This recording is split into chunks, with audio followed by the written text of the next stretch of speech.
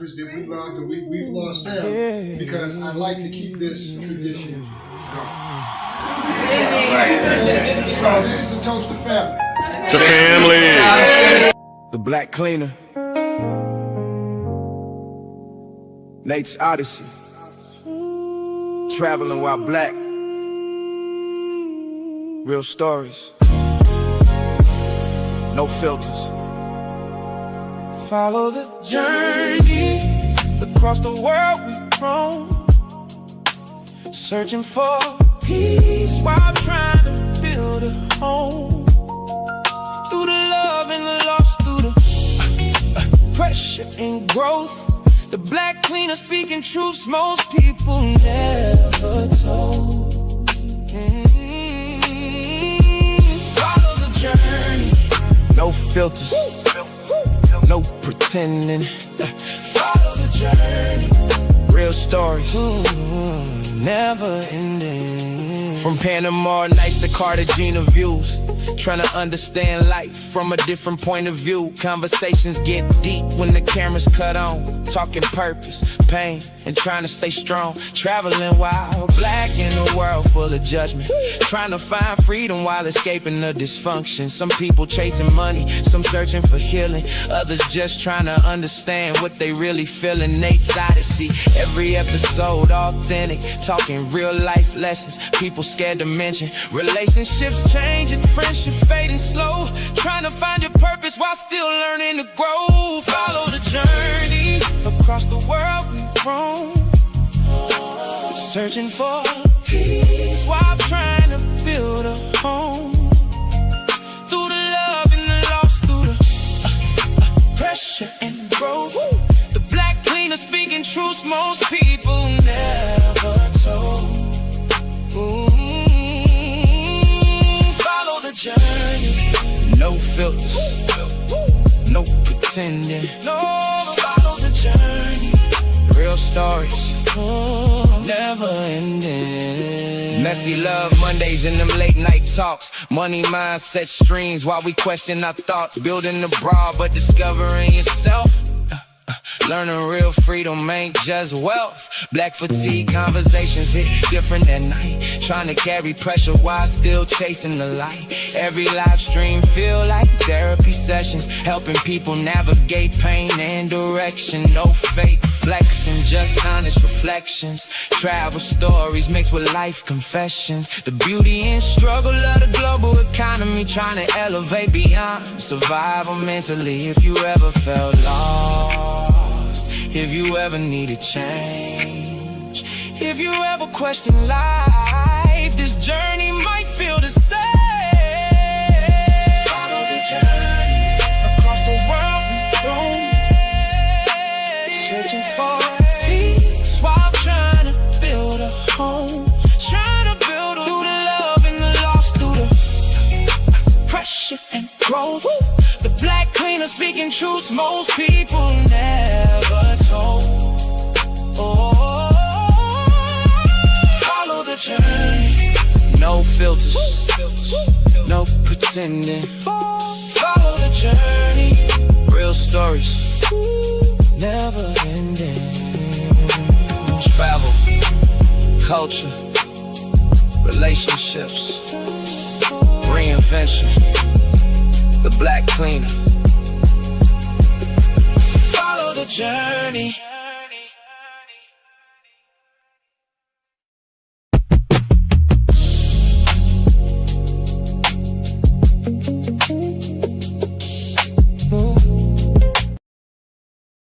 What time it is? It's Black Fatigue Monday. Tonight's topic is FBA against the world. But before we get into this conversation, I've got to start with an old joke. And I'm warning you all right now, it's an old school black joke. So God is up in heaven, and apparently he's got a whole bunch of niggers up there, and they're driving God crazy. Every time God tries to handle one situation, something else happens. Finally, God says, you know what? Let me call Lucifer, because if I'm having this much trouble with these niggers in heaven, I know he's having trouble with them in hell. So God calls Lucifer. Lucifer answers the phone. God says, Lucifer, man, I've got to talk to you. I've got all these niggas up here in heaven, and Lucifer says, hold on, God. Puts the phone down. God waits. Lucifer finally comes back. God says, like I was saying, I've got all these niggas up here and I don't know what to do with. God, hold on again. Now God is sitting there thinking, what the hell is going on in hell? Lucifer comes back again. God tries one more time. Lucifer, I'm trying to tell you about the problem I'm having with these niggas in heaven. Lucifer says, God, I gotta call you back. God says, why? Lucifer says, because these niggas down here done put my fire out. Now, there's a reason I opened tonight's show with that joke. Because underneath the joke is something very interesting about us. You can put us damn near anywhere, and we're going to affect the environment. For years, everybody in this black travel space kept saying, get your passport, get out of America, see something different, experience another culture, go where you're appreciated, see what the rest of the world has to offer. Well, we got the passports, and now FBA is outside. Colombia, Panama, Brazil, the Dominican Republic, Thailand, Africa, Europe, everywhere. And for a lot of everyday black Americans, this is something extraordinary. People who may not have grown up traveling internationally are suddenly discovering that their world is much bigger than the neighborhood, city, or country they came from. That's the blessing. But here's where Black Fatigue Monday comes in. Because apparently, we brought some shit with us. We got people online begging their subscribers to finance their international lifestyle. We got people walking around foreign countries secretly recording women. We got people throwing money around in the streets for content. We've got creator beefs crossing international borders. We've got American gender wars showing up overseas. We've got American racial arguments showing up overseas. And sometimes we're disrespecting the very cultures we claim we traveled overseas to experience. So now I have to ask a question that might make everybody uncomfortable. Is the world against FBA? Or is FBA sometimes getting in its own way? Because here's the other side. Some of us are learning languages. Some are buying property. Some are starting businesses. Some are building relationships with people throughout the diaspora. Some are retiring overseas. Some are showing working class black Americans that international travel isn't something reserved for somebody else. Somebody watching one of these black travel channels right now might get their first passport because they saw somebody who looked like them doing it. That's powerful. So maybe FBA traveling internationally is both a blessing and a curse. Maybe the question isn't, is the world ready for FBA? Maybe the real question is FBA ready for the world? And that's what we're talking about tonight. If you're FBA, I want to hear from you. If you're African, Caribbean, Afro-Latino, an expat, a passport bro, or you're simply somebody in the black travel community who's got a problem with what you're seeing, I want to hear from you too. Tonight, don't just tell me you don't like it. Tell me why. Bring your argument. Bring your experiences. Bring your receipts. Because tonight we're asking, are FBA travelers becoming part of the problem in black travel, or could we become part of the solution? Welcome to Black Fatigue Monday. FBA against the world. Let's talk about it. What's going on? What's going on? How you doing, everybody? Happy Monday. Once again, welcome to the Black Cleaner Presents Real Talk with Nate. I'm your host, the Black Cleaner. And I am your co-host, Cool King. What's going on? How was your weekend, King? What's up, cousin? Everything good over here? Great. Glad to hear it. Glad to hear it. Yeah, today, this topic right here is near and dear to my heart. So we're going to start with a little prayer. I don't mean to get preachy on this topic, but it's going to get a little bit of preachy because, you know, we're talking about FBA. And we're going to get into the subject. But before I start, let me say a little prayer. It was a prayer. Shout out to Bethel Pentecostal Church, where, you know, I grew up from age, I was 5, 6 years old before I went to my grandmother's church, Morning Star Baptist Church.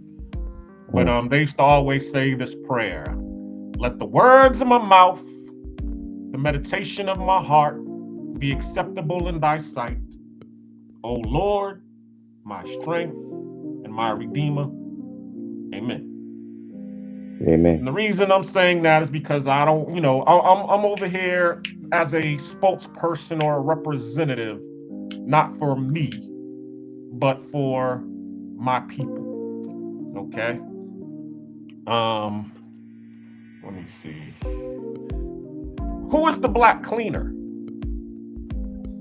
The black cleaner is nobody. He's just a janitor, He's been a janitor ever since junior high school. He's been cleaning bathrooms ever since junior high school. And it was funny because I remember, rest in peace to my Uncle Stevie. I was up in there and I was bad at cleaning the bathroom. They kept making me clean the bathroom over and over again because I was just terrible. And I'm like, why I always got to clean the bathroom? And Uncle Stevie said, because your ass ain't doing good in school. He said, nigga, if you was getting straight A's, I wouldn't say shit to you. I'd be cleaning the bathroom. But because your ass ain't getting straight A's, you ass is getting D's and F's. You got to clean the bathroom. That part. And guess what? I've been cleaning that goddamn bathroom ever since.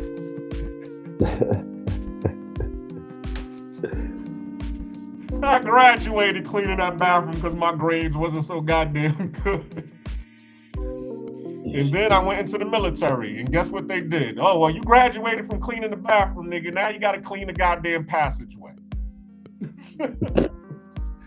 So, that has been my life. My life has been a life of service, just cleaning. But then I was able to take that negative and turn it into a positive. And the only reason that I come on here, because as I said, the black cleaner is nobody. I don't come on here claiming to be anybody special. I'm just somebody who got lucky, who was able to manage to take the little that I got and to be able to turn it into something to where I don't have to work for my money anymore. I was able to get, some form of freedom. And the only reason that I was able to get that form of freedom was because of my FBA family. Keen. Yo. Let me know if you can see this. Cause I can hear you. No, I was saying, do you see the background behind me? The black and white. All you see is black and white?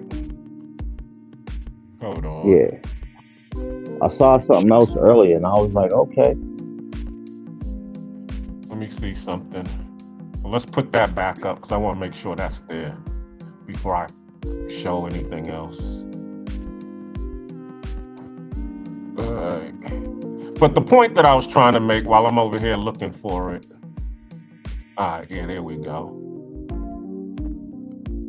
This is what I represent. I represent FBA. All right, let me take it so that you all can see it a little bit better. I'm gonna take myself and Keem off the screen so y'all can see what I'm saying.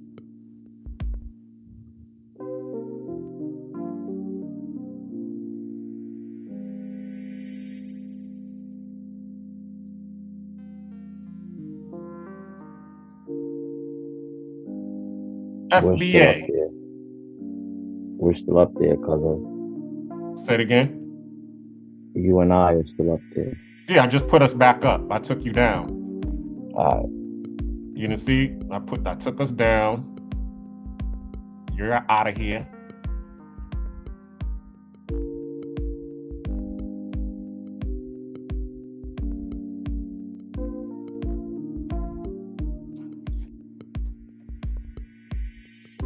Bring the background music down a little bit.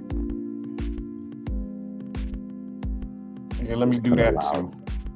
Yeah, it's kind of loud.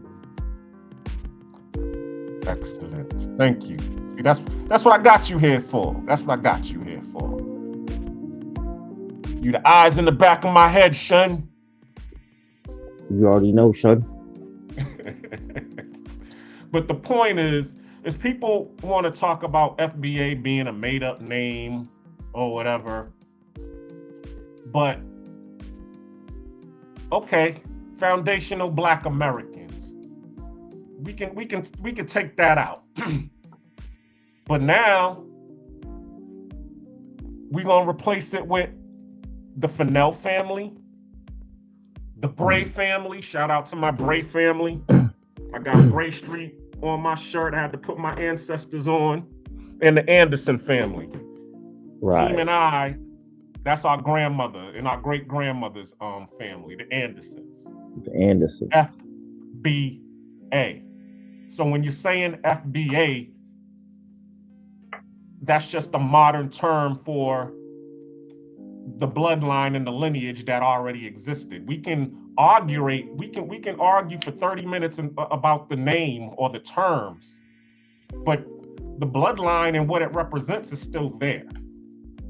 And that's why I have a big problem with when people try to diminish or denigrate, that term FBA, because even though it was made up in modern day times, 2018, 2019, whatever, okay, well, guess what?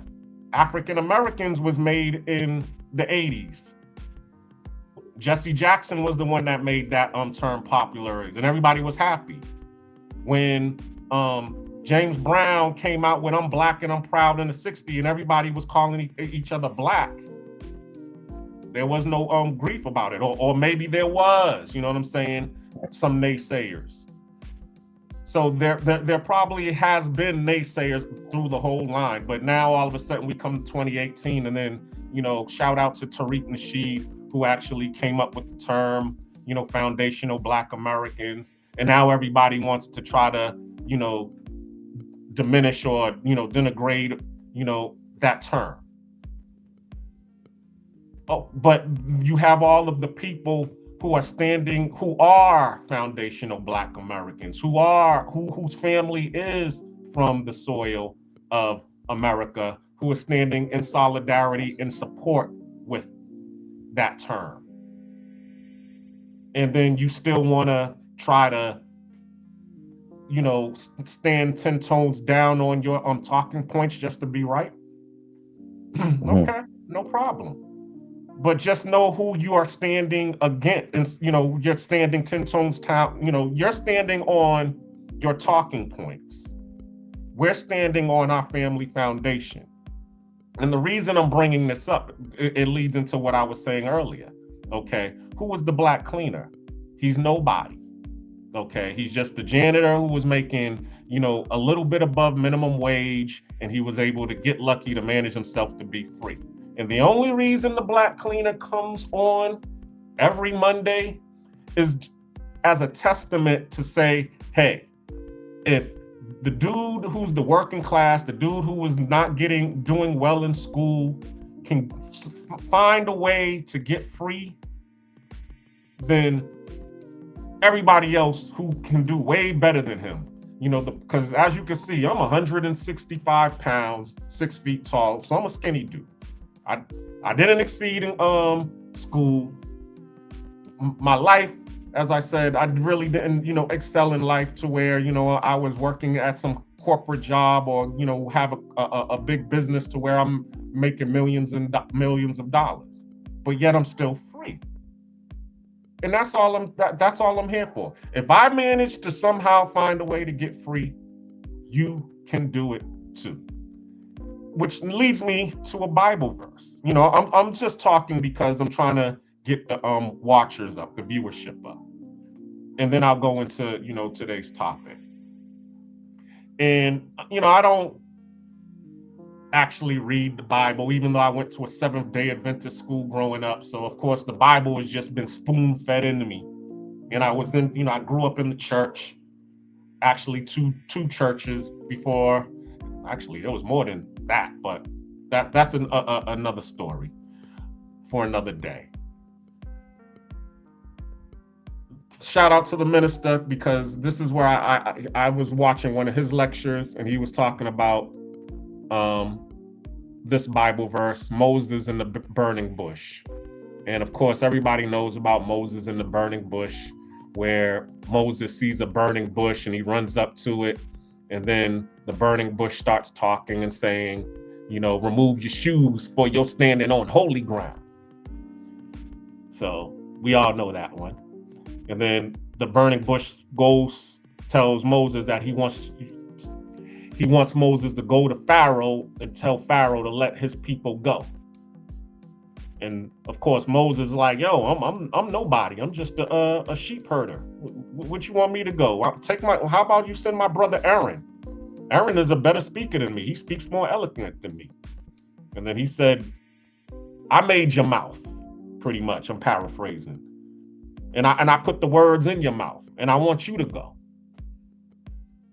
And then he said, well, who am I supposed to tell the Pharaoh sent me? You tell him I am sent you. And the reason that I'm saying that is because that's how I felt when I came on here. It was like, yo, I really, that's why this thing is near and dear to my heart. I'm nobody. Who am I to be on here trying to talk to other people? I'm just a janitor. But, and here comes the bullshit. As they say, when the butt comes out, here comes the bullshit. Then I was watching something, rest in peace to Irv Gotti, and he was talking about how, they was comparing Jay-Z to DMX. And he said that, even Jay-Z didn't respect DMX and was saying that, why does people think that DMX is hot? And then Irv Gotti went to say, well, see, people like Jay-Z, but they can't identify with Jay-Z, and sometimes they can't identify with Jay-Z's style of rap and his words, because he's talking, over their head. He's talking, some high-level baller-ish. But everybody in the streets sees themselves in DMX. Everybody can identify with DMX. That's why everybody started to gravitate towards DMX. And he said when he started riding down into the hoods, that's what you would see. You would see all of these brothers out here who are looking just like DMX. They're looking like DMX more than they're looking like Jay-Z. So that's what made me think about it for a minute. Because in this black travel space, the space that everybody calls, the losers, the guys who can't make it and hack it in the States, so they had to leave and go overseas because they couldn't hack it in the States. That represented me. So, and I just come on here as a testament to say, hey, it isn't really that bad. I've been here in Panama for over 3 years now. And all I'm doing is, as I said, hey, I'm over here, I'm doing my thing, I'm living good, and you can too. That's it. And when I'm talking to the Pharaoh, I'm not talking to the powers that be that got you in bondage, telling them to let your people go. I'm talking to the powers in your head. Because the reason that I'm free is because somebody showed me what freedom really looked like. Freedom didn't look like a Jay-Z out there, living a good life, balling on a yacht. Freedom looked like the person at the cookout with his family. It was my family, what they instilled in me, that allowed me to be out here. I learned something from each and every one of them. Rest in peace to cousin Will, who just passed away. When I went all the way down to Blackshear, Georgia, and he's a part of my grandmother's family. And as I said, when I went down there, I'm going down there to the rural town thinking, these country monks don't know nothing about anything. And then I met cousin Will and his family. Shout out to my cousin, Princess. I can't remember cousin Will's wife's name. I forget it. I'm sorry. But his daughter and I are around the same age. And when I was talking to him, I told this story before where he was telling me, he was going on all of these trips with his family to Miami and Orlando, and now he was going to the family reunion, and he really didn't miss a family reunion. And I was sitting there and I was wondering, how the hell did he manage to do all of this? Because he was free. He showed me what freedom really looked like. It didn't look like the guy in the mansion who had, the big corporate business.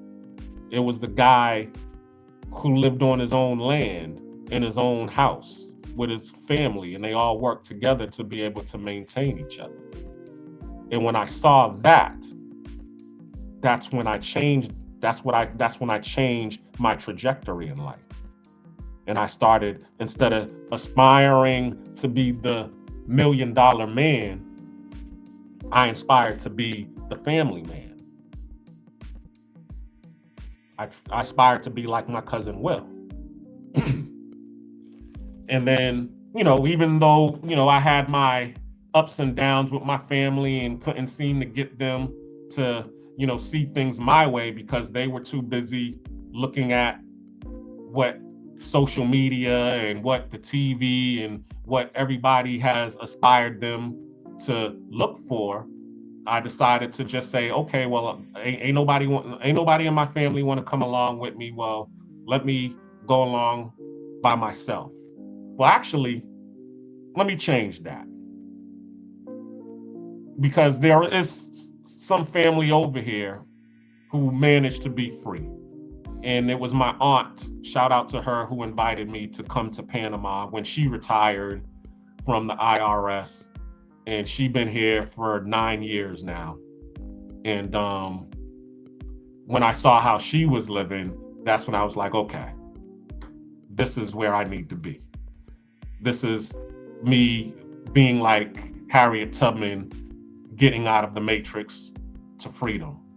And as I said, a shout out to my FBA family for showing me different examples on how to get to freedom.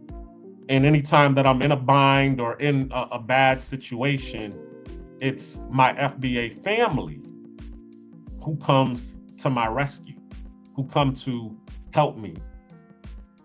It's not the system, it's my family. So when people, come to denigrate and say, oh, we're not doing nothing and reparations never comes and you reparation niggas, et cetera, of course. Oh, which one of the FBAs is you talking about? The Fennells, the Brays, or the Andersons?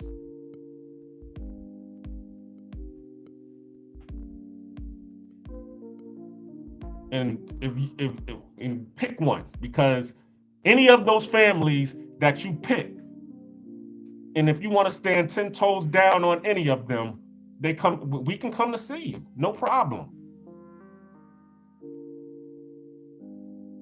But I know I'm being a little bit dark on that, but as I was saying, the only reason the Black Cleaner comes on here is not to have beef with anybody. I'm trying to be, on some positive note and represent the Black family overseas in a positive way. Okay?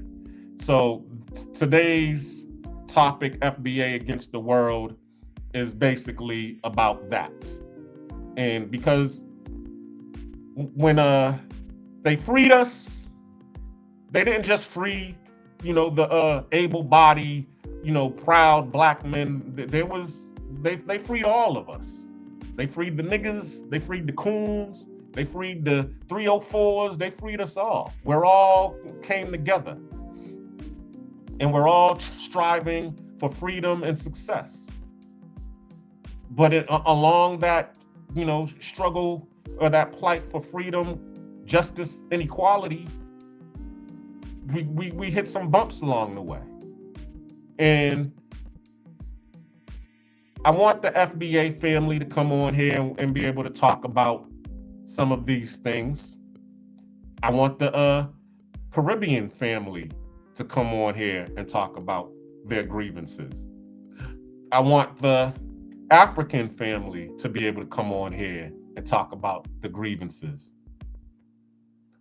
I want the Black elite family to come on here and talk about their grievances. But before I open up the panel, I just want to show a little bit of our story and our plight, if you all don't mind. Let's go. Was that a little bit long, King? Nah, come on now. Keep going. Let's go. All right, cool. I mean, so as I said, who is the FBA's? The name was in it's just a modern name for what was already here. It is family, bloodline, ancestry. Right. Fennells, Brays, Andersons. As y'all can see, let me hold my book properly. Memoirs of a Narcissist, written by R. Fennell. Found in translation, written by Let's go. R. Fennell. Yes, yes. So the F for FBA, to me, stands for Fennell. And as I said, the Brays in the family, now I could sit here and name drop about, a couple of cousins that were Brays. Like I have a cousin who was one of the first Black colonels in the U.S. Army, Cecil Bray. Salute to you, cousin Cecil, who was actually my father's first cousin. And then he had a sister. Cecil Bray had a sister, Celestine Bray. Rest in peace to cousin Celestine Bray, who actually married, and she lives in Atlanta.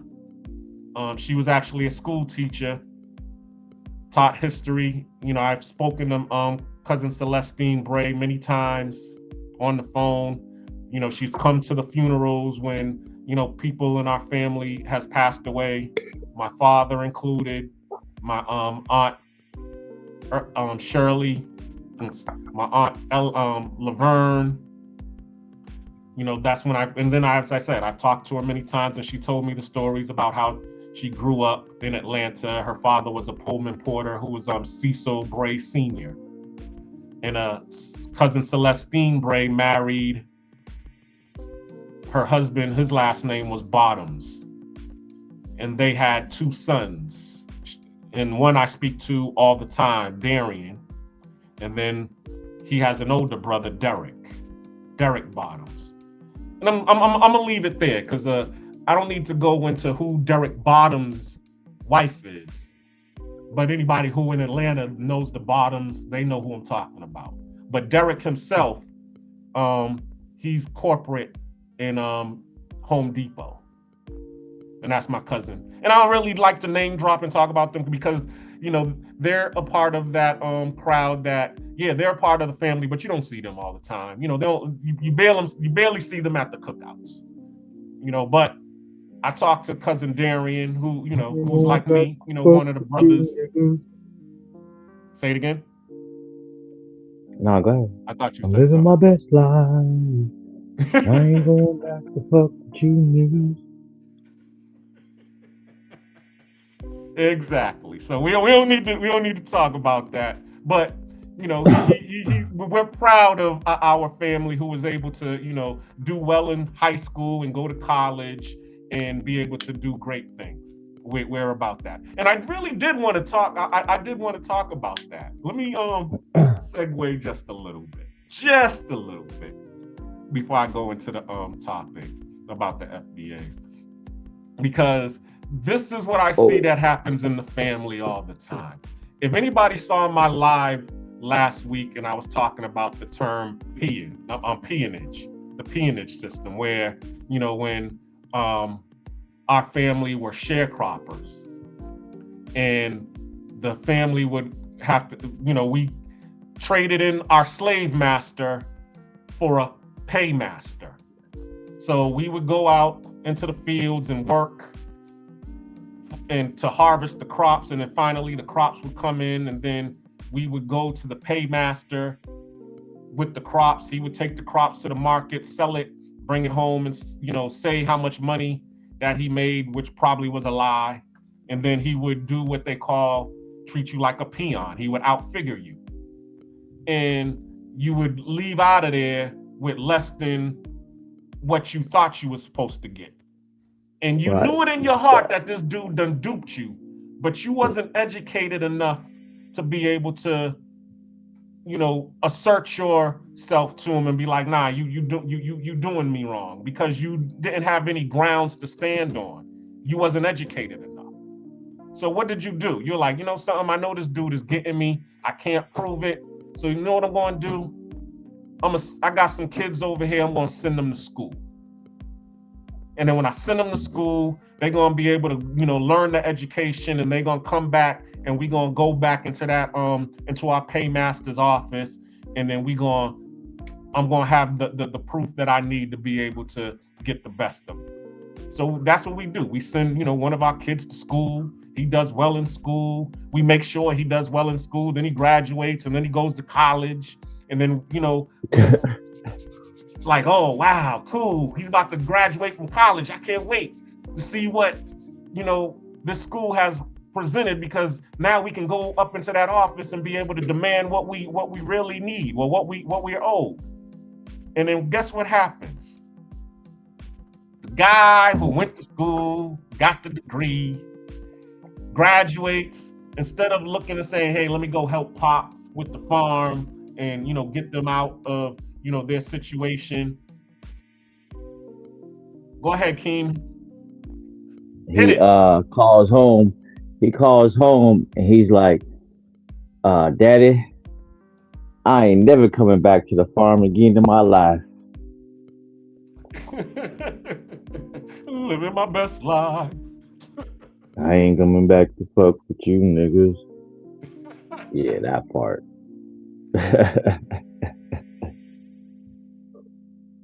Leaving Daddy to, continue to do what he was doing by himself. And then Daddy's still back at home. Hold up, and Daddy is still back at home. He dealing with the 1 for you, 1, 2, 3 for me. Facts. You know what I'm saying? Thank you. And you could help him with that, but you ain't trying to come home to do that because you done been taught something different. And we talked about that. And, when we was talking about brother and sister issues, how, you got your favorite or your golden child, and then you got your black sheep. And then that's what usually happens. It's the black sheep who sees what happened, what the favorite did or what the golden child did. And then now all of a sudden the black sheep is like, man, that's fucked up. I ain't gonna do that. And then he ends up going a different way and then coming back and trying to help. And sometimes he's able to help, to put things together. But he's not respected as much as the golden child is or the favorite is, because he went to trade school. He went to the military. He didn't do what his parents told him to do. But at least he did. He was the one who came back to be able to try to piece things together. A lot of times. Now, and as I said, we're talking about the black sheep, the one who took alternative methods. We're not talking about the lost child, the one who just couldn't get right, the one who was on drugs and just fell off. We're talking about the black sheep who saw what was going on and still was able-bodied and strong enough to be able to do something different and then come back and help. All right. So, and that's really what goes on in our family. So the beef that I have, this is not just external with the Caribbeans and the Africans, it's also internal with the family among the black sheeps, favorites, the lost children, and the exiles' children, the ones who said, you know something, I'm not dealing with none of that. I want all of us to come together and talk about some of these problems. You know, that's what this live stream is about. We do this every Monday. We talk about different subjects and we peel back the layers to get some understanding of what's going on in the FBA family so that we can actually heal and move forward. Not just some of us, all of us. Yeah. So, anywho, I've been rambling on. Nah, you're not rambling. You talking truth, cousin. I appreciate that, family. We're gonna drop the link in a minute so people can start pulling up. Make sure you pull up, people. If you feel the topic of conversation, don't be shy. It's open panel, and you are allowed to speak your mind and speak your truth. Just don't be disrespectful. Don't be no weirdo, because you will get shut down. Quick, fast. All right, let's see. All right. Y'all can see that? What we looking at, cousin? For some reason, this thing is not allowing me to pull up.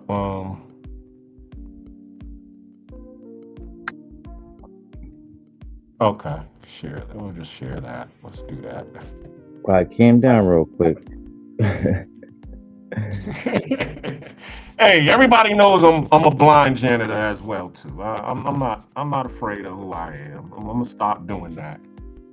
But I am gonna calm down though. Just so you can see on your own. Yeah.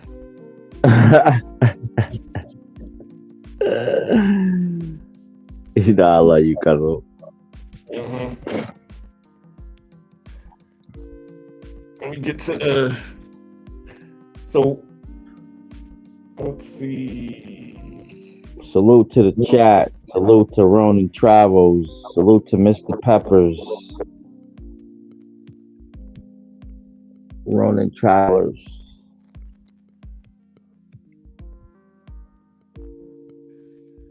Alrighty, so we talked about FBAs. We talked about, as I said, the name.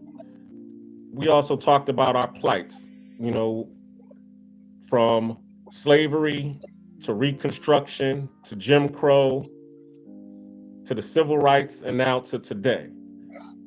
That's what we had to endure and go through. And then we got to the point where we were able to make some strides to where we was able to actually start going or fighting for a seat at the White House. You know, we done made, you know, seats in Congress and all of that, but we've also tried to fight to go for the seat in the White House. We had a Shirley Chisholm. She wasn't an FBA, but, you know, we repped for her. And of course, she did not make it. And then we had Jesse Jackson, who is an FBA. And he didn't make it, but we stood with him in solidarity. And then we had somebody come on here to talk about why they didn't want us to have a black president in office. They said that, I'll just let him explain it. White people don't trust black people. That's why they won't vote for no black president. Like a black brother will fuck up the White House. Like the grass won't be cut. This is piled up cousins running through the White House, cookouts, basketball goal in the back, broken down cars, all about to shit in the driveway. Brother won't play out the tub when he get out of. President get pissed off, somebody done drunk up all the Kool-Aid. Ain't no a black president, he's too proud, he ain't gonna have no bodyguards. Black president, he gonna have a gun. Somebody tried to fuck him up, he fucked him. Hey, nigga! Like, damn, the president fucked somebody. Ah! You see that shit, man? Was you able to hear that, King? Yes, I was. Why do I remember that?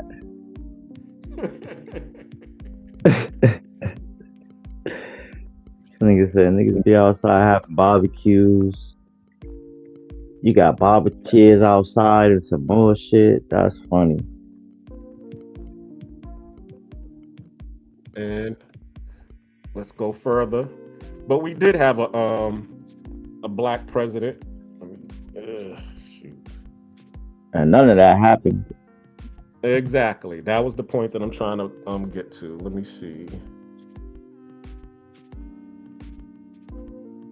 So they finally ran that experiment. White people don't trust black people. Where is the list? Damn, did you just call us having a black president an experiment, Cuzzle?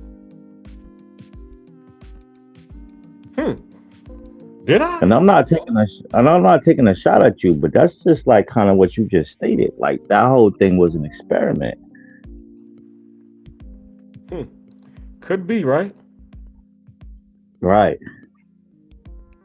And we did, but we didn't have an FBA president. Too often in We this did have an country, FBA people first lady. feel like they have to look a certain way or act a certain way to fit in. That they have to make a lot of money or come from a certain group or class or faith in order to matter. But what we're looking at today, a portrait of a biracial kid with an unusual name and the daughter of a water pump operator and a stay-at-home mom. What we are seeing is a reminder that there's a place for everyone in this country. Because as Barack said, the two of us can end up on the walls of the most famous address in the world. Then again, it is so important for every young kid who is doubting themselves to believe that they can too. That is what this country is about. It's not about blood or pedigree or wealth. It's a place where everyone should have a fair shot.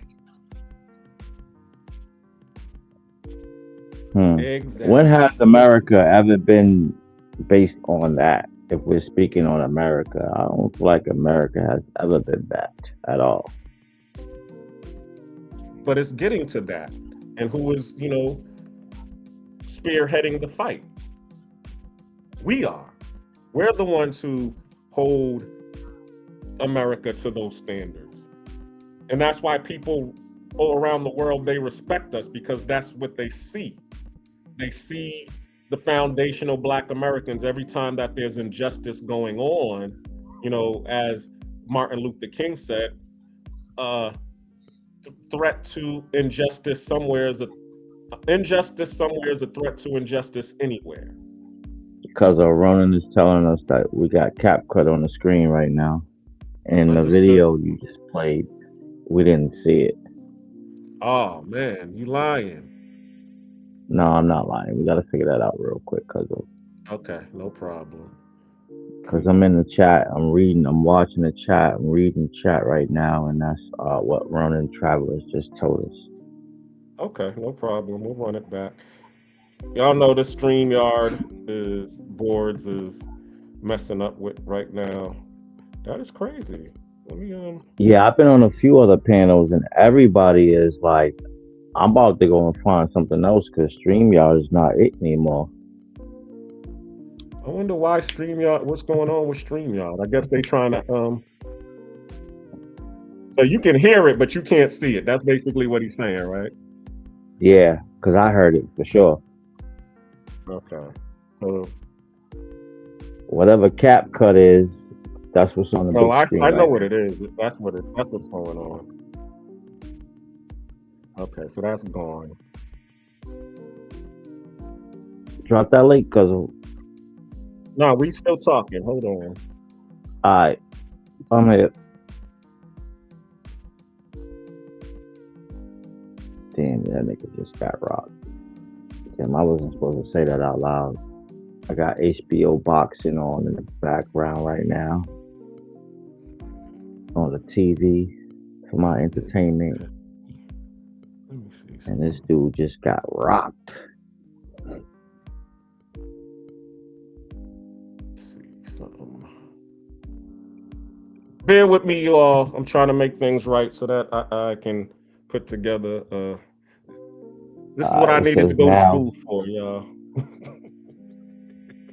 This is It what says he my said uncle was talking about. See, if you was doing good in school, you wouldn't be having these problems. That's why your ass had to clean the bathroom, nigga.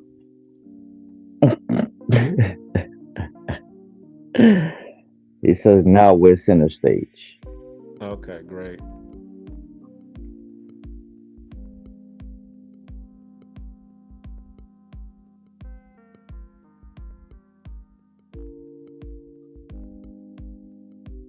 So,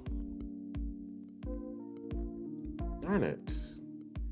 Now I need to get back to stream, y'all. Let's see.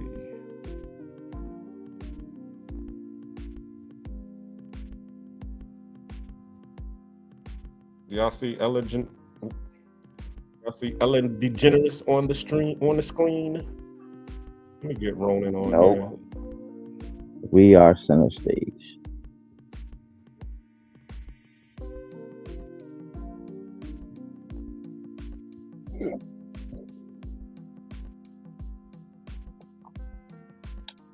Dog, I'm about to take this shit over in 2 seconds. Good. You need to. Yeah. I'm about to go get my Mac Pro cleaned out and back to good working standings. Because I do feel like I hear a lot, like, you know, to control the board, you definitely should be on a laptop or computer, home base status type shit. You know what I'm saying? Yep, excellent. Ooh. All right, so let me put this down. Switch over to here.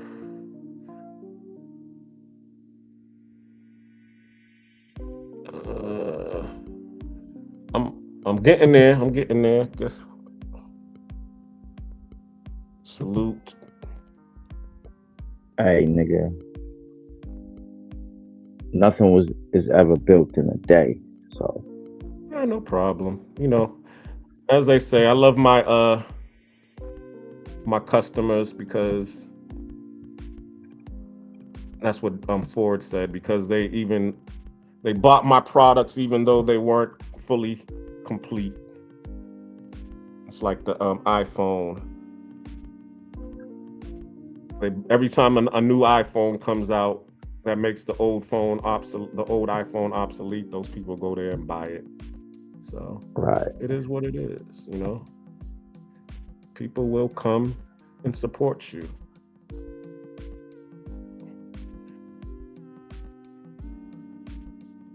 All right, so home. Why is? Oh, I get it. I know.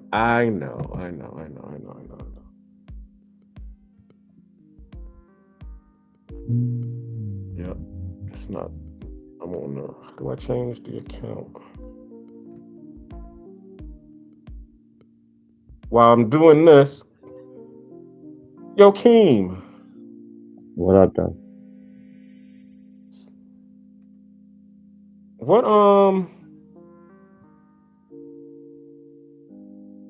where's your sister at? You was asking about getting people on the females on the board again. Why hasn't have you been in contact with her? I know, Fatima. Where you at? Fatima, we calling you out. Cause you was like, oh yeah, during my own vacation time, cause she works to the school, so when the kids ain't in school, she's on vacation. And she made that statement on our panel that while she was on vacation, she was gonna be pulling up and holding us down on the panel. So Fatima, where you at? I sent you the link a couple of weeks ago. And if you watching, you're gonna hear me calling you out. You probably ain't even watching. That's the fucked up part about it, bro. Your own fucking peoples don't fuck with you, dog, when you're trying to do something. And that shit is super weird to me, dog, because I'm not built like that. It is what it is, fam. If you got some shit going on and you let me know that's what you doing and you passionate about your shit, I'm gonna promote your shit. I got a couple things, even on my Facebook. A couple people that I used to fuck with back in the day. I had a whole kids' clothesline that I was pushing for somebody. Mm-hmm. I'm gonna leave that alone. I don't even want to talk about that. No, go ahead. Talk about that. What I mean, because I remember that. The Nah, power. because then I'm gonna get personal, bro. Because But that's what we here I don't for. mind. I don't mind being used, but don't misuse me. Because when you misuse me, you're only thinking about yourself. But if you're utilizing, you're thinking about us. And I'm tired of fucking with people and pushing their shit, and they only thinking about themselves. And I'm gonna land right there. You know what I'm saying? I don't want to get too personal.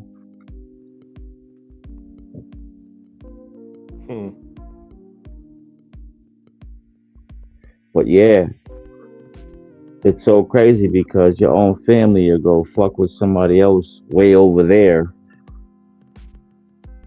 before they fuck with you.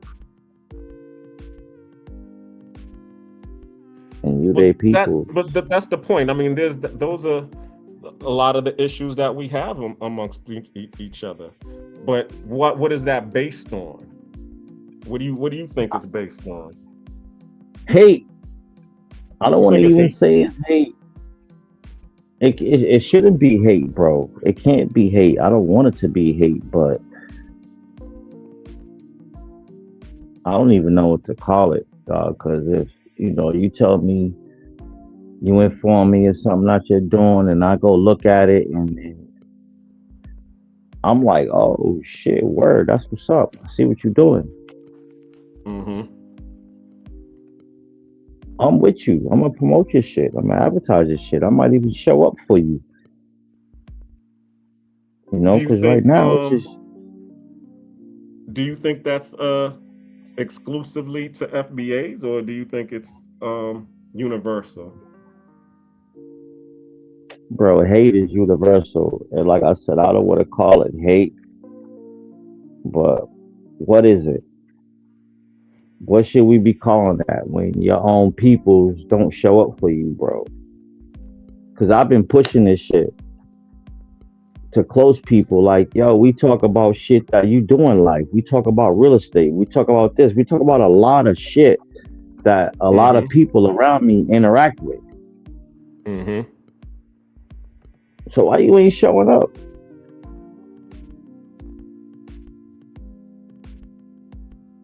How do we break that down, bro? How am I supposed to embrace that? Because if, you know what I'm saying, you told me you was doing something, I'm gonna at least come check it out and see what's going on. Mm-hmm.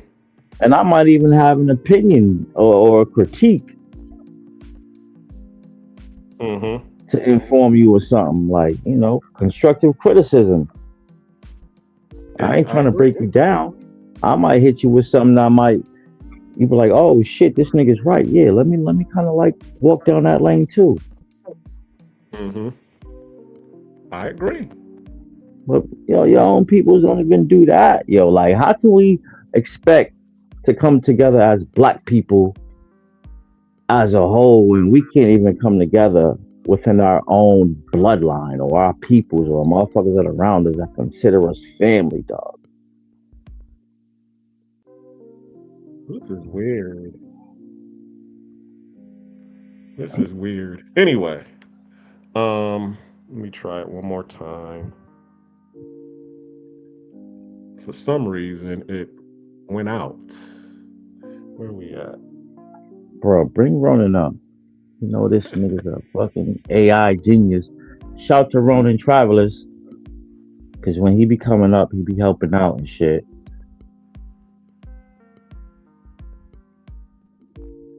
That's true.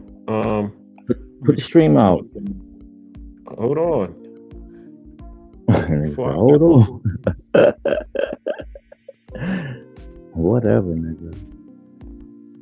Because before I don't want to put the stream out just yet. Before I want to be able to, because I already know what's going to happen. The floodgates is going to open, and it's going to be it's going to be a debate. So I wanted to make sure I have all my ducks in a row before I do that. That's really what it is.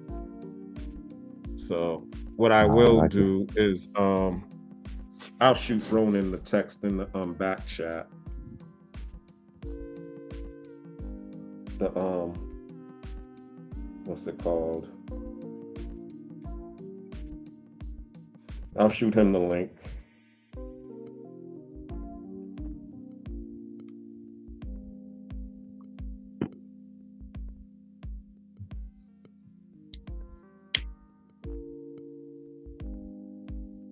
Yeah, I'm taking shots right now. If any of my peoples that I be promoting this shit to, I send a link to you, and you're pulling up. Salute to you.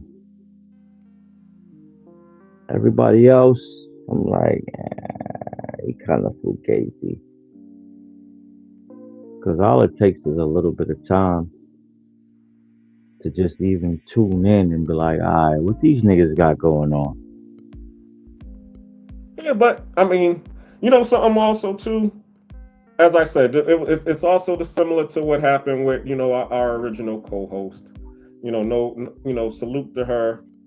No love lost, but they're looking at it from the standpoint of we are the sharecroppers being primitive, and they're incorporate.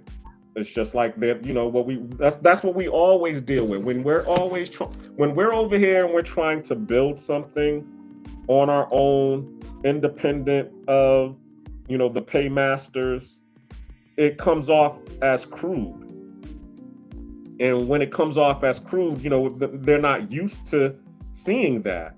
So therefore, they don't want. They're like, nah. I done dealt with higher quality. So therefore, I'm not gonna lower myself to those standards. I'm gonna continue to deal with higher quality, even though they themselves probably won't be able to create the higher quality for themselves. They have to, always go to their paymaster. You get what I'm saying? I do. They can't get it out they don't know how to get it out of the mud, and they don't want to get it out of the mud. Somebody already got it out of the mud for them. So instead of them saying, something, I'm not going to try to copy what this dude got for myself. I'm just going to get it from him. It's a whole lot easier for me.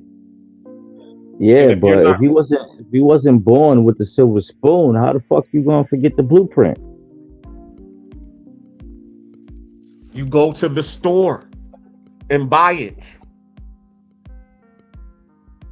Yeah, I get that, but that's like, the saying, you ain't never supposed to forget where you come from.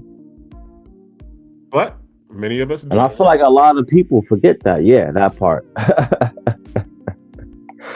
And that's that. I'm living my best life. I ain't going back up to niggas. Yeah. So, but it is what it is. It is what it is. It is what it is, because I ain't asking nobody for shit and don't want shit from you at the end of the day.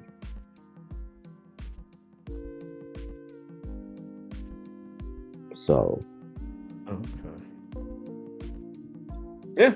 If when we interact, I ain't in your pocket, you ain't in my pocket, why we just can't be just family and do what family's supposed to do? You don't know the answer to that, bro, cuz? I do, but I want you to elaborate too. As they say, there's levels to this shit. Yeah.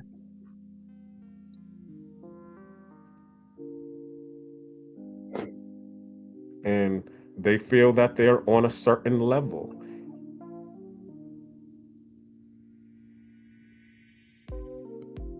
That's it. Can you hear me? Yeah, I can hear you. Can you hear me? Yeah, I'm just.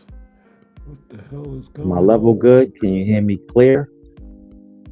Yep, I hear you. Excellent. Right, because I got the headset on. God damn it. Just went through this.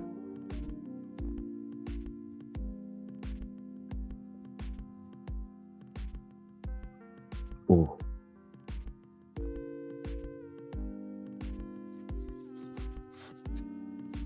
For some What, reason, right? What up, though?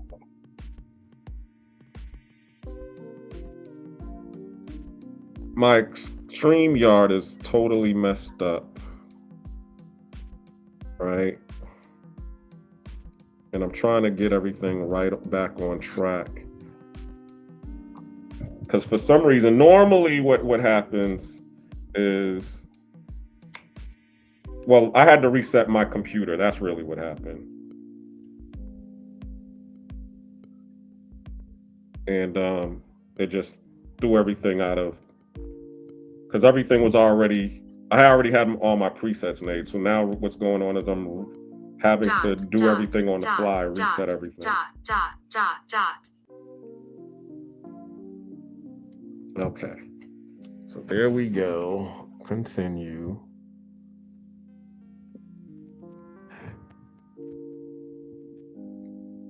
And that's what it is.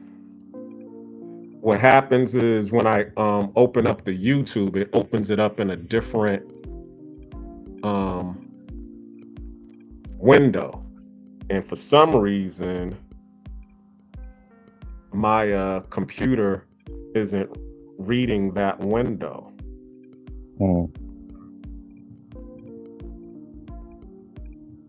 So it messes everything up.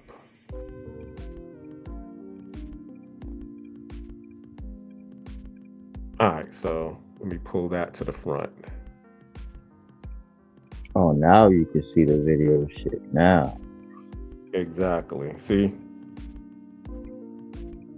Right. So that's that's the problem that I was going through. I was trying to pull that up and I couldn't for some reason. Yeah, this is still work in progress, people, so please be patient.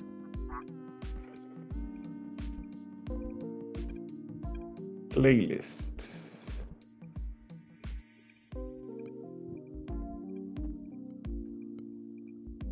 And I'm blind, y'all. This nigga over here making all these goddamn excuses why he can't do shit.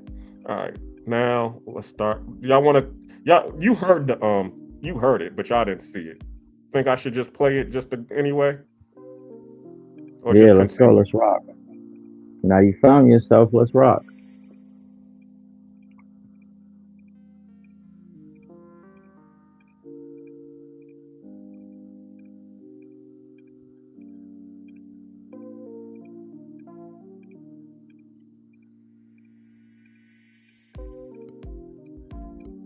Can't hear it though.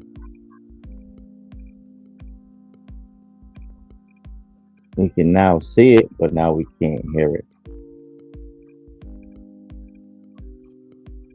So we talked about Michelle Obama being the first FBA first lady going into the White House after we dispelled the rumor of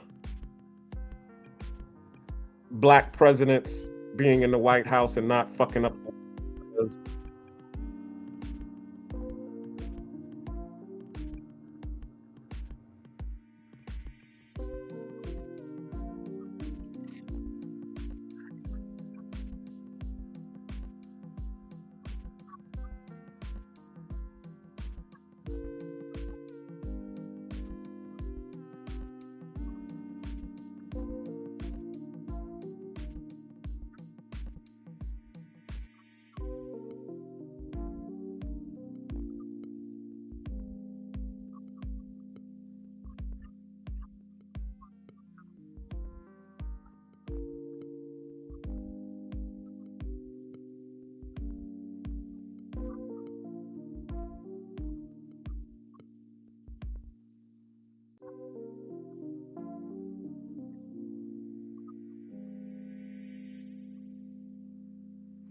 Okay. So, we got into the White House as an FBA. We didn't fuck it up. So there was hope for us after all. And then all of a sudden, the people started looking at black folks differently. Thank God. And we started traveling the world. Now, the thing about us traveling the world, because black folks have always been traveling the world, but it was only exclusive to middle class, working class folk. Not middle class, middle class and rich folk, military, musicians, those were the athletes. Those were the only people that were able to, actually leave the borders and travel around the world. But then the world, America opened its borders, people started flooding in, and then we started seeing more Latinos coming up in here. We started seeing Africans, we started seeing Asians, and we wanted to see what it was like in their country. And then, of course, you had the military personnel that was coming and sharing their experiences. And from their experiences, we was able to say, something, I think I want to go overseas. And then once we started going overseas, or we'll just say Spirit Airlines, Frontier Airlines, shout out to them, and all of these airlines started coming online to be able to provide cheap flights to these places: Mexico, Dominican Republic, Colombia, Bahamas, Jamaica. We started going to these places. And when we started going to these places, we started having our experiences and our fun. And of course, let me see, where's Aaron's stuff at? I think I want to start with Aaron's stuff first before I start with anything else. And the only reason that I'm starting with Aaron over anybody else is because he was the one that coined the term the passport bro movement. Shout out to him. And when he was on here talking about the passport bro movement, that's when we started seeing brothers traveling. That whole situation is near and dear to my heart because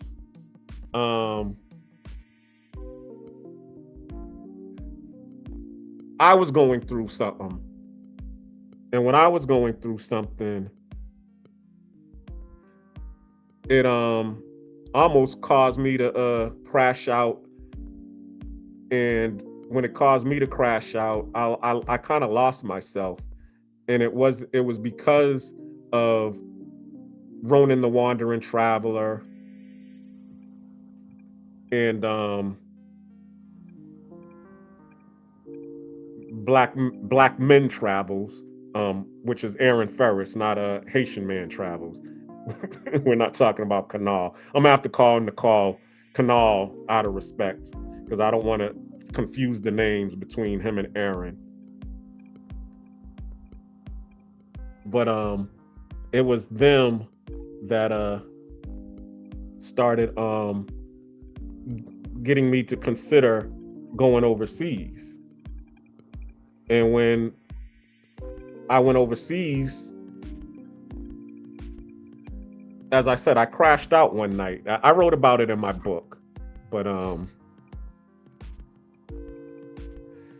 let's see, is that it? I wrote about it in my book, and I was actually like really at my breaking point. And it was because of BMT and Ronan and Wandering Travel looking at their videos that brought me back to reality to say, something, what you don't need to be over here trying to fight for the black family, because that's all it really was. It was me trying to fight for a black family, the ideal black family. That's all I wanted. I wanted I already had a little bit of that when I had my daughter's mother and my daughter Nelijah. Shout out to her. And we was living in a nice house. We it didn't have the picket fence, but it was a picturesque of what we thought that life was supposed to be about. Being in the big house, we got the cars outside, businesses and all of that. And then all of a sudden that started to fall apart because the roles in order to maintain it and to keep it up became stressful. And I'm looking, as I said, I grew up with a black mother who was a registered nurse, and she had dough. So she could maintain things on her own. But then she had my aunt, and who was her sister, and her sister's husband to fall back on when things got rough. That was her family dynamic. And then she was able to get a boyfriend who lived in the house, and he was also there helping. And he lived in the house for a couple of years. Shout out to Will. You remember Will, right? Mike McNeil's father. Right, I do. So yeah, so we had that family dynamic, and then I tried to copy that or duplicate that in my household by having me and my daughter's mother and my younger brother living in the house with me with my cousins. And because they didn't understand the blueprint, or because they wanted to try to get over, that's what caused things to fall apart. So that's what I'm saying. Like, there are things that are innate within us. When you was talking about your story with the girl whose t-shirt line that you was promoting, and then all of a sudden, things, it's that thing about survival. We're over here where we have a scarcity mindset. And because we have this scarcity mindset, we hold on to, we hold on to things rather than letting things go. And we don't understand that, the only way, energy works is if you let it flow. You can't hold on to energy, because it's just going to build up and then it's going to explode, or it's going to, what they call, go out. It's like holding on to a flame. As soon as you try to hold on to a flame, if it doesn't burn you, it's going to go out. So you got to sit there and hold on and let it flow, let it burn. And they didn't want to do that. They just wanted to, live off of my benefits and then hold on to their benefits. And then they think that was slick. And then same thing when I ended up getting with my ex-girlfriend at the time, who was an FBA. So we too have our own problems, because we're all on, we're just like the Latin Americans, the Afro Latinos that I run into. We're all on this survival mindset where we're like, I don't know where our next meal is going to come from, so I'm just going to hold on to this. Or I can't pay him right now, so I'm just going to rob Peter to pay Paul type of situation. And then that causes, a whole bunch of infighting and, dysfunction within the household. So anyway, and so as I said, I was looking at these videos, and one of these videos was like, Aaron, let me see. Let me know if you can see this. No, this is a different one. Let's see.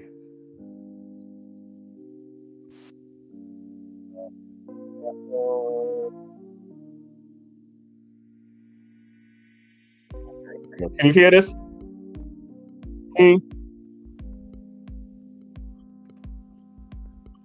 Nope.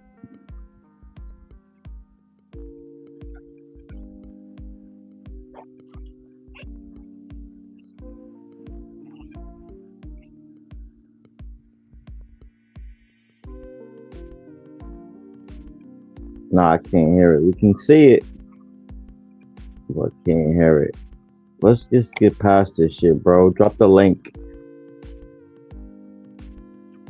Let's pull some people up. Let's talk about it.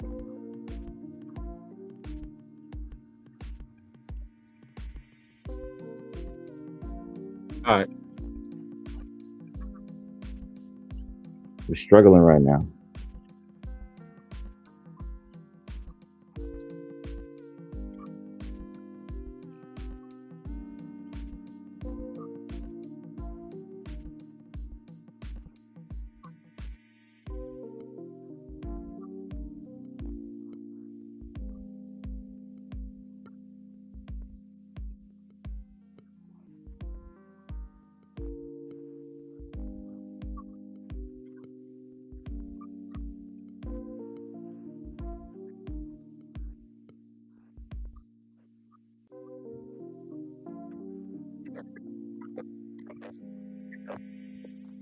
What up to the chat? All the loyal brothers that pull up regularly. Mr. Peppers, Ronin Travelers, The Travel POV, Charlie Chan TV. Salute to all you brothers.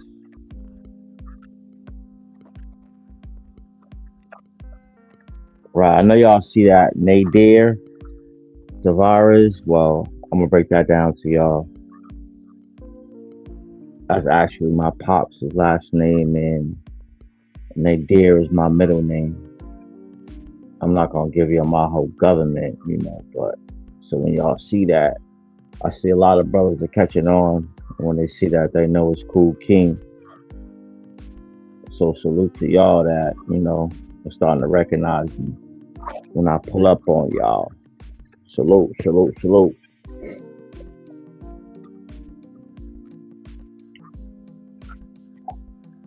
All right, so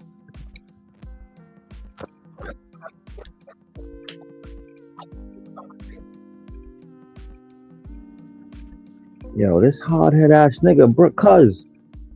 Drop the link, nigga. What you doing?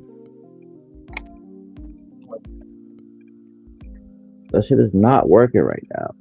Fuck that shit. Drop the link so niggas can pull up and we can start talking. You just said alright and you ain't dropped it yet.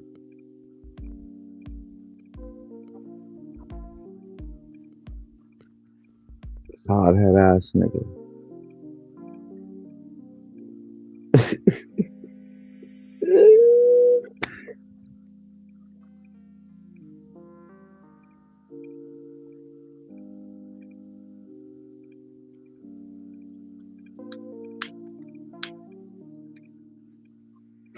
all right. Well, the problem I want to say is this with the passport bro thing is this.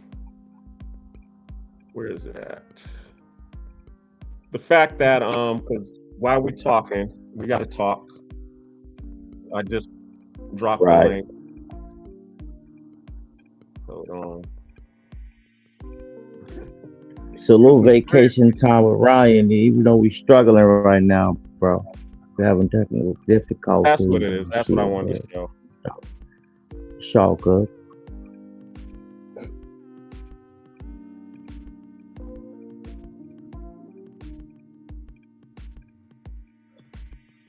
Can y'all see that?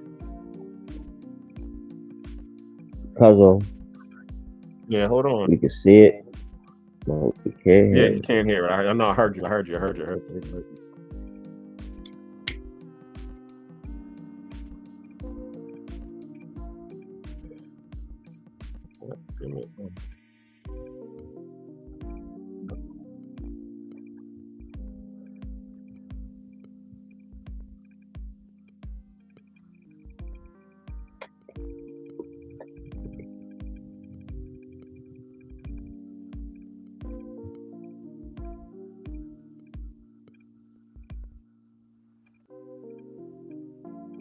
Oh, there we go. I'm like,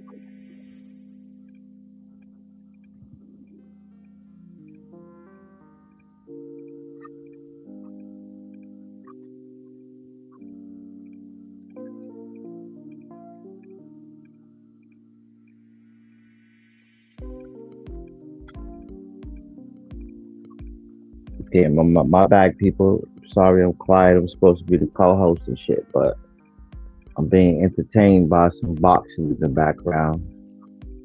HBO boxing. right now, so I don't know what cuz is doing right now. I'll chop him his throat real quick.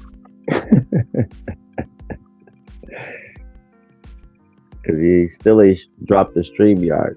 You see how hard headed this nigga is, y'all?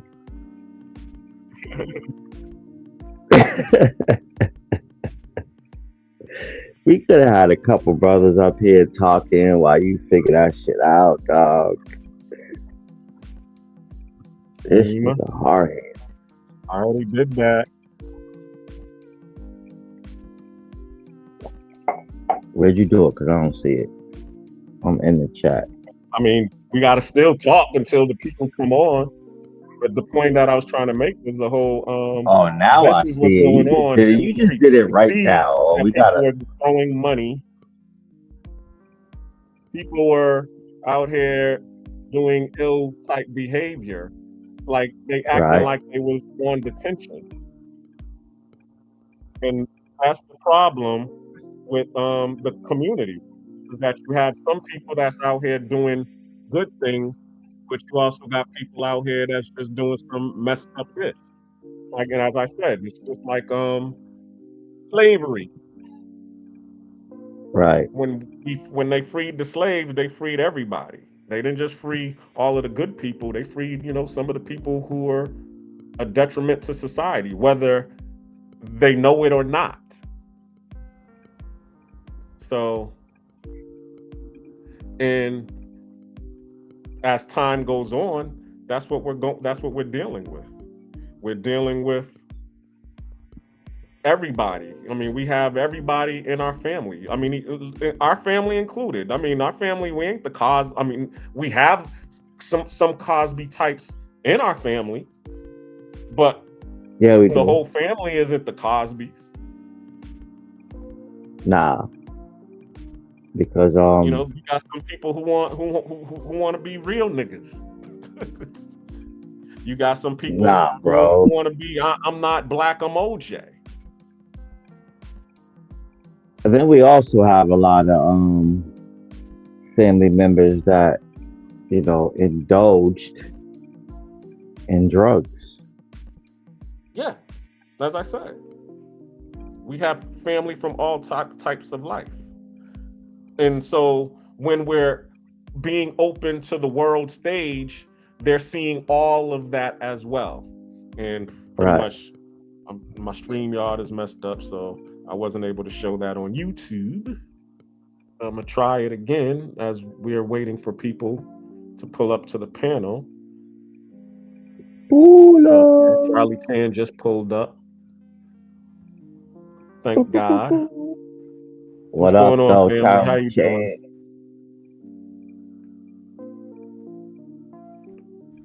doing? Good evening, Charlie Chan. What's going on? What says you?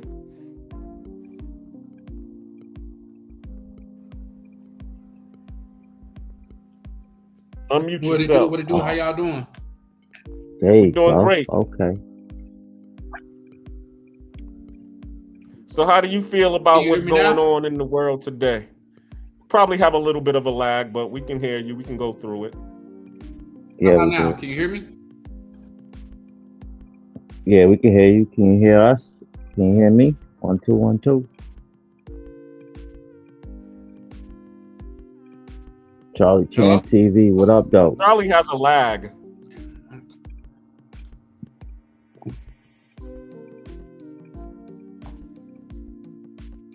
Yo. Drop down.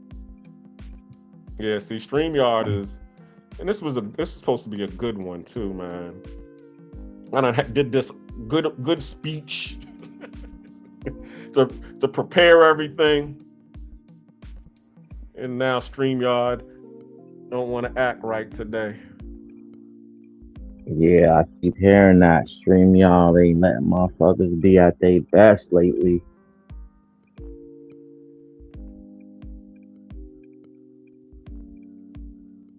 What's up, StreamYard? Y'all numbers is about to start declining if y'all don't get it together. Facts.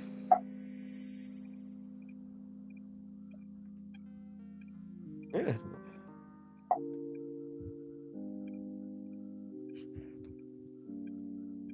Yeah, because I shouldn't be having to go through all of this. This is crazy.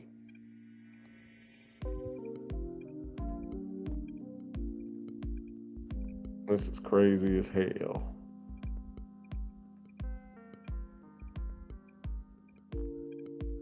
Let's see. Charlie, come back up. Nope. Pull the regular screen back up. Pull us back up. We are back up. All right. We are now.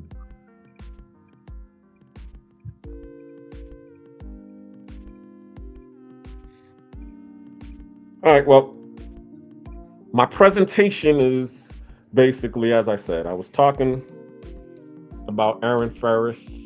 Shout out to him. My brother Aaron. That's kind of deep in some ways because he came out and he was out here on the Passport Bro movement. He's FBA. And once something gets popular, okay, you can't control the how it's gonna come out. It's just like, okay, the chef. When the chef is in the kitchen for a big banquet, okay, and all of these people show up, and then he presents his food. He doesn't know what the outcome is going to be, if people are going to enjoy it or not, or if people are there to support, or if people are there to sabotage. And that's really what happened with the Passport Bro movement.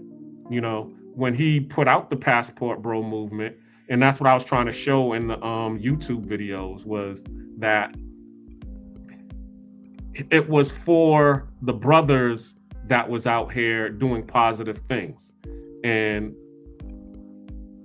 I'm gonna probably try to reset everything so that you all could see some of this stuff, because, you know, I need to have my receipts, because that's one of the good things that Passport Bros was about having receipts.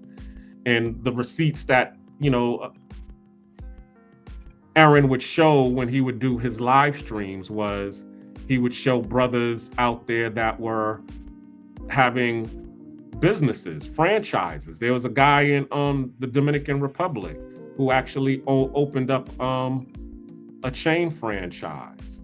And then you also had Flip Flops, who was, you know, had his own sports bar out there. And then he showed the person who opened up a culture in Thailand. So there were people out here that were actually doing positive things, people that was actually buying real estate out here, starting businesses, even people out here who was starting dispensaries in Thailand, because that was a popular thing.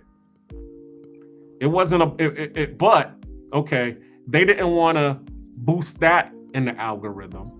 They wanted to boost all of the negative stuff in the algorithm and say that this is what's going on in the algorithm. And then people started moving away from the Passport Bro name, saying, oh, okay, this is what everybody thinking of Passport, and nobody wanted to be associated with it. Similar to, you know, FBA. Nobody wants to be associated with the FBA movement. You know, you start talking to people that are in the who are foundational Black Americans, or whose family is from the soil, and you ask them, are they FBA? It's a 50-50 chance that they're gonna say, yeah, I'm FBA. No, they might just say, nah, I'm Black American, or I'm African American. So, and that's the same thing that happens in the Black travel space. When people ask you, are you a passport bro? Nah, I ain't no goddamn passport bro. I'm just a Black man with a passport. No, I'm just a traveling Black man. They start coming up with other things, even though it was a brother who is an FBA that came up with it. And if you look at, because I started looking at a lot of his old videos from, when I started coming to Panama back in 2022 and 2023, all he was showing was Black people doing positive things. And it got to the point where he said, something, we're not going to get no love on YouTube, so I'm going to create my own app. That way we have the freedom to be able to post what we want to post. And he created his own app, which is still active now. So a lot of us started, going into isolating ourselves from the mainstream, people. And that gave control to all of the negativity and all of the people who control the media and the algorithm to actually boost, what they wanted to boost in the Black travel community and show us in a negative light. And that's where we're at today. We're over here trying to both defend and assert our equality and our standard of being Black people and knowing how to not mess up some stuff when we travel, similar to when the president entered the White House with his wife. Everybody already had a stereotype on, oh yeah, let's see what these Black people do when they get in the White House. And what did they do? They shocked everybody. There were no scandals or no incidents while the president and the FBA first lady was in the White House. But of course, the world is bigger and there's more FBAs out here than them two. But you still have a whole bunch of Black people that are traveling the world that are doing positive things than the passport pookies that are out here doing negative things. Right. But of course, they want to boost the negative pookies because they're the loudest. We got Charlie Chan back on the line. What's going on, brother? Salute, Charlie Chan TV, but I'm Cuzzo. You know what the problem is? Hold on. I feel like it's the whole. Go ahead. Nah, we can wait till Charlie Chan come up. No, I'm up here. You had just said hold on, so I was just holding on. All right. So, but salute to Charlie Chan TV for pulling up. What's up, brother? It's a blessing, man. How about y'all? Yeah, blessed to see another day. That's a fact. Of course, but Go ahead. I'm starting to feel like all the labeling. You know how when people be in relationships and they be like, well, I don't want to put a label on it. I mean, with the whole travel bros and passport bros, and it just like creates segregation, I feel like. And then, when certain people start moving a certain way and it ain't looking like how it started, and now it's looking tarnished because you got brothers putting stuff out there in the waves that really shouldn't be talked about or really shouldn't be seen. Like, for some weird reason, I can respectfully say that saying what goes on in this house stays in this house. That whole passport bro shit should kind of move like that, because now that you got the passport pookies pulling up, or the niggas is like, that's like, oh, it ain't tricking because I got it, ass niggas. Still tricking. Yeah. It's tarnishing things. Like, dudes got to stop showing certain shit, man. And a lot of shit would be unseen and unheard and not talked about. But then you got happy-go-lucky niggas that pull up and they feeling themselves now because they going out the country and they tapping something, It's worth looking at. Yeah, for sure. Right. I agree with you wholeheartedly. Like, let's just look at, we don't even have to say no names, but let's just look at a lot of these rappers' baby mama before they came favoring as rappers. They look completely different than the chicks that they fuck with. Oh, they hella average. Below average in most cases. I don't bring his name up. Fuck it. Y'all see Lil Durk, baby mama? You feel me? He got some of the baddest chicks in the game.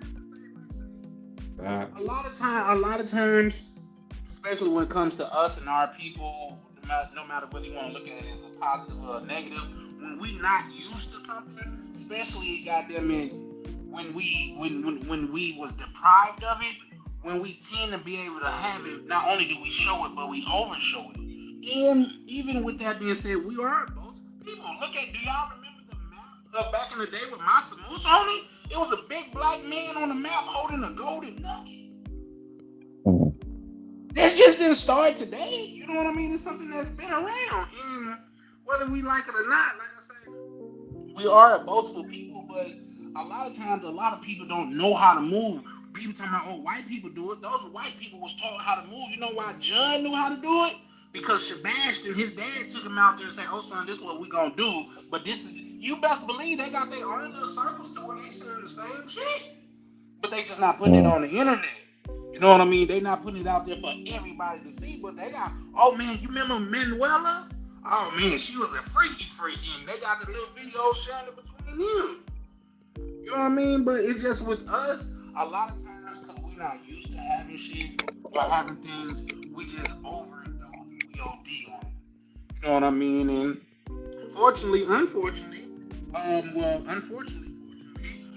with spirit being down, going, like I said, we're seeing less and less of it. Because it was the Pookie's highway to get there. But now that they got to spend double the price to get there, it don't look as appealing as it once did. So, I mean, that just is what it is. And the fact of the matter is, we got to talk about both ends of the same way that these young... Charlie, not to cut you off, brother. You going up and down and kind of in and out. I'll try because I'm moving. Because y'all know when I get passionate, I start moving a lot. Y'all hear I was about to say that. Bro, you said that about yourself for the pin before. I was about to say, Charlie, stop moving around, bro. You know it's something the truth when you keep on saying it, because like it just is what it is. But like I say, it's two sides. Can y'all hear me better now? Yeah. Mm-hmm. Okay. It's two sides to that spectrum. We got the young guys or the inexperienced guys. They go out there and they doing the most. But the extreme side of the other side of the spectrum to me is you got these older guys that been out there traveling and doing all this shit, and all they do is bitch. They don't want to share no game. They don't want to drop no insights. All they want to do is talk down to you and talk about how much they doing better than you and what it used to be like before you got there. And both of them is detrimental to the movement, if you ask me. I'll land there. I agree. And to say to give you just a little bit of pushback, cause you see on my shirt the name that's on my shirt, Bray Street, and if you see in the back the family names, which you're included in, those are labels too. We can't go, but we can't run away from those labels. When people see you in the street and they see Keem, they're gonna be like, oh yeah, there goes grandma, there go Gladys's grandson. You can't say, nah, I ain't Gladys's grandson. I'm just a black man with a passport. I'm just a black nigga on the block. You can't run away from that. So because you can't run away from that, of course.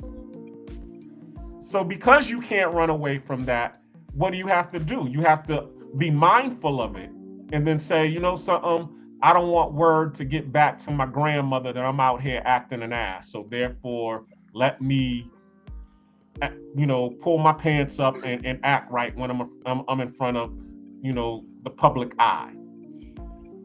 That's it. But see, it's gotten to the point now where even, the people who have parented us are not respected.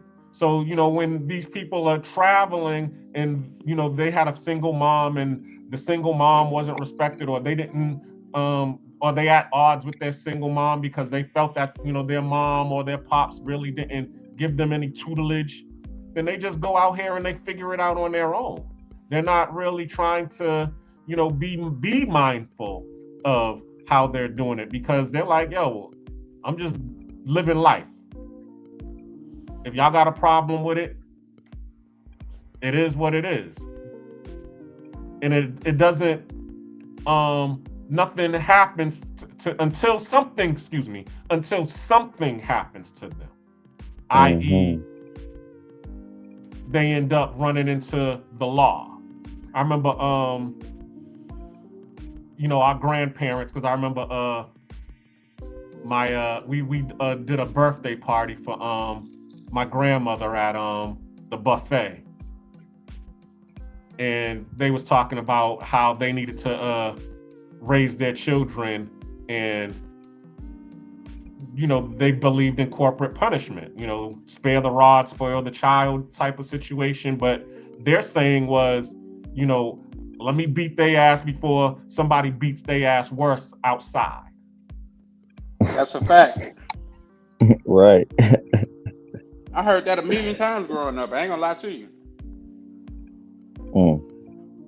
So therefore, that's how we was able to maintain ourselves in check, because, okay, we already know what was coming to us if we didn't fall in line, but some people don't understand what consequences are until they run into them. Some people say, hey, there's man's laws and there's God's laws. If you don't know what God's laws are, don't worry. You don't know what gravity is God's law. You don't know about gravity? Okay, go jump off a building. You'll be introduced to it. Yeah, that's harsh, cuz.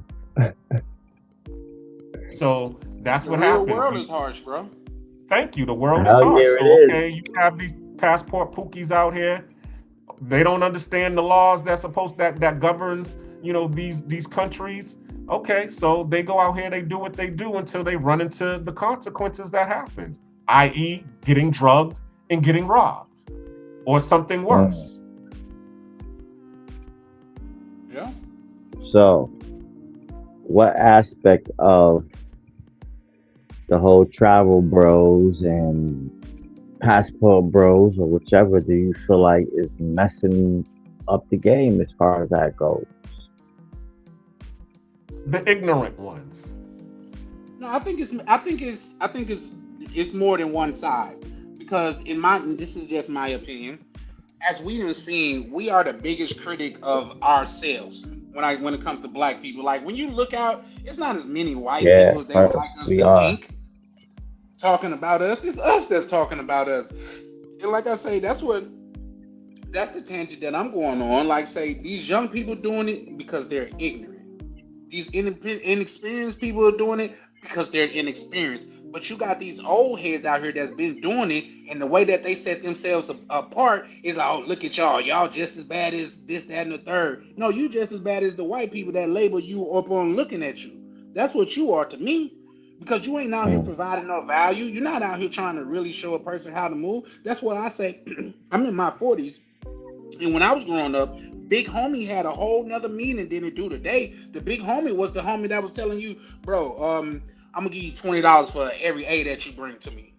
Bro, you don't want to be out here on the block with us because you got a chance to get out. The Big Homie was saying, no, let that shit go, bro. You gonna mess up your freedom.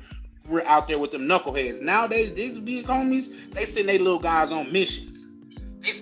My big homies was handling their own business. You know what I mean? So it's different. And then you couple that with not having a dad in the house. Guess what? These a lot of these young boys they looking for something to belong to. And I get it. We go, oh, they need to belong to Jesus or whatever. Bro, that's not reality. You know what I mean? And all you doing is sitting there criticizing. You're not making it no better. In fact, when they run into you, they're gonna run into you like an 18-wheeler just because you taking that standpoint. That's deep. That though, man. Cause I'm really getting sick of that shit, man. These old niggas on this, my bad. But I'm really getting tired of these old men. All they doing is criticizing. That's just like when what happened up here in Minnesota with the riots and stuff. The old people that was telling, oh, don't do that. Y'all should be ashamed of yourself. I said, listen, you had your chance to do it. And if you're not giving them a better way of doing it, you need to shut your old ass up and sit down. Because when we had our shot, we didn't make a change. I mean, we didn't make a change. So maybe this is what the movement take. But what it don't take is you sitting there criticizing your own people and talking down on them and not giving them an alternative. You just telling them what not to do. Yeah, I you agree. know, we also dealt with a lot as youngins. When I was your age, I did this, and I was your age, I did that. I used to have to walk 20 miles to get to, but at the same time, you wasn't taking my hand and showing me how you was doing it, Exactly. acknowledging me on how to do it properly. Not And everybody. there's a lot of people that are like that. But then at the same time, you know, a lot of us don't need nobody to take our hand. You know, you show me once, twice, I'm good. Yeah. I agree. 100%. Yeah, I mean, not everybody. I mean, there were certain people out here that did show some things because I can, as I said, I learned a lot from everybody in the family. Okay, what to do and what not to do. Right. So, you know, and so I've learned from those things. But you also have some people who are too busy focused on other things that they wasn't paying attention when they were somebody there to show them what to do. You get what I'm saying? Like right now, okay, we're on here, you know, we've been dropping game. Charlie's been dropping game. How many people are here to listen to the game that's being dropped? They're too busy being focused on something else. So what do? We just focus on the people who have the listening ear, as they say. When the That's a student is fact. ready, the teacher will appear. Yeah. So you can So only teach the people who are willing to listen to you. yeah. Yeah, and True. that begs the question: do you want to be popular? Do you want to be impactful? Because those things don't generally run the same course. Because, like I say, the thing with Robert Smith, they said the man after he paid the graduating class tuition, he was running a meeting every Wednesday, and he said less than what 10% of the people who he paid for was showing up, and this is a black billionaire. But if he Hmm. was goddamn it, if he was on the beach with some big booty chicks and stuff, everybody would show up. Niggas be trying to sneak into the seminar. It's not for everybody, and that's why I say everybody's not gonna be a boss. Everybody can't be a boss. We need, goddamn it, the people that's goddamn it, cooks and all of that stuff. My mother is a cook, so I'm not speaking down on it. But everybody's not meant to be a CEO. That's when people say, "Oh, we all was kings." If we was all kings, who was the peasants? Who was the court? Who was in the court? Right. Everybody got a job. So we Everybody weren't got a all job to kings. play. No, we wasn't all kings. It's impossible. Have you seen a kingdom with all kings? Hell no. Who's ruling who? Exactly. Who's ruling who? If that's at that point. So yeah, no, we all couldn't have been kings, but we had noblemen. You know what a nobleman is? A person that did what they had to do. A noble individual. But Hmm. everybody nowadays, can you think of ants? Well, ants is in the Bible for some of the most busiest working creatures or whatever. You correct me if I'm wrong or whatever, but I know they're very Like efficient the and working. neighborhood But sister. just think if every ant thought they was the king, nobody would fall in line. It wouldn't you wouldn't see them in a straight line. Them niggas would just be all everywhere. Follow me, follow me, follow me. No, everybody got a role to play. That's why I like say shout out to my good brother Ron. Because he gave me my props a couple of times. He was saying, well, this wasn't my idea. This was Charlie idea, and I want to make sure he get the credit for it. But he even asked me, did I want to host? I was like, no, bro. I just want to be on the winning team. I don't mind you dunking on the poster. As long as I know I don't want through the alley hoop, dunk. I'm there. Hmm. I don't got to be the face of the team. I just got to be on the team, and I don't mind playing my part. Yeah. Mm, that part, Charlie. But Yeah. speaking to that though, okay. What if you're on the losing team? Why is the team losing? That's the That's what question. we gotta figure out. That's the Right. question, right? If you ever read Jocko Willington book, How the Navy SEALs Learned to Win and Lead, he got a story in there about like say they was going through Hell Week or something like that, and it was one team to where they always came in last, and there was another team that always came in first. So what they did was switched out the team leaders. And the team that was last then became first, and the team that was first then became last. Maybe it's the leadership. Maybe it's something that's not gelling right. But if everybody's so focused on being the leader and boss and all of that stuff, how can we get our shit in order? How can we take like, okay, this is where we went wrong. It was a tink in the army because you didn't do your part. Right. The reason I say that is because, here we are, we're talking about FBA, we're fighting for reparations, and then you have a lot of people that are naysayers who come on and then they want to talk down on reparations. Y'all ain't never gonna get it.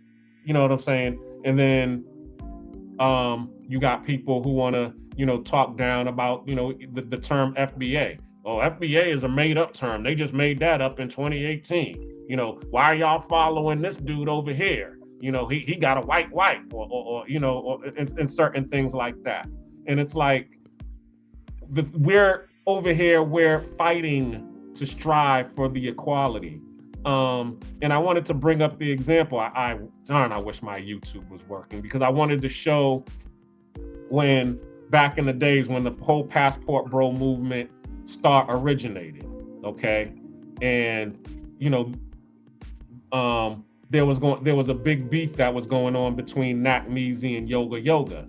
And Yoga Yoga was pretty much the poster child, or the one who was fighting for the honor of the passport bro movement. And then Nat Measy showed this video of him in the gym boxing. And then we started kind of doubting that Yoga Yoga would actually win the match.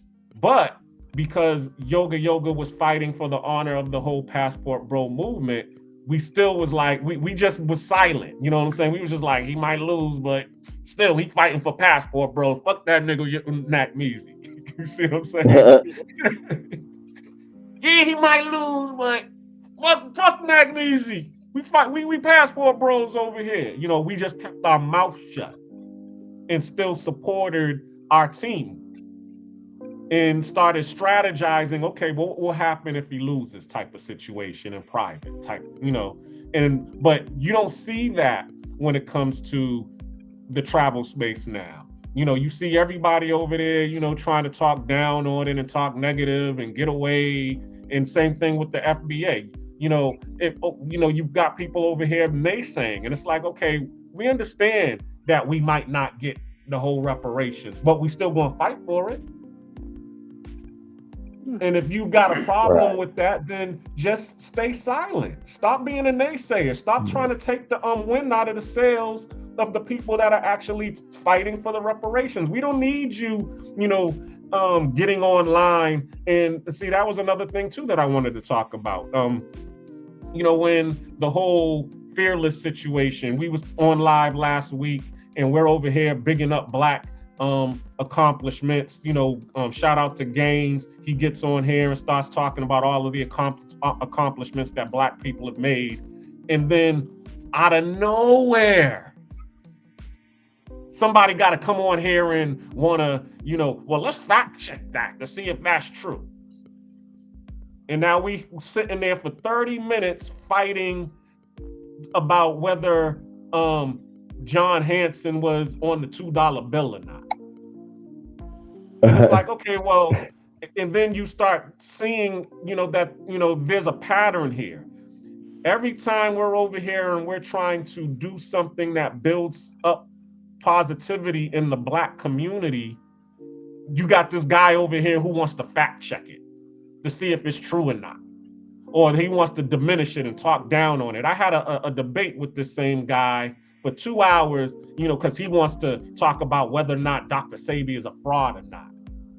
And I'm like, this man has done so much good to the Black community. He has built the confidence to the Black community that now you got more people who want to learn about, alternative health methods, who are looking into herbs, who are looking into, men's health. We actually talk about men's health because this man came out here and started, fighting against the conventional methods of medical care. But now you want to go over here, that nigga ain't shit, he a fraud. Lewis Latimer didn't create the light bulb. And you're like, dude, okay, what are you doing here? Do you want to talk? I mean, are we building something or are we destroying something? We don't need that right now. We're trying to move towards, as the black people move. I mean, all of us move up, not just a chosen few. And then when you talk about them, you know what I'm saying? Now all of a sudden they want to start bringing up their accolades and what they have done and all of that. And it's like, okay, well, what have you done to push the black movement forward?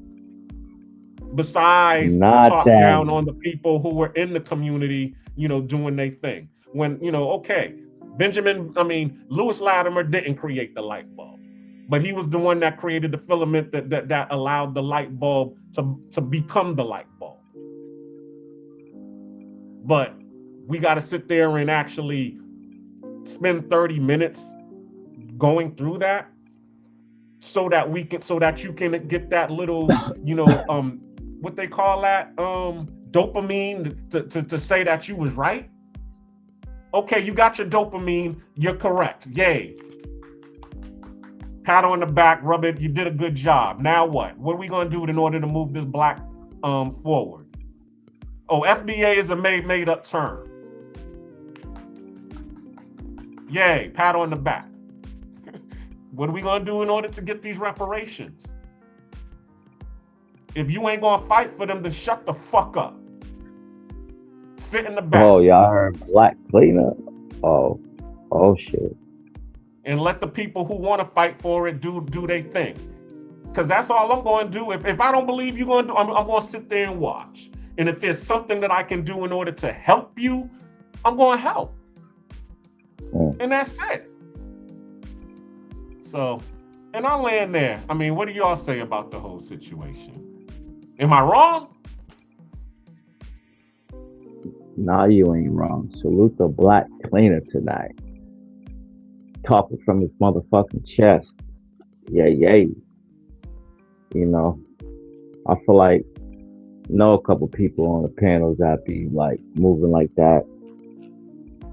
Gotta just hear the talk and talk about themselves and make themselves look good, but ain't really here to pull their own people up. Like, you just here to talk and be seen. Go sit your ass down somewhere and shut up. So I agree with you. I mean, and the only reason that I'm saying that is because I noticed it when I was in the military. Because I was surrounded by a lot of Filipinos. Because I was in the supply department. So in the supply department in Japan, the Filipinos, they run the yard in the supply department. Now, black folks would get together, we would play cards, dominoes or whatever, and be chilling. And, we would be, as they say, signifying. And the Filipinos would come in on our conversation sometimes and sit and play cards with us. And they'd listen to us talk shit about each other, and they would join in and joan and laugh. Let us start talking about a Filipino. They would shut the fuck up and just listen. They would either one, shut the fuck up and just listen, because they ain't saying nothing bad about their own kind, or they would stand up and defend that person who you talking about, or they'll de-escalate that conversation. He's a good dude, I like him, and I wouldn't say anything, and then everybody. So my point to that is, okay, why aren't we doing the same thing when we're in our circles? When people are talking bad about us, why aren't we just not saying anything or de-escalating the situation?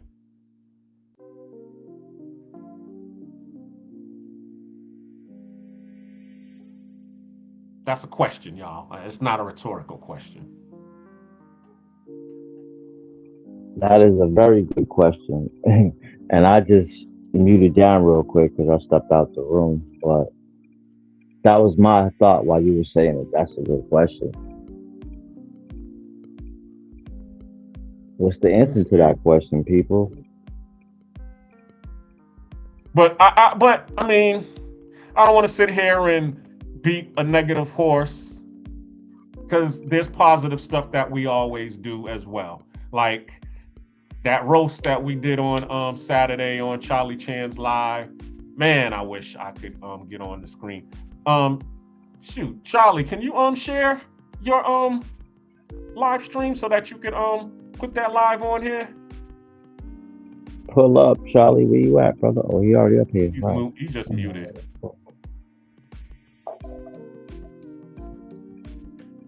Oh, he must have got I know Charlie didn't. I know Charlie didn't pull up to be quiet. Nah, he probably did the same thing that you did. Went away from the Let me see what comments. Are you looking at the comments? Yeah, I am. What the comments Ronan said the last comment was from Charlie Chin right now.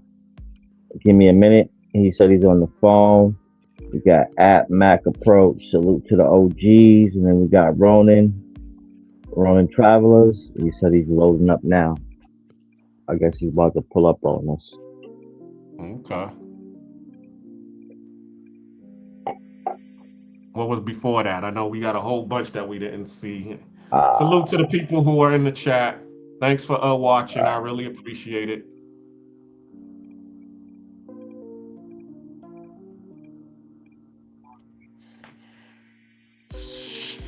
Salute. We got Ronan Travels on the panel finally. How's everything? What's up? How'd you like that little video, man? You know how hard it is to get that video to roll?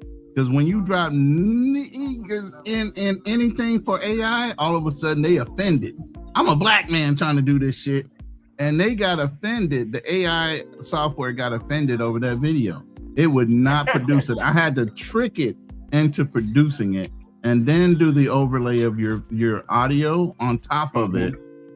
But yeah, man, and I have a whole. I'll show you the character sheets. I had a whole character called Jimmy Walker. He looked more African American, right? Back in those days in the 1930s, the same type of art style, all that, and it was like, no, we can't do that. Oh no, wait, this is a violation. I'm like, wait a minute, I'm a black man. You already know that. It don't matter. We can't do that because you use that word. I'm like, what word? The word that the other AI went ahead and fucking printed out and said it already? What the hell are you talking about? From one app to another, they were going through all kind of like psychological, like philosophical comments on how it could affect the community for me doing that damn video. I'm like, what the fuck are you talking about? It was crazy just trying to get that produced. That's why I kept on saying, you got to send me that video again. Give me the audio. Oh, give me the text. I mean, it was giving me all kind of problems because I was going to probably have to change it from NIG to Ninjas just to get it to do it, you know. But that Jimmy Walker, I'm going to show you the characters and everything. Matter of fact, here, let me load up the image that I was trying to use. Do you got the image of God? Yeah, I got all that. The image I want to see. Well, the one that was white? No, the one that looked like you. No. Because I was like, why did Ronan make himself God? Because what? No. That was not. No, that was a white man. That was not me. But the whole thing was, I did it in a 1930s rubber hose style, cartoony style, because that was the time frame back then. That's the kind of cartoons you would see back in those days. Rubber hose style. The arms, everything looked like rubber hoses, right? So initially, this was the character that should be coming up on your images here real quick. That was the character that was supposed to be representative of us. Right? And then I had to spin off and do this. Hold on, this should be coming up here in a second. Let me take this other one down of God. Unless you want me to keep it up. All right, hold on.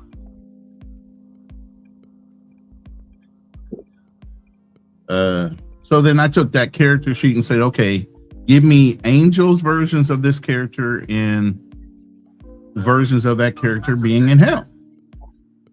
Right? So that's what it came up with. right? Decent, right? Nothing out of whack, not making us look crazy, right? Yeah. I think that was acceptable to throw in the cartoon, right? But no, man, when I took all that over to Hicksfield and tried to run through CDNs, they were having a fucking conniption. Even Claude had a problem with that. I was like, God damn, what the hell is going on? You know, when I'm getting racially profiled by AI about who I am. So finally, I said, run a storyboard based on the story, because I went and got the story. I went and downloaded the text for the story. So then go ahead and throw up that last image. Hold on.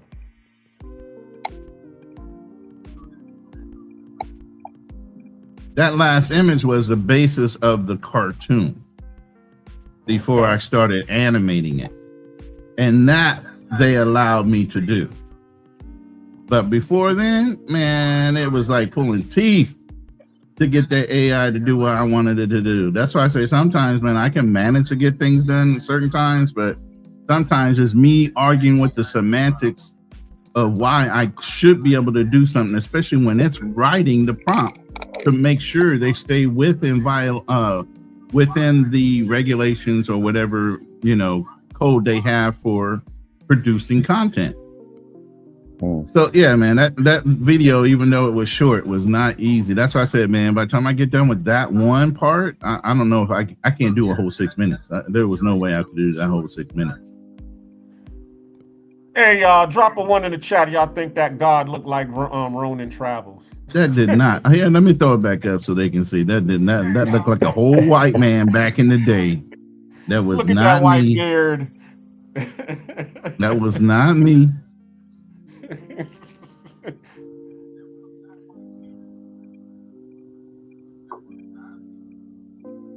that it right there? Yeah, I just pulled up the next. Not that one. It's the other one. I'm gonna take this one down. That one. That does not look like me. All that long white hair back there. What's wrong with you? You just, you know, accentuated your hair a little bit. You still got the goatee and look just like you. I was like, yeah, he made himself God. I would never do that and never put myself in that position. Oh, way too humble of an individual. God, huh? Okay. Hey, that's in the 1930s. That was their perception, right? I didn't want to come out of character. Your voice, that voiceover though, man, it made me think of the old 1930s radio announcer type of guy on a microphone, you know, on a radio. So that's why I went there with the cartoon instead of doing something like more realistic. Did they see? I mean, I don't know if everybody saw your intro, because I know you had it in your intro. Yeah, it was in the intro. Think I should replay the intro again? I mean, you can, or I can just play the video, because I have it where it's just that video, but with your voiceover. Hold on. Let's see it. Yeah. Let's spin the block, Cuzzle. Do that. Here, I got it right here. Spin the block. Just run that video I just put up. Hold on.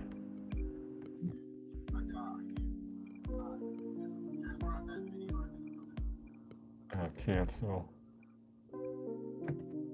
And you can take me off the Summer Jam. God damn, this is not my show, man. Get me off the center. I don't want to be on the Jumbotron, man. It's an old school black joke. So God is up in heaven, and apparently he's got a whole bunch of niggas up I know you don't want to be in there the driving God Jumbotron with crazy. that Every time KC God tries flying to in the handle one background. situation, something That else shit out of happens. here. Finally, God says, you know what?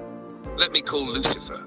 Because if I'm having this much trouble with these niggas in heaven, I know he's having trouble with them in hell. So God calls Lucifer. Lucifer answers the phone. Hello?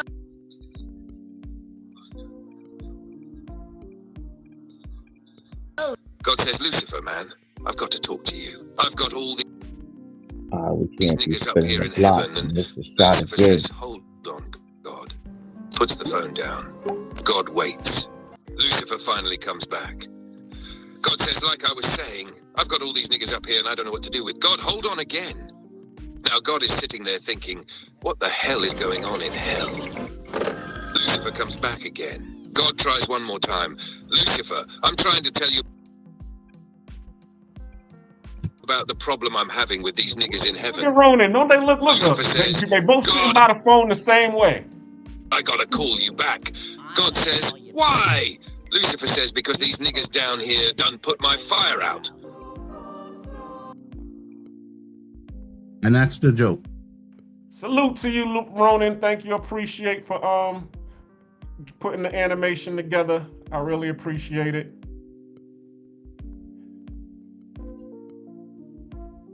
I definitely, put a little spice to the intro today. And today's topic, which is FBA's ready for the world, or are they tired of us? Is there some travel fatigue going on with the FBAs in the travel space? I don't know. Listen, I don't know about all this travel fatigue or, the media is what dictates what's in the news. We're newsworthy. If you're on black fatigue, I think you're on black fatigue because you're envious of the fact that all they want to do is talk about us. And unfortunately, they're not talking about the positive things about us. They're only bringing up the negative.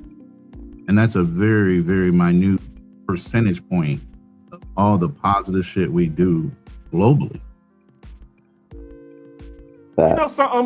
Something just came to my mind.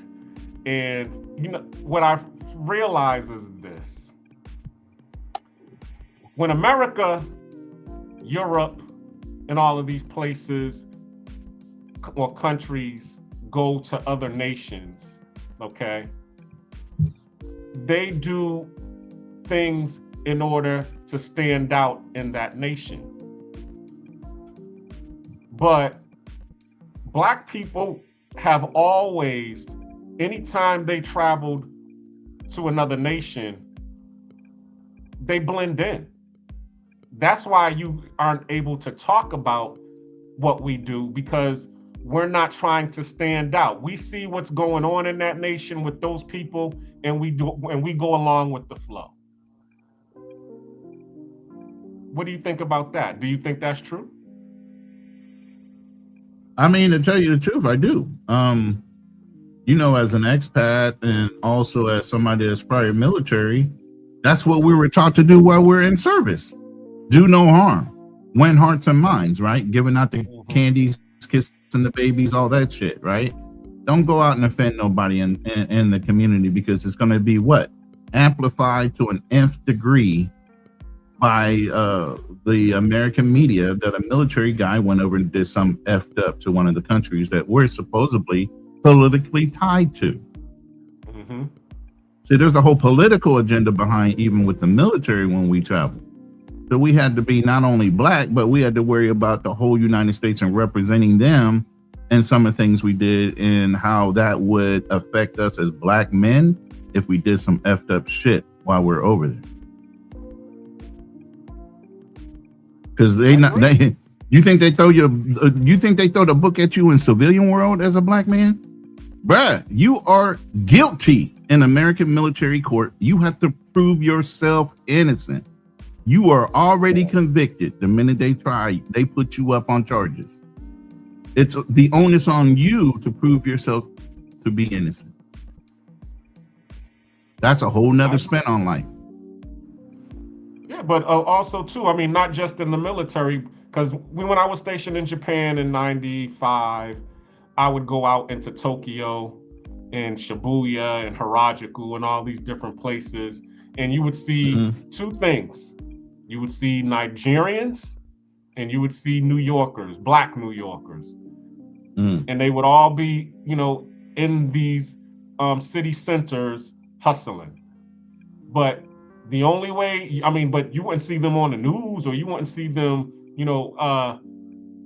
standing out. They were back in the cut, blending in, just, selling their wares, doing what they do.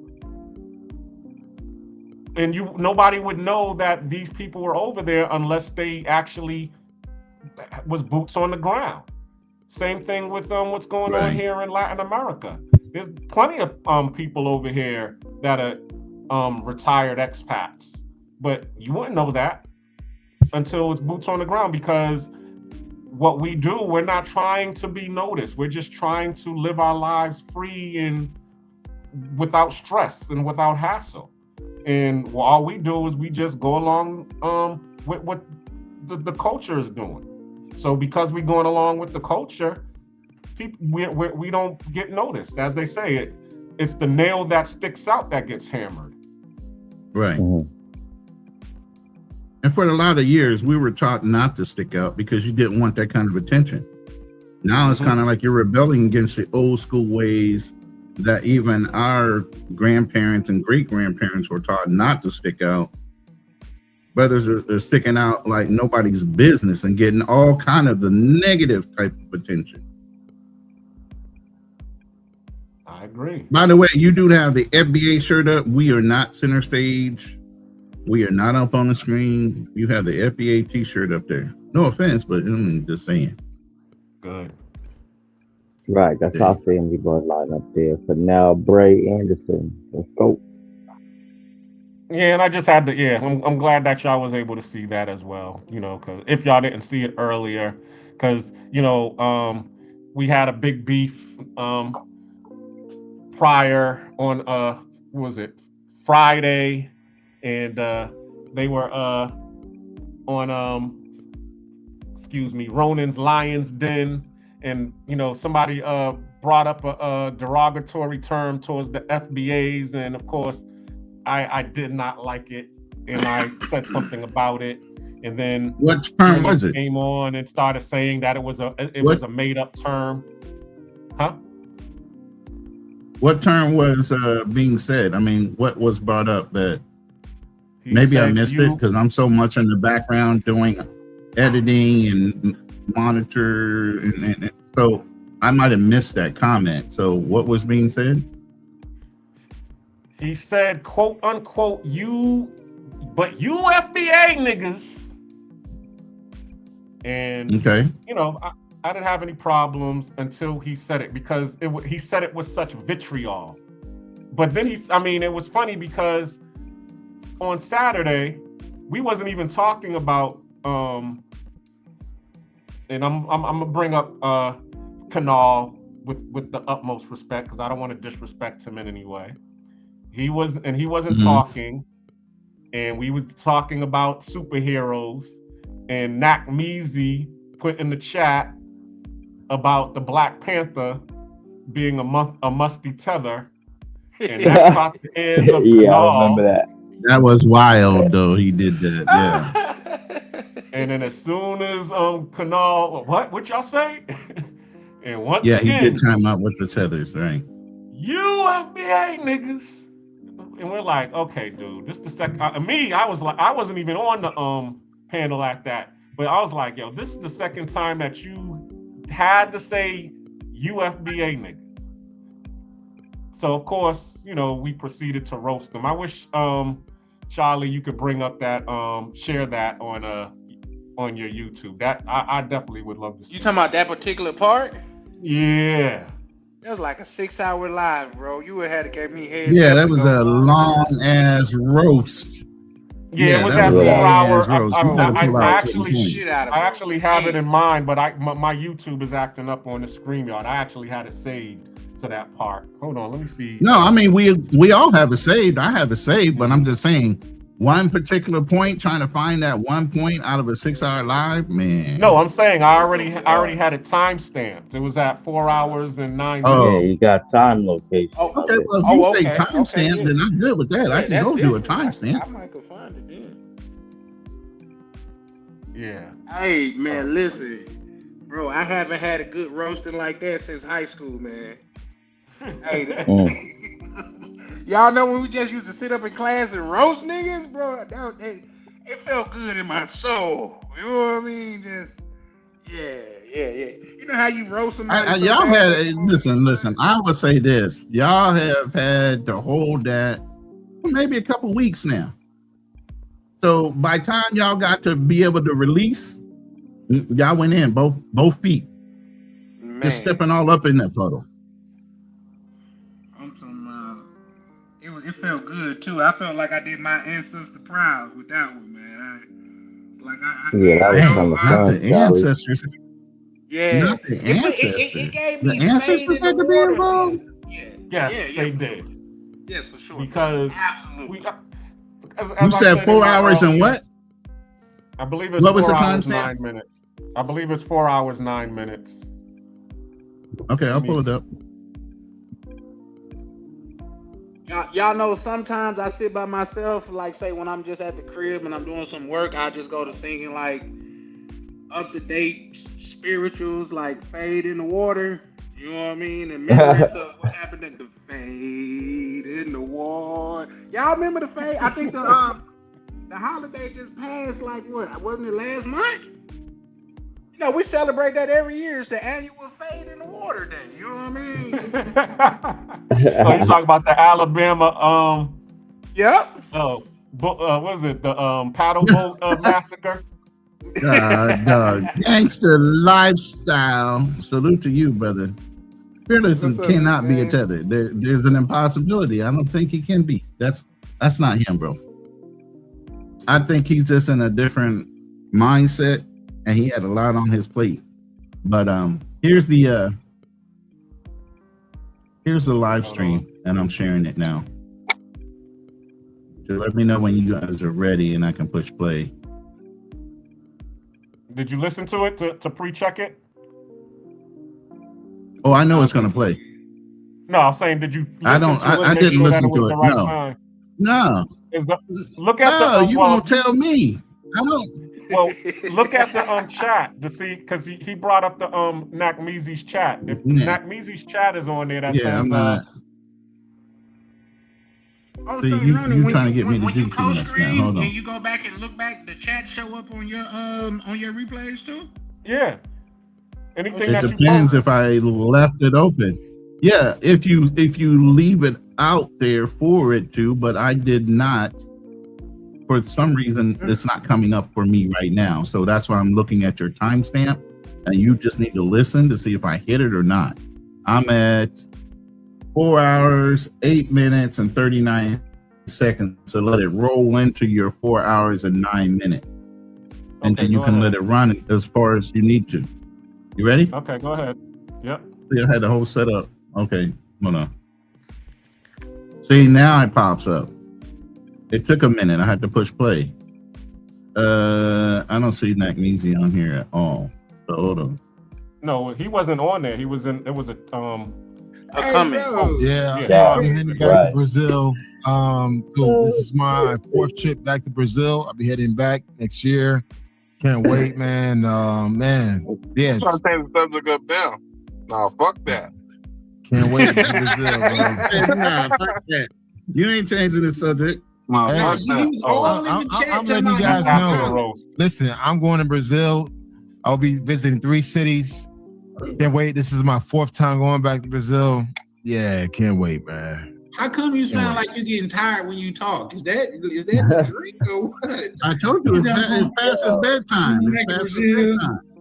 It is past my bedtime, though. It is past my bedtime. It is. The Smirnoff Ice go crazy, boy.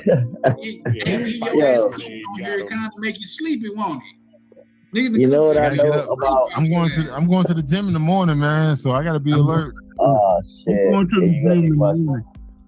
Bro, you were. He gonna be much. He the janitor at the gym. He going to that motherfucker clean it up. And he gonna be musty. You know what I know about a musty nigga? He gotta wash them towels so they fresh for the customer. 9 times out of 10, a musty nigga feet stink. Damn. You cannot look at. You cannot. Okay. We got somebody new on the chat. Be careful, bro, because on that is very live. I had 3 sets of people trying to peep on me, bro. So be careful.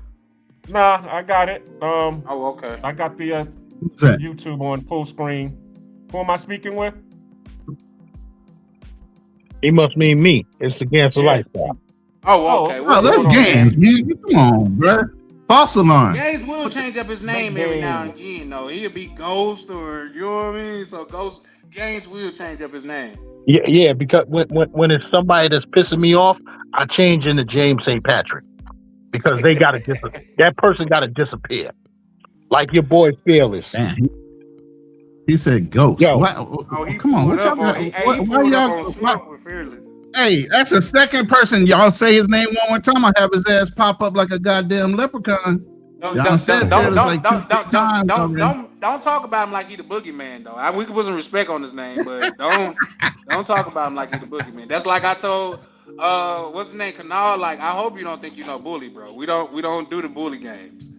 So, but no, believe it or not, my thoughts on Fearless though. I think Fearless is a calm, cool, collected dude. At least from what I've seen about him. I've never seen him lose frame, even like say with the mishap that happened on Mariah's live and stuff like that. So I think he's cool, calm, and collected. But it's just a lot of times the standpoint that he take, and a lot of times it's not what you say, it's how you say it. You know what I mean?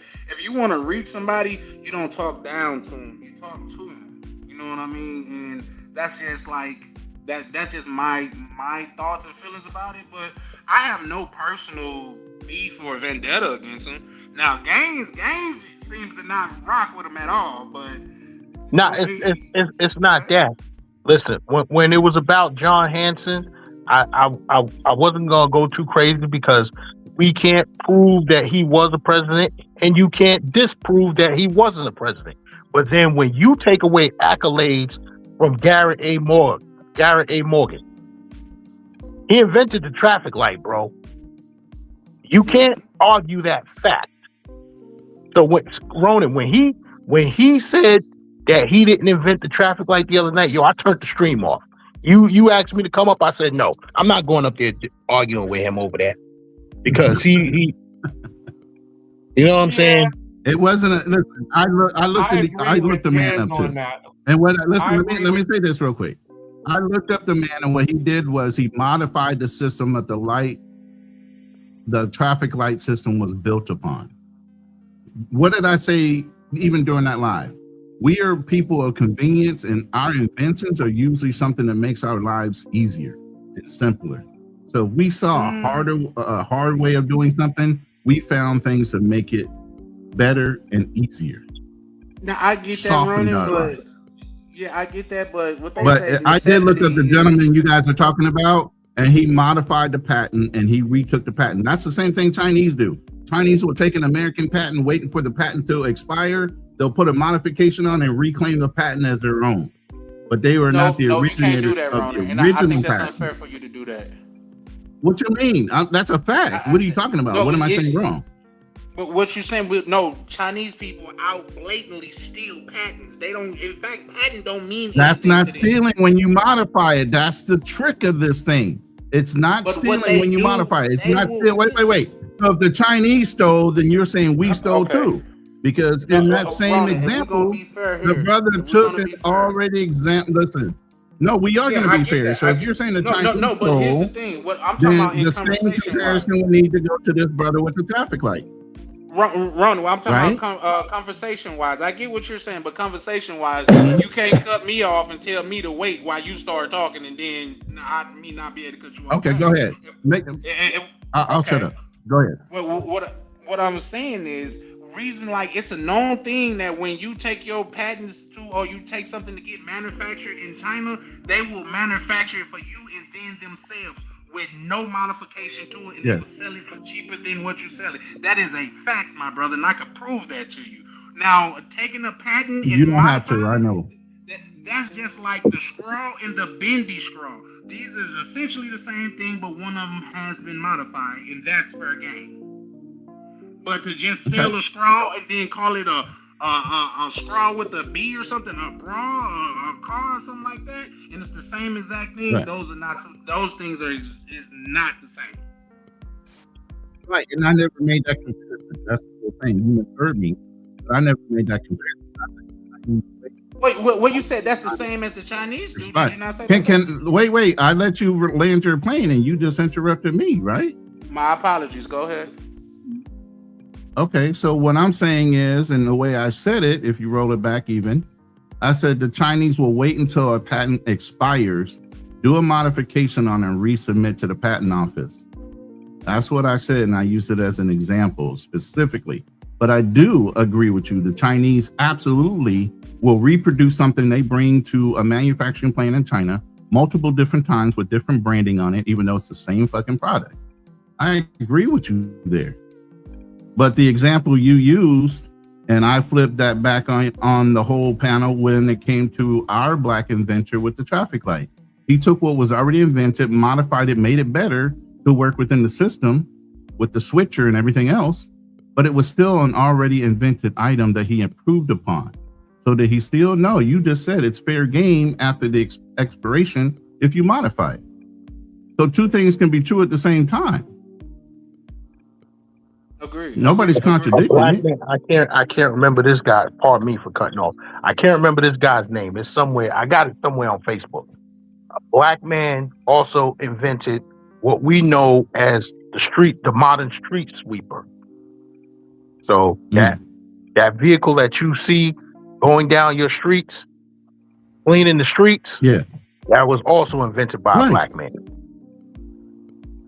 Isn't that falling in line with what I said about us making inventions that make life easier?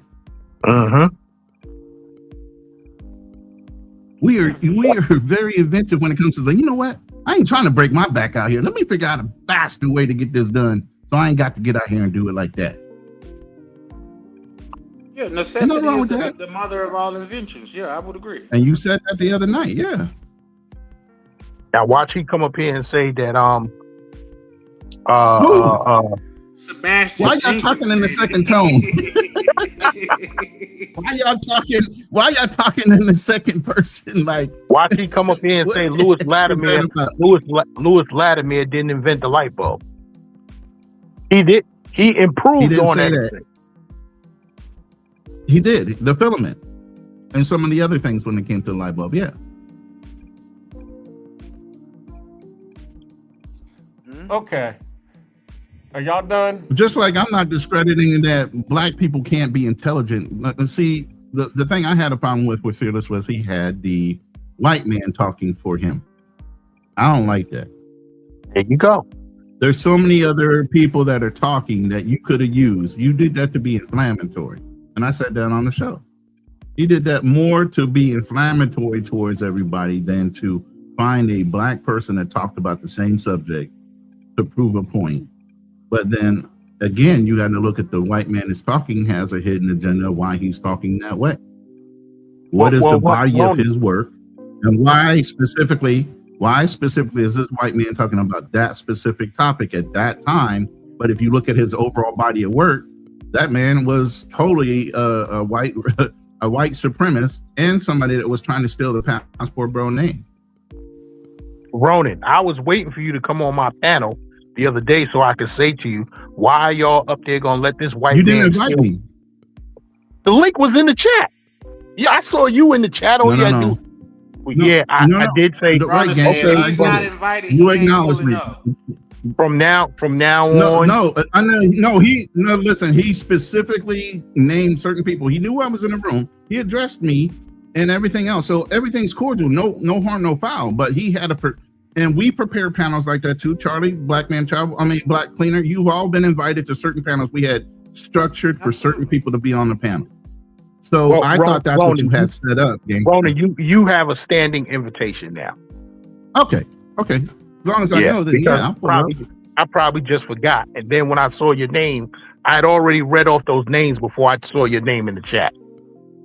Yeah, I would have pulled up that day. I didn't purposely not want to pull up. I just thought you had a chosen panel because you wanted to get certain points of view out. You know what I'm saying? And I understand that. And that's what we're going to do more. So we had that conversation right after that live was, I let my AI do a lot of reevaluation, and that was a really good show up until we opened the panel. And it destroys the credibility of the show sometimes when you open up the panel for open discussion, because sometimes it veers off the overall point of the show. So what we're going to do is after our show, I'm going to cut it, and then I'm going to do an after hours debrief on my show just by itself, separate of whatever show we're doing, Lions Den, Hit and Run, whatever. And I'll just do an after hours debrief. That way it doesn't detract from the meaningfulness and the lessons or mentoring out of that show. But then my part of doing this, and even Fearless just asked me, well, why do you need to do a panel? My biggest thing about doing panels is mentorship. How much of the information did you assimilate, and what do you have questions about that I can help you with to push you down the road of self discovery. You get what I mean? I don't want to just stop it giving out information and don't want to see if you guys actually digested what we gave out. That's a waste of time. So that's why I do the after hours, and that's why I do panels. But go ahead. I think we are growing, Ronnie. In fact, like say, I'm actually making some changes to my show as well. So yeah, it's about growing pains. A lot of times you got to learn on the job. You got to build a plane. I mean, you got to build a plane as you fly it. So I 100% agree with you. Yeah, but what I was saying was, y'all let that white guy steal all my talking points and claim them as they his. I've been saying dudes need to change their appearance when they get on the plane when you flying into Medellin. Stop wearing flip-flops with socks. Stop wearing do-rags. Ronan, have I not been saying that shit? Yes, you have. Everybody that's an OG that's in the travel space has said there's a purpose and a process on traveling and a way you need to be perceived. Even at you old enough, gangs, you know you couldn't get on an airplane if you weren't dressed a certain way. There was a fucking dress code. Yeah. I talked about that the other night. Back in the days, our parents were dressed to impress when they got on a plane. Right now, you got chicks going there in pajamas and bonnets. Get the fuck out of here with that shit. I got a picture. I got a picture of me and my mother outside of Tampa Airport. This had to be in the 70s. She's dressed up and I'm dressed up. I gotta give y'all a little bit respectful pushback, man. And I get it. A lot of you guys grew up with it, man. But for some of us Greyhound babies, man, we just got in where we fit in, man. That's all I'm saying. You know but I get it. But I get it. And here's the pushback, even on that pushback. It's the way our society specifically has changed so much, where it was a village that raised a child. The neighbor could make a comment to your child. Not only were they able to correct because they were adults of competency, but once it got back to your mom or dad, they recorrected you and now they spanked you or did whatever the fuck they could. Now we in the agenda and the career of don't talk to my child, don't listen to nobody, you make my motherfucking daddy and all this other bullshit. So when OGs start trying to teach y'all something, all of a sudden it's a goddamn problem to be corrected. Because all this emotional shit that's going on within a female mind frame and how they translate it to single mothers translating to their children. The first thing I tell y'all need to break your fucking son-husband roles. Because a lot of y'all bow down to women regardless. And that's some bullshit. You are the man that carries the family name, not them. They give off seeds. Who carries the name? The man. Who runs the house? The man. And that ain't never gonna stop. Coach Greg Adams talked about that son-husband issue today. Yeah, for sure. He said to the women, do you want a man who's constantly saying, oh, I gotta go see what my mother, well, let me run this by my mother first. Why you gotta run it by your mother, you goddamn mama's boy? You can't make a decision for yourself? Oh, and just real quick, Ronan, this is not no pushback because we all got different what's name, but I don't never remember getting a spanking in my life. I got an ass whooping, so maybe it was different. But I got my ass. Nah, bro, I got hit with everything from the side of a tree branch, a cutting board, a fucking extension cord. Don't play with me. And my mom was the bold one that not only worked in the school as a volunteer sometimes, she'd whoop you right in front of the whole goddamn class and dare anybody in the class to fucking laugh. That wasn't well, I'm saying, but she'd whip you in front of the class and dare anybody else to laugh because she'd take them next. Now I'm fucking with Ronan. I grew up like that, but I'm saying, no, this is real. I'm talking about real shit. It wasn't even a joke. That really happens. And then sent you to school for the next week in shorts so they could show that you got whipped. Nah, man, come on. Do that. I sent you another. I sent you a screenshot in your in your WhatsApp. Would you be able to pull that one up? Oh, shit, let me see.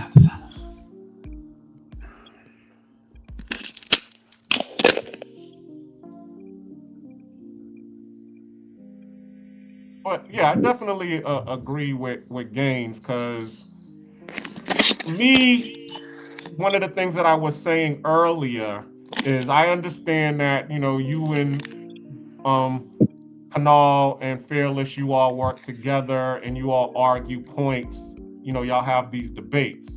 But I'm just trying to figure out, is you all debating, or does he have an appetite? Because I'm noticing a pattern that he's always arguing against the plight of the Black struggle. Like, you know, what made him come on the live to refute the John Hanson argument, and, you know, what is making him, you know, go on the live and want to say Dr. Sebi is a fraud? Well, you know, being a Black American, he's a Greek. He's a Greek. Hold on. All right. First of all, I can't answer for his motivation. I know the man himself, and he will argue both points. Both Toastmasters and debate teams teach you how to be a well-rounded person to argue, and how do you anticipate somebody's rebuttal if you don't know their side of the position? So you do need to know both parts, and sometimes, a lot of times, we all agree on a topic, but to not sound like an echo chamber, whether we flip coins or we just say, fuck it, I'll take the bullet and I'll be the bad guy this time. You get what I'm saying? But we will argue both sides of the argument regardless of whether we agree or not. And sometimes we'll troll. Okay, so that's all I'm trying to figure out. Is he really have an appetite for diminishing Black progress? Or absolutely not. He's a Black man in himself, even though a lot of people like to play around. The brother's Black. We understand that. That would be self. Listen. That would be self-hatred in itself, to say somebody that hates themselves is sitting there saying certain things. Does he have high expectations? Will he boldly say some shit that he feels like people should already be on? Hell yeah. All right. Excuse me, y'all. That was the dog licking my ear. We didn't need to know that detail of the slobber.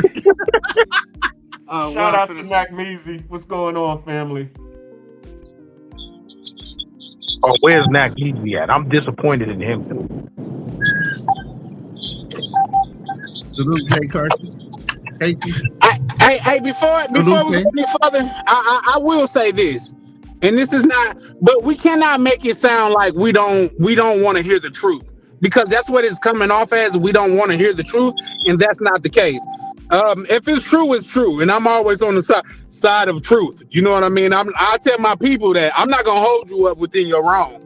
Like I believe in a united front, but once we get back to the flag, you're gonna have to answer for your actions. So we cannot say that we're against the truth, because that's not what it is. But if every time you take a position, it's against, for one, the people that I can't say that he claimed to represent, but the people of the same skin hue that you share, it almost do push the narrative. Well, but his pushback to that, and my pushback was, what's wrong with Black excellence? Expecting more than just average. I didn't say it was anything wrong. I just said I'm on the side of truth. So if he's saying something and it's true, that's just like OTO said something that I didn't think was true, and when I looked it up, it was true. So I learned something. I will never spew that ideology again. So I'm on the side of truth, but I'm not on the side of always taking a standpoint against a certain narrative to make it look. What would it be better if I was the bad guy a couple shows and let him be the good guy? Yes, please. No, you been the bad guy. No, please. But let me get on his side. I can be the bad guy. I gotta ask Mac Measy a question. He just ain't playing one on TV. I gotta ask Mac Measy a question. He is playing one on TV, and he really ain't one. I gotta ask Mac Measy a question. Go ahead, fire it off, Gans. I'm waiting for him to acknowledge that he's there, that he hears me. From New York to New York. Magnesia, are you there? Can you hear Gangster Lifestyle? He said Gaines ain't from New York, so he ain't gonna acknowledge him. No, I'm joking. Damn. Hello. Matt, what's up, are you Matt? there? I thought I just heard him say something. I heard him say hello. He might be having difficulties right now. I'll hold my question for when he gets his mic together. All right. Hey, real quick, Black Cleaner, what show was that screenshot from? It wasn't from that Friday. same show. Friday was my show. Your that show, was after Lions Den. Saturday. His was on Saturday. Yep. No, Okay, was it Thursday? Thursday night was that was Charlie Chan's show on Thursday. No, did it I was do the show Thursday? that I did. I didn't go. you and what was his name? Me and Kanal did a show. Did we? Kanal. You did the Therapist Thursday. On Thursday. Ronan, I think that was the because I went live on Friday and then you went live on Saturday. It's a real fucking problem when you do so many shows. You don't know who the fuck and what the fuck is going on. Because I'm looking at all these shows. That's like, just what the grinding, hell? baby. We grinding now. We love grinding. That's good. Yeah, for sure. I'm for still sure. looking for the show. Hold on, I can tell you what the show is. Do Hold black on. men get treated differently abroad? That one? That was the one where we were all on. No, does being a Black American change how you? Okay, that one. Yeah, Oh, that was. that's the one with Andre Love Crossing Borders. I think that was Thursday, right? I had a show with Andre on Thursday. Right. But I didn't do a show myself. It was I was August on 14th. Love Crossing. Okay, I got that one. Hold on.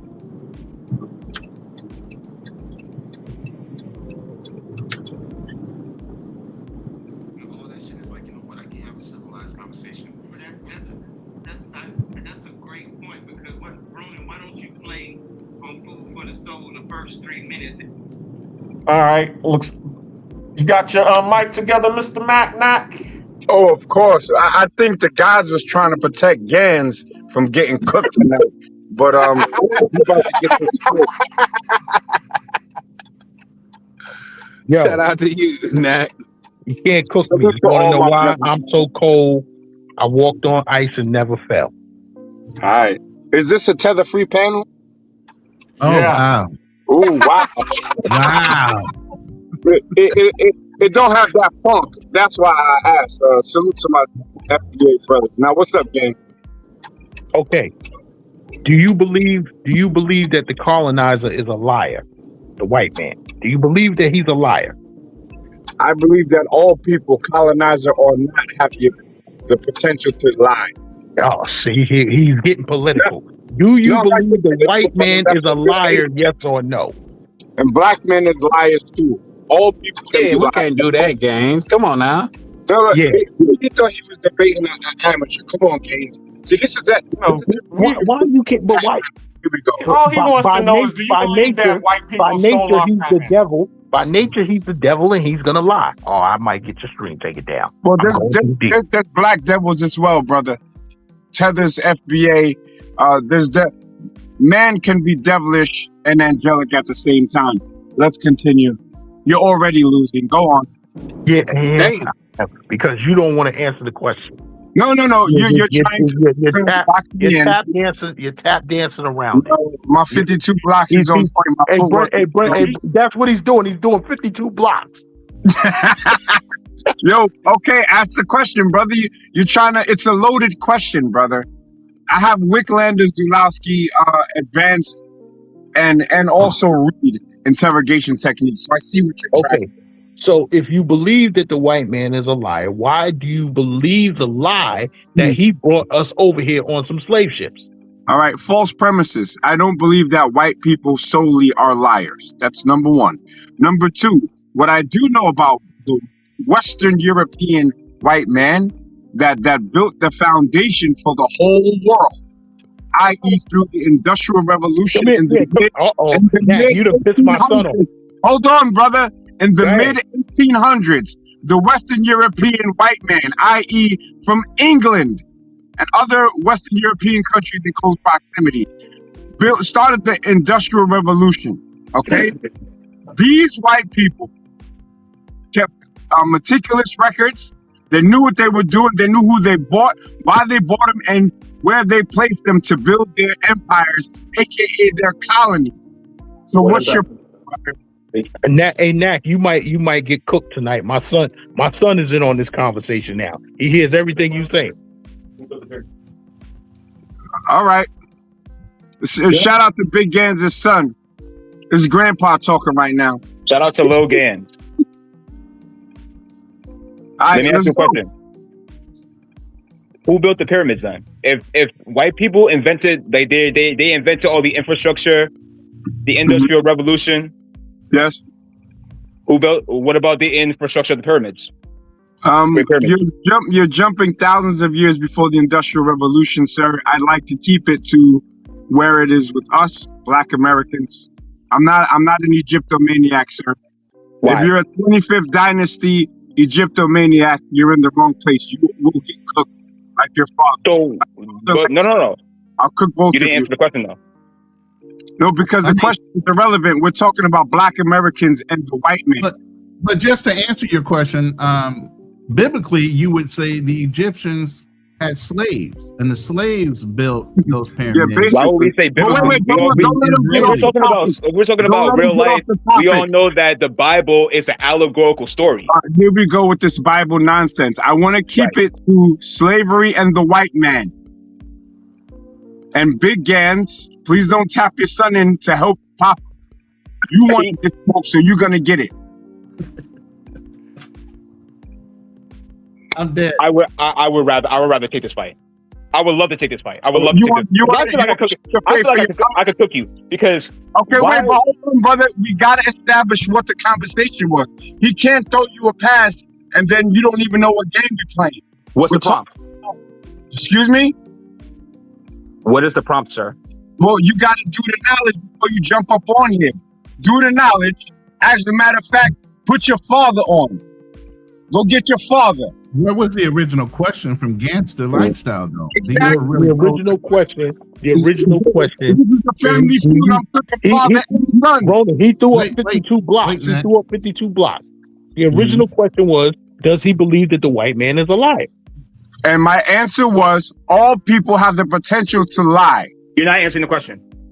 I tell you, he throwing up 52 blocks. You're not answering the question. No. The white man as well as other people, you're trying to pigeonhole me. I'm too smart for that. Is the white man a liar? That's the question. The question is not, do all men lie? Every human has the potential to lie. That's not the question. Because it's a loaded question. I'm smart enough to understand and recognize loaded questions. It is not a loaded question. We can look at the history of what white men have done around the world. It's not a loaded question. Okay, the same thing that white men have done, black men have done, and even worse. Okay, I love this path. I love this path. How many wars have Black Americans started? I don't know what this has to do with slavery. Oh, let's keep it to slavery. Okay, let's get into slavery. Let's get into slavery. What slavery would you like to talk about, sir? Would you like to talk about the Mayafa, or would you like to talk about the Arab slave trade? Well, the one that your father came on here talking about. Go get your father. I don't believe he specified that. I think he said. Well, that's what we're talking about. It's relevant to foundational Black Americans. So, what would you like to talk about? Would you like to talk about the Mayafa? I like to talk about your father. Go get your daddy. Damn, so you're running away from me. Is that what you're saying? No. I'm gonna whip your father's ass, and then you're gonna run in your room. Listen, if he's the elder, and you can't whip me, what makes you think you can whip him? No, but wait, why would the father tap in his son? The father called for me. Go make us a sandwich. Now, Gans, get on the mic. Damn. I'm right here. All right. And you still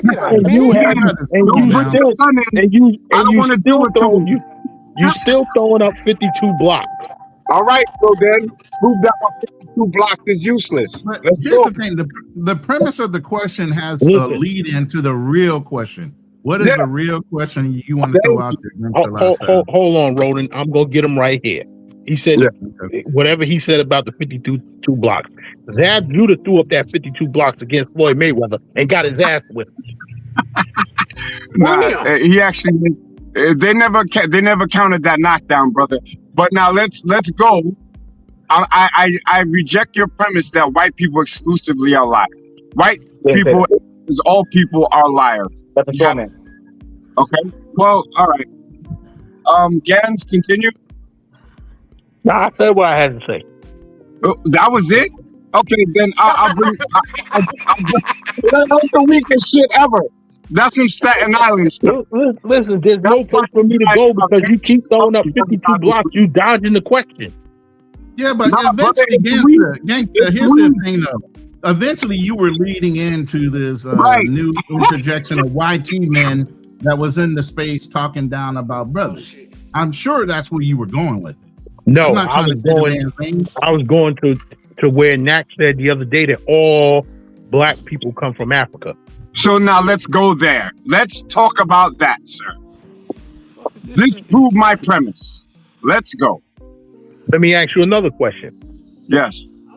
So when you say that all black people come from Africa, are you talking about the continent of Africa, or are you talking about at one time when they called the whole world Africa? I'm talking about what is now known as the continent of Africa. And you're wrong, because all black people do not come from Africa. Well, do black Americans, I said black Americans come from Africa. My conversations are black American based. Your people came from Africa, Gans? No, they did not. Okay, what your last name is Gans, right? Yep. Well, what's the origin of the last name Gans? Spain. So you're Spanish? Yeah. So you're a tether. My answer, no. My answer, I'm not a tether. I'm not a tether because hold on. I'm not a tether because a tether only has one generation in this country.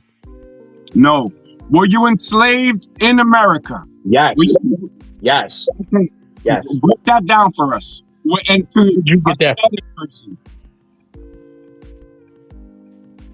Now we're in disagreement. Now you got me disagreeing with my son. Where'd you get that from? Of course. Damn. Right. Your son seems like he has a good head on his shoulder. Shout out to your son. But wait, now check this out, Gans.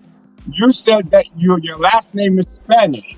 I want you to bring me from Spain to you being a foundational black American. Let me do it. Here, go ahead. Please, let me do it. Okay. I'm gonna give you your father, not you. Please. No, I'm more educated on this topic. Stop saving your please. Okay. Let him stand on business. He called me out. Let your father shoot the friendly fade. Your father's my man. He's a real one. You lucky I don't want to put car flips on this because he be on that Indian motorcycle in the winter. Now let's go. Yeah. I just got off a motorcycle panel too. Let's go. You did. Now show me the timeline from Spain to how you were enslaved in America. Let's go. Show you the timeline from Spain to how I was enslaved in America. Yes. How did you get that Spanish last name? If you're not the people in America. I don't know where because I don't know where you got that from. You have a Spanish last name, according to you. Okay. Yeah. So how are you a foundational black American with a Spanish last name? Because my family goes back in this country 4 generations. Okay. 4, 8, 12. That's 160 years. Now, who were you in? Where were you in? No, we count the generation by 100 years. No, a generation is 40 years. Look it up, 40 sir. Years. 40 years. I think I might have to speak to your son. A generation is 40 years, sir. So 160 years ago. Well, listen, my grandfather. Go back further. I need your grandfather. I'm gonna go back further. Hold on. My grandfather was born in 1898 in Lamont, Florida. I'm fine, thank you. His father was also born in Lamont, Florida. Let's say 27 years before 1898. 27 years before 1898. My grandfather's grandfather was born in Louisiana. He was born in Louisiana. So how far back are we going? If my grandfather was born in 1898, so now we going from my grandfather to my grandfather's grandfather. We've been here. I mean, that establishes a major port, which Louisiana was passed off back and forth between the French and the Spanish. Between the French and the Spanish. Okay, so now, how did your grandfather and great grandfather get here? Now, my grandfather's father. If I got the timeline correct, I might be missing a generation, but if I'm correct, he came from Spain. His name was Luis Gans. He came from Spain to Louisiana, and he married a Native American woman.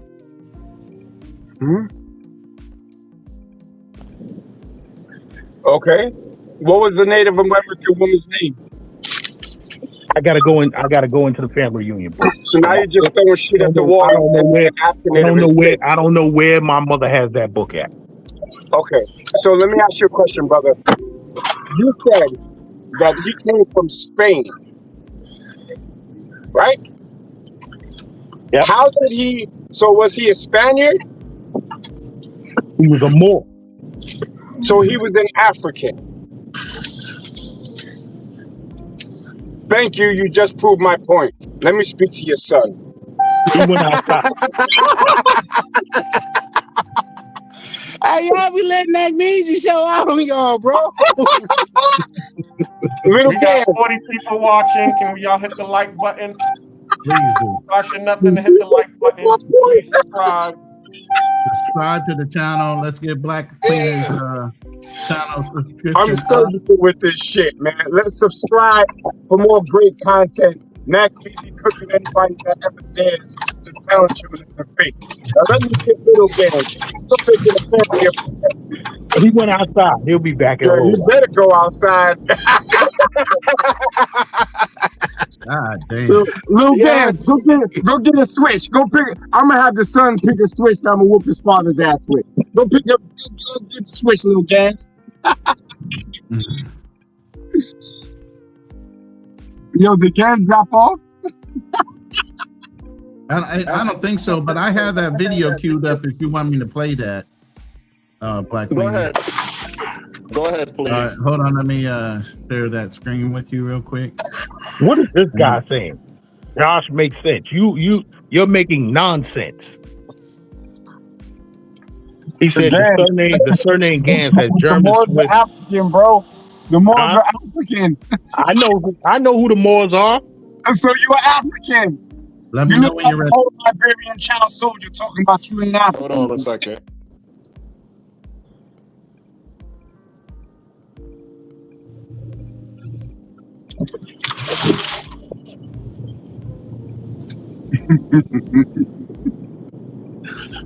Oh my God. Yo, you coming to man, school I'm on my again? phone. I don't want to disclose that on the internet. I got you. When's the box? So yo, how come you don't speak Spanish if you from Spanish blood? Why you lose your Spanish culture? Damn. I'm trying to learn. You trying to learn? Okay. Yeah. I've been trying to learn for 15 years. Oh man. I'm too lazy. I know it when I get around it. Nat, when's the boxing match? October 29th and October 30th. Oh, I'm gonna miss it. No doubt. Yeah, you would miss it. Where little Gans at? Where little Gans at? He went outside. I'm feeling froggy. He went outside. So can you admit that I just cooked you, brother? Yeah, you kind of got a little something. All right, thank you, brother. I appreciate you. That's how we stand on business. Salute to you. Who's next? But we could meet up in Sasua and talk this face to face, and I could show you some stuff in person. All right. Well, unless you can show me a family on the 1870 census, like I can, I don't want to talk with you. Yeah, I can show you that. People on the 1870 census. Yes. All right. Salute. Yeah. I need someone to independently. Don't leave Sasua after the boxing match. I'll be there a couple days after, but I'll be there. Nah, brother, I'm going in. I'm doing my work and I'm leaving. I don't want nothing to do with that place. Can someone independently, if you have a laptop, to Forebears, Forebars, name origin, or Gangs name origin, and then click on the Forebears link. I want to see if GANZ is actually of Spanish origin. But I don't think that's the way he spells his name, though. Is that the proper spelling of your last name? No, it's definitely not. It's G-A-I-N, right? G-A-I-N, right? No, G-A-N-Z. Ganzi. Look in the back chat. Okay, I see you.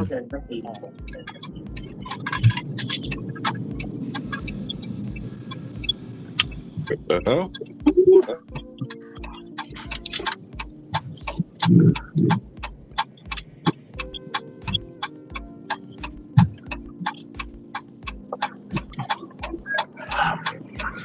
Somebody go ahead and make that turn already. It says English or European or Yiddish origin. Yiddish? So Ganzi is a Jew. Nickname or trickery is Mazel tov, research. The name or Old French Gandhi, meaning pretense, trick, or trickery. No, Ronan, did you look in the back chat? Yeah. Hold on. I want to make sure I spelled it right. Yeah, I spelled it exactly like that. That was just a general Google search. And what I said was, what is the origin of Ganzi as a surname? When you Googled it, who did you see pop up? There was should have been some names and some pictures pop up.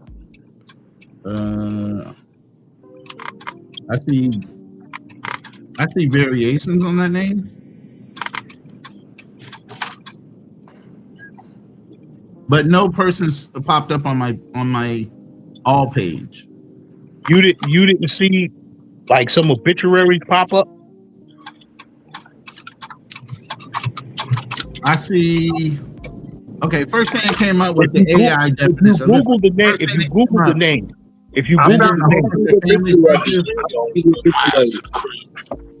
I found the obituary. It says, "Rest in peace, Gaines. Knock me to kill you tonight on the live." Damn. That's crazy. Y'all too much.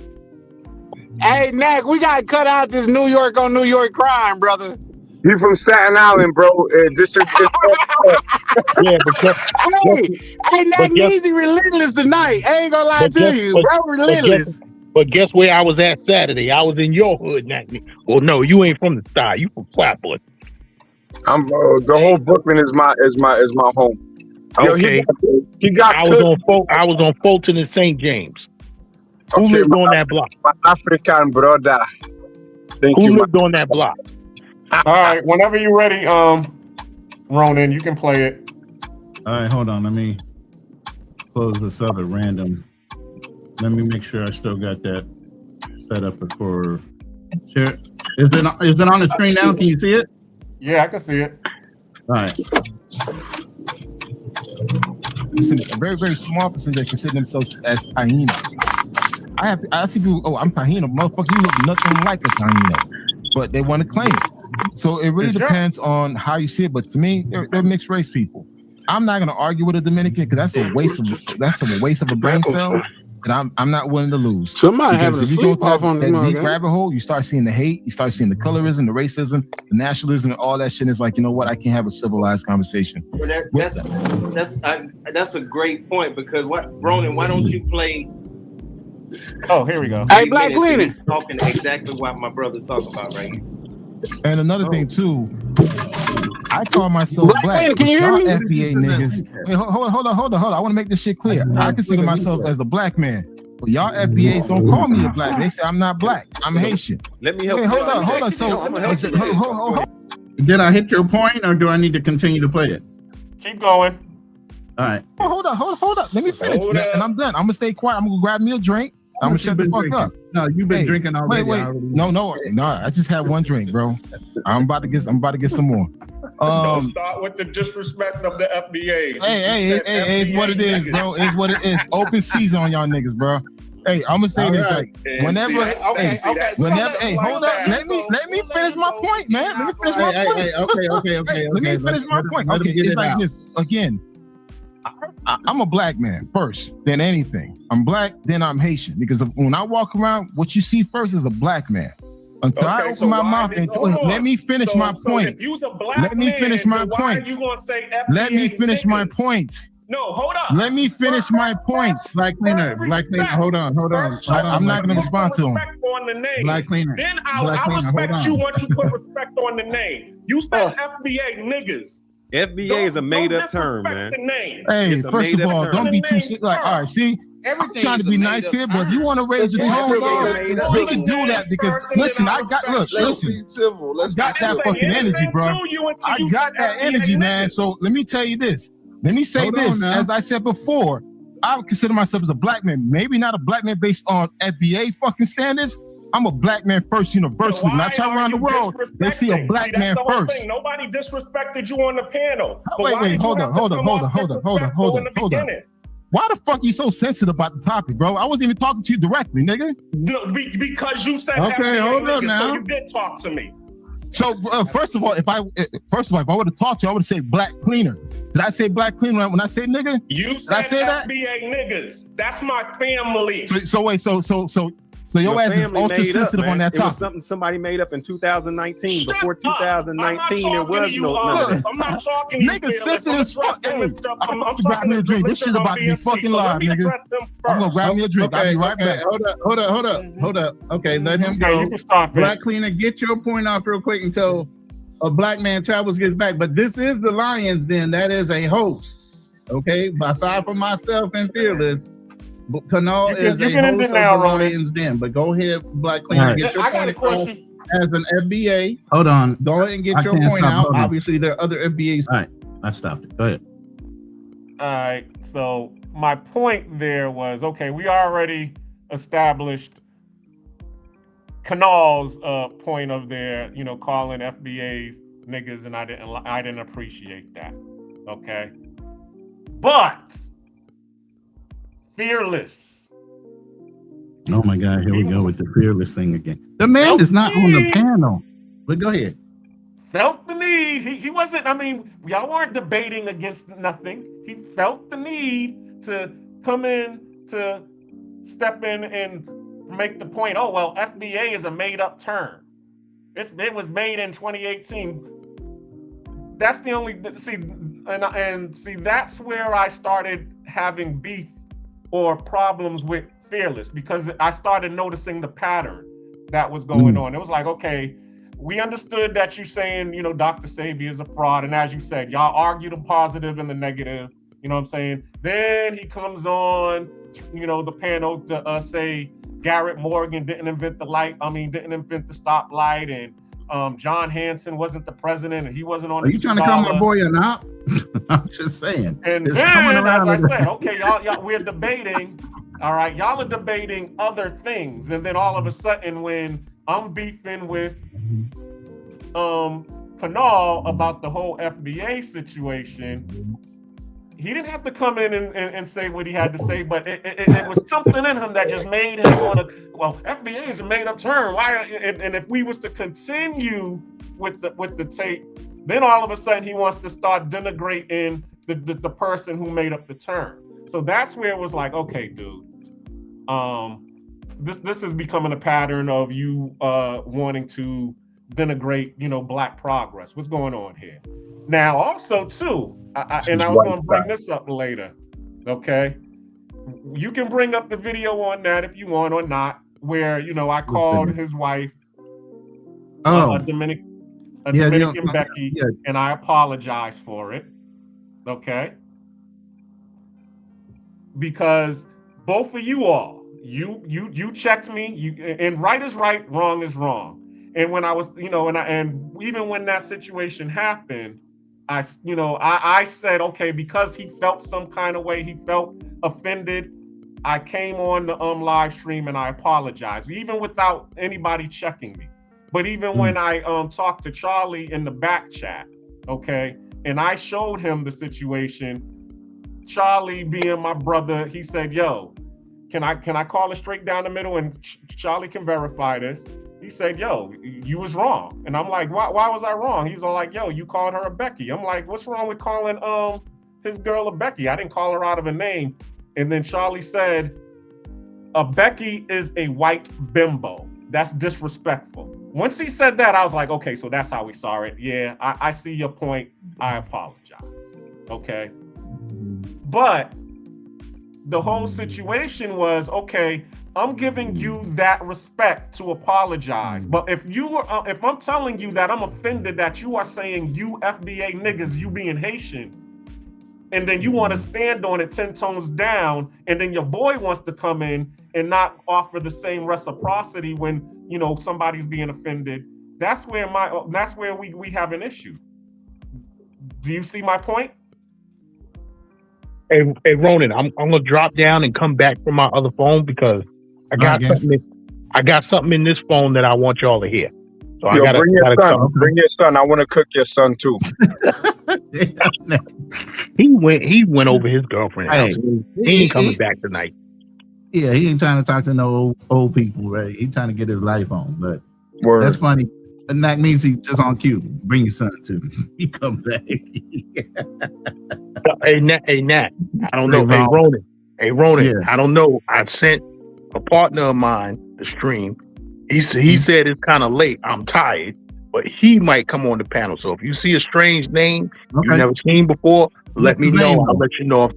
I don't even know his screen name. All right. Well, pop back up between Staten Island and Brooklyn. You shoot our own fair ones. Yeah, my name is going to be the same. I'll be back in a minute. Yeah, circle back up. So you calling me to the table right now, Black Cleaner? Are you trying to say I need to clean something up or I need to apologize about something that was said?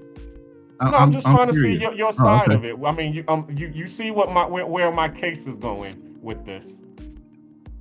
I'm just saying, hey, I'm seeing this pattern. Right is right, wrong is wrong. Now, when we're joning, which you brought up specifically, joning, the N word comes out a lot amongst us when you're joning, right?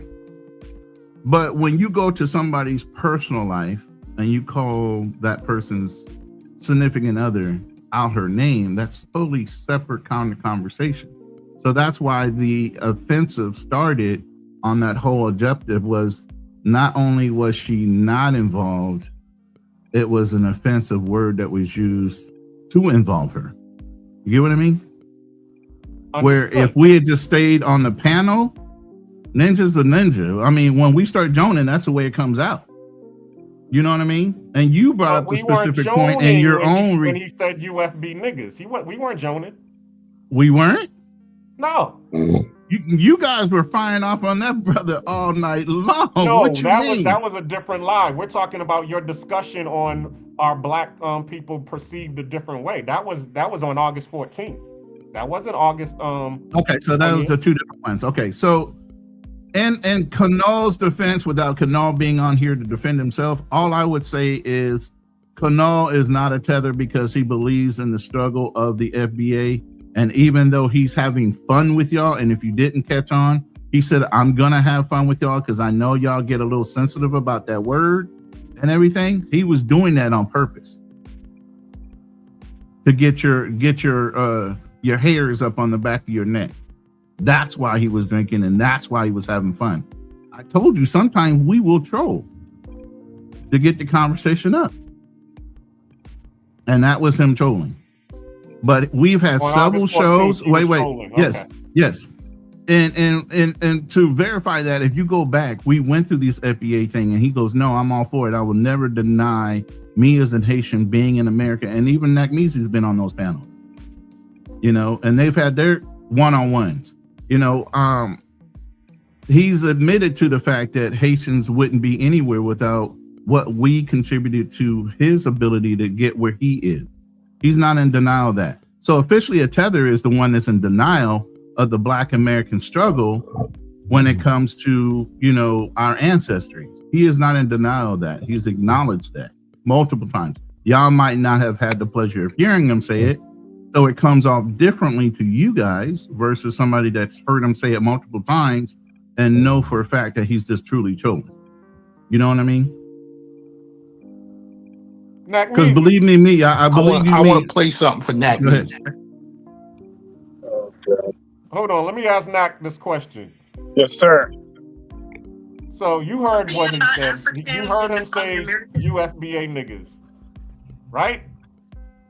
And Yes. I know that you personally a lot of times do not give people a pass that are not a part of the FBA using the term nigga. If they Dominican or anything else, you be like, yo, I don't want to hear you saying that term. So do you give Kanal a pass for saying you FBA niggas? All right, hold on 1 second. Turn this damn AC off. All right, in the context of the roast. No, it wasn't a roast. That was the whole point. It was a roast because in the context was that I'm gonna something with you FBA, right? It wasn't a malicious nigga.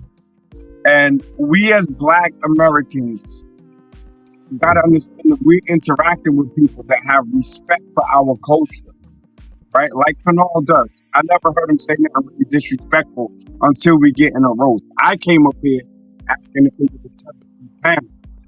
I still got love for my brother Kanal because he got love for us. And understanding that he has genuine love and he understands that our people kick the door in for his people to come here and he will give us props. I still call him a tether, but he don't, you know what I'm saying? He ain't really a tether. So I see what you're saying. I have more issue with an African saying because Kanal's people are also children of the slave trade. So they are essentially the blacks. Are you not African? Excuse me, my bad, Nat. One singular African ethnic group, which is why they also fall under the umbrella term of black. So you can't call a black man from the Caribbean and say he's not black. He's a different kind of black, but he's still black and was also referred to as a nigger. But they don't call themselves black. Well, some do. I'm telling you, that notion that Caribbean people don't call themselves black is false. Straight false. Listen, Nat, I'm not one to argue with like you say you don't want to argue with the Dominicans, but when the Dominicans say me no black, me Dominican, I don't argue with them because black is not a nationality. Yes, we claim it, us Black Americans, we claim it, but black is not our nationality. Our nationality is American. Okay. Now you can argue all you want. No, we're Americans. We're Black Americans, though. Nat, when you go overseas, what do they call you? Do they call you American or do they call you Black American? American. There you go. Now let me play this. Let me play this for you. This nigga. It's only American? Yeah, I'm American. Okay. So my most recent descendants are literally from Central America and North America. Indigenous Black Americans. They have the same color, the same melanin content, but they are not from Africa. Are they black? They're black, but they're not African. The white people have classified us all as coming from Africa because we're all black. And that's where the whole falsified information has come, where we all come from the Atlantic slave trade and all the black people were just shipped here to this country and all over. That's not true. We were already here. But if what you're saying is true, then you are more Hispanic or Asian than you are black, because before the transatlantic slave trade, there was what they call Paleo-Indian, which those individuals... There were black people here. Yeah, look, they refuse to acknowledge our indigenous lineage and our ethnogenesis here in America because they want us to identify as generic Africans so that they can take credit and latch onto our history, culture, and resource. Why are you not? Now, Nat, that's what you doing, Nat. No, I'm not. You don't want to acknowledge the indigenous lineage. I will, and I do. I probably have more indigenous DNA than you. Okay. A matter of fact, I would dare to say I have more than you, if you have any at all. I'm only 70 on one and 68% on the other. That's 23andMe versus My Heritage. I can tell you how you can tell whether you do it. Who has a damn card? Who has an Indian card that ain't a $5 Indian? And your family. Exactly. I don't have one. I do. My family does. They don't even use DNA as to put you in a tribe. Surprise. So now check this out. I know it's there. That's why I did 2 DNA tests. But that's admixture, sir. Admixture that may have come from a treaty that we worked together, or it could have come due to the 5 civilized tribes that had African slaves. I also have European DNA. That doesn't make me a European. Majority rule, I have 70% West Central African DNA. I am a black man. You're a black man. You're not blacker than you, brother. You're a descendant of a North African. Salute. African brother. You were tailing off there, so it didn't come home as strong. But yeah, his mic, Mac, your mic is kind of messing up. He's probably driving. Put that African juju on my mic. Who, me? Oh, see, now he trying to. Now he listen. We didn't trace that ancestor back to Africa. Yes, I said he's a Moor, but we traced him to Spain. We didn't trace him to Africa.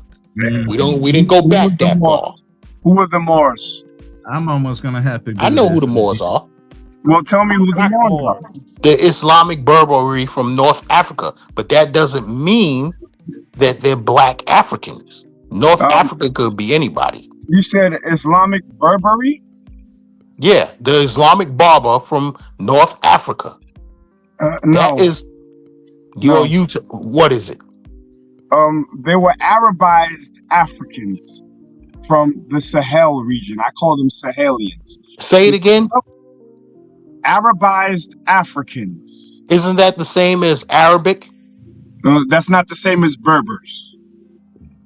Berbers are Amazi people, Amazigh. Your modern day Tunisians, Moroccans, and so forth. North Africans. They look like Dominicans. North Africans. They look like Dominicans. Okay? In some places, they can look like Greeks. Let me see if this picture's here. Let me see if this picture's here. Yeah. Google Berber. They don't look like the Moors. The Moors are Arabized Africans. Same people like from Mali, Mauritania. Those are people that have Moorish phenotype. Very dark skin. Hold on, dark skin. Go ahead. Curly hair. They don't have African or West African features. Dark skin, curly hair, pointy noses, high cheekbones. They look closer to East Africans, Horners, than they do to West Africans, right? And they are aligned with the Arab more than they are with the black person. But the Amazi people, the Berbers, Berbers, they have their own flag, the Amazi flag. Someone, please fact check me in the back. Amazigh, Amazigh. These are the same people as the Moors. Please don't get cooked again. I work with Amazigh. Black Cleaner, I pulled up a video. I mean, a screen share. That right there is a picture of my grandfather. Right? I can't see it. Yeah, I know. Listen. That's why I said stick around, and I could bring you some stuff. When we can, I counted your grandfather from my grandfather. Hold on, I'm gonna flip mine up there. He's like a black American. Yeah. But my grandfather, light skin, green eyes. His father was lighter than him. And I trump you with my dark skinned grandfather. Now what? What's the difference? It's the skin tone, melanation. That's all. Gans, you're of African descent, brother. On the melatonin now. On the melatonin, not the melatonin. Gans is of African descent. He just doesn't want to admit it. Melanin. You said Okay, so we're gonna go. Melanin, Gonna go. not melatonin. That's what I take at night to go to sleep. Melatonin. We're gonna go to the Native Y'all American didn't hear. side. So everybody heard that part, but didn't nobody hear me correct myself. That's crazy. No, you said put some respect on the melatonin. Then you said melatonin, not the melatonin. Then I came back and said melanin. Melanin, right? Come on now. But this is my history. This is where my ancestry comes If from. I correct myself, So first, nobody's in denial as an FBA that we don't have phenotypes from all these different nations over here in Africa. The difference is the admixtures that go into what makes us by the time we get to America, or as we've been here, and how long we've been here. Damn, is that Cool Keem over there just knocking it out? He over there sawing all kind of logs. Oh man, Keem, he over there. He done watched the boxing match and then fell out. What's Team doing now? Team be wilding, son. He over there snoring, bro. He's just knocking it out the park. hey, that's what I was trying to tell you before my phone died, man. I was like, give that man some his respect, man, and mute him, bro. Don't just have him on the live snoring like don't that, embarrass bro. him like that. You got that stepdaddy snore too. Like I've been at work all day. Leave me alone. Go somewhere and play somewhere else outside so I can get some rest. Getting all you kids running around the house making all that noise. I can't sleep like that. Damn, Is Gans? Are you saying that you're a Spaniard, Gans? Yep. I said I feel like Okay. You're not. No, you're not. I'm not, but my great ancestor was. You're according to your name origin, you're a Jew. It says German Jew. It says German, Jew-ish, and Yiddish. It's Yiddish. That's English, a lie. German, and Yiddish. I'm just trying to tell you. That's a lie. That's the first thing that comes up in Google. No wonder Because- he could be traveling in them budget ass hotels. That's his Jewish side coming out. Because You woke up because I muted him. He over there snoring, as soon as I He muted him, refused to woke be up. muted. He's gonna snore in peace while he's on the mic. Damn it! Hey, He Ronan, unmuted himself. Yes, sir. you have Italians with the same last name. I know them. I work with them. It just means that somebody in your family was owned by an Italian. No. Or somebody in your family Nobody- was in the world. Wait. Or one of your family members was in the American military during World War II, went over to Italy and dotted a couple fucking Italian Nah. chicks. Nope. Left a couple babies over there. Pull up the 1870 census and find your family on it. I dare you. He said, "I dare you." I dare you. I'll tell you, my great grandfather is on it.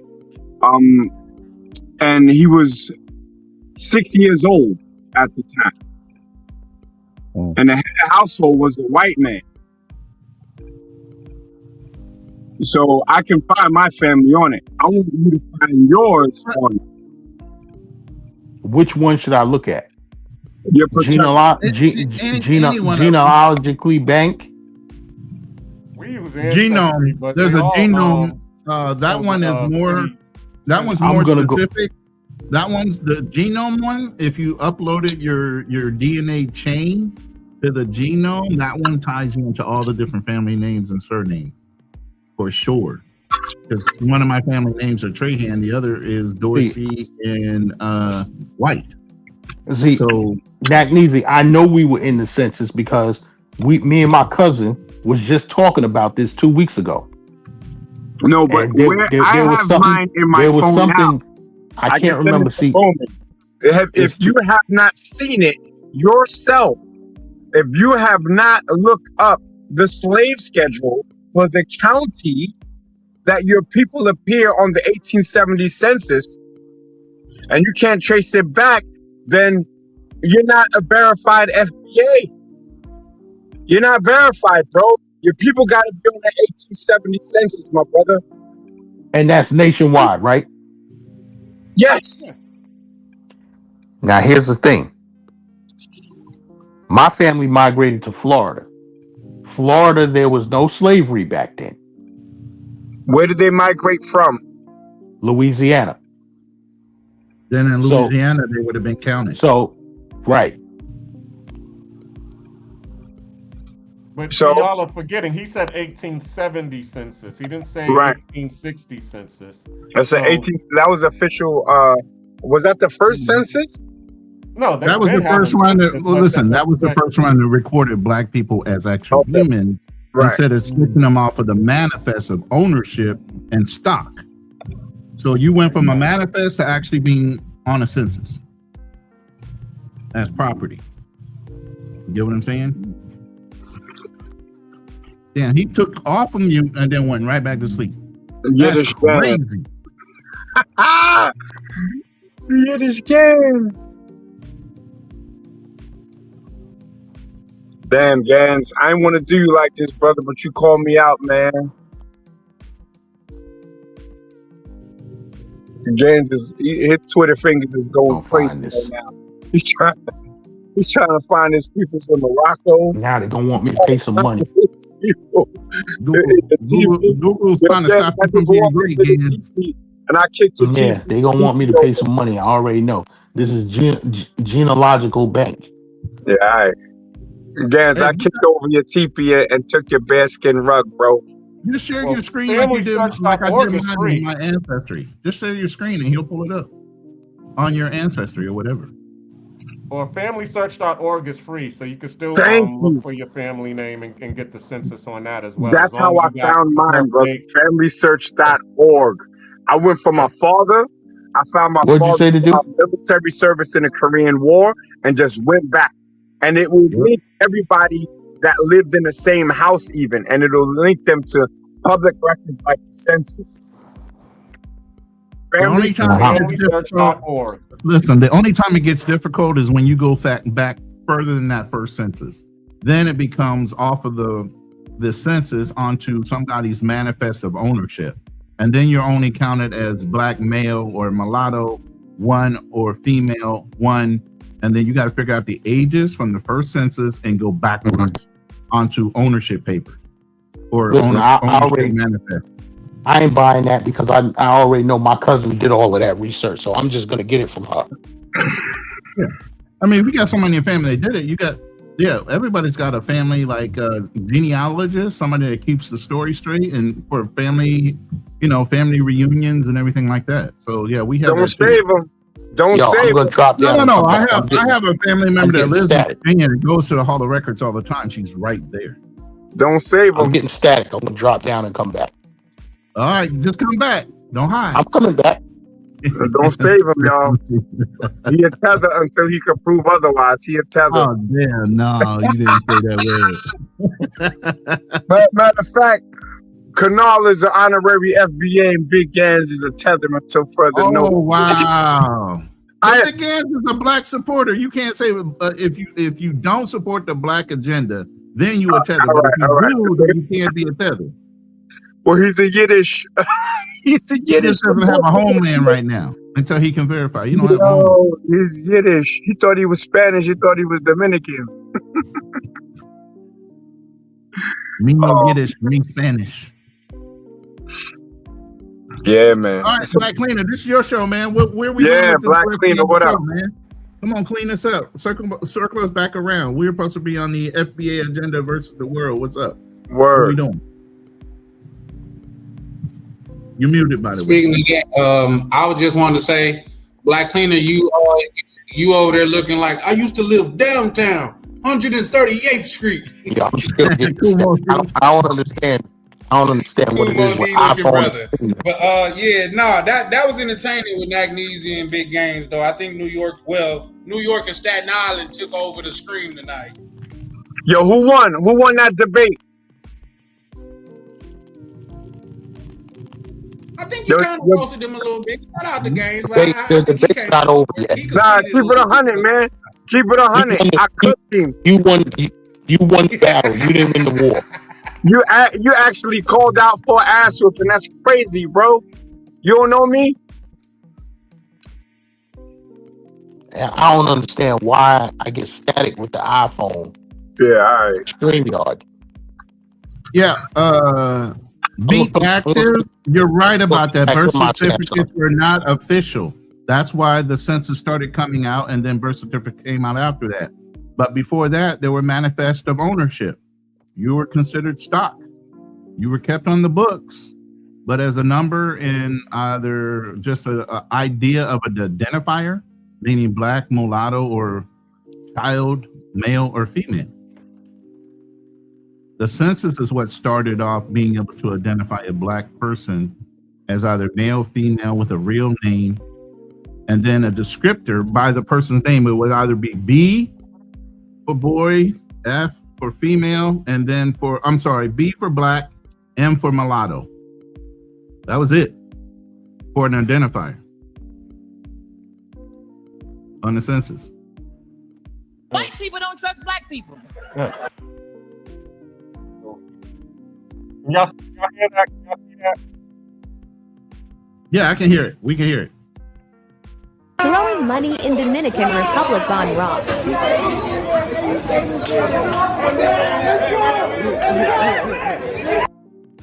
Nigga, I am a passport pookie. Nigga, I'll fuck your wife, gang, on bro. What are we watching? That's how I feel like.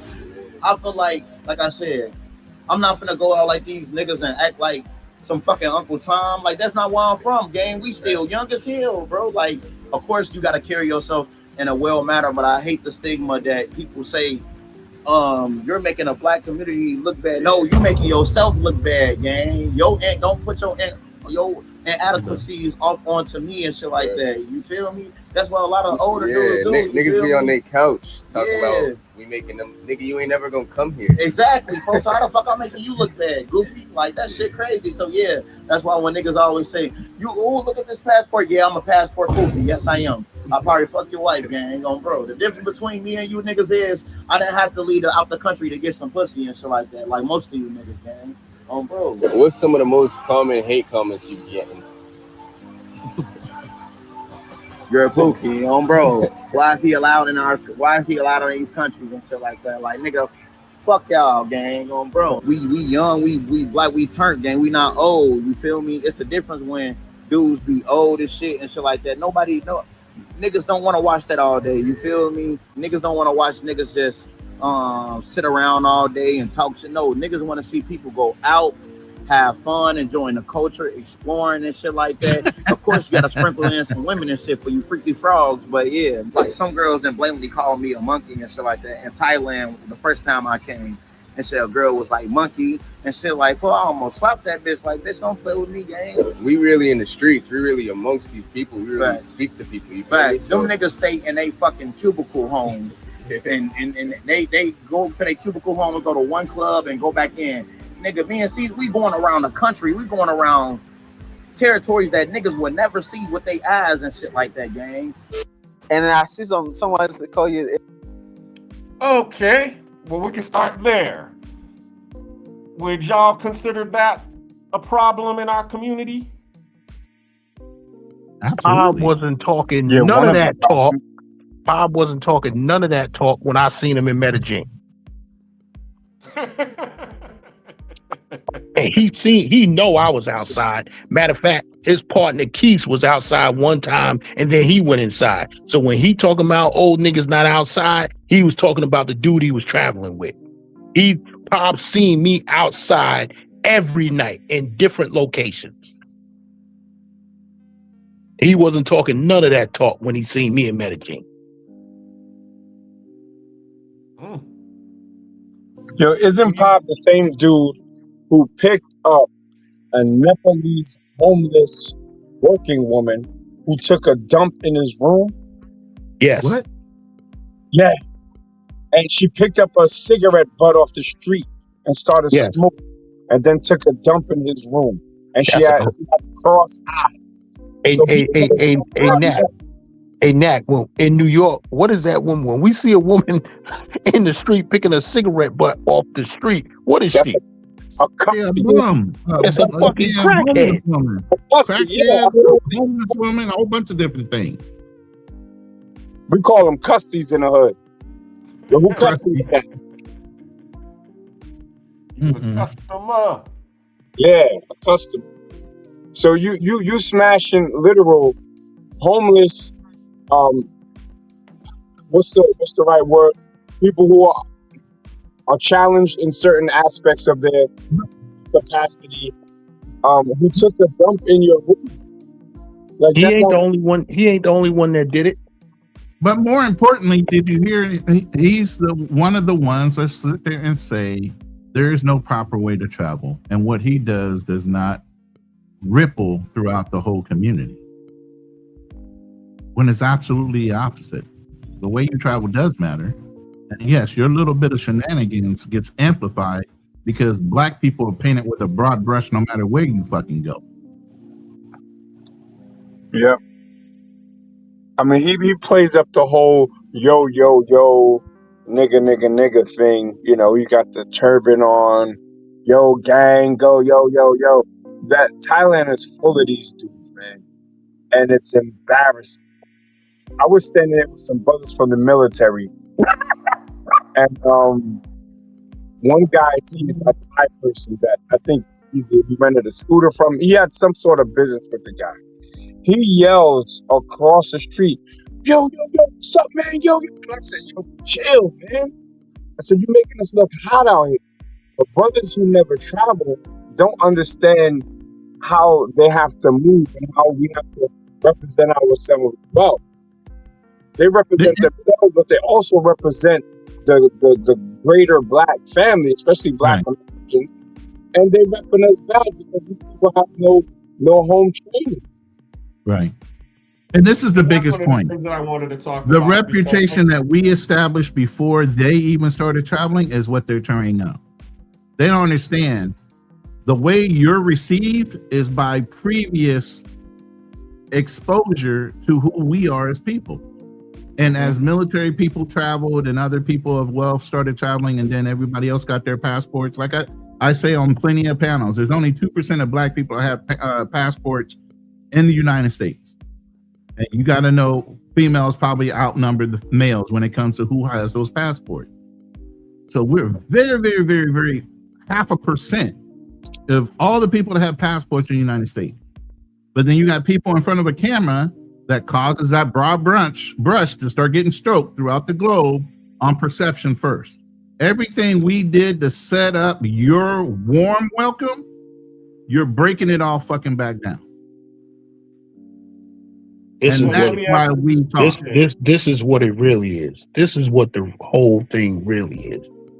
These young guys, these young dudes, YNs, they upset because us older gods are banging these young chicks. And they can't get them. Now, hear me out. If she 25, 30 years old, and she knows H-Town songs, word for word, Jodeci songs, word for word, who else? Joe and Darnell Jones, they just had the verses thing, right? If she knows all of them guys, she knows their songs, word for word. She messing with an old dude, and no, she didn't learn them songs from her father.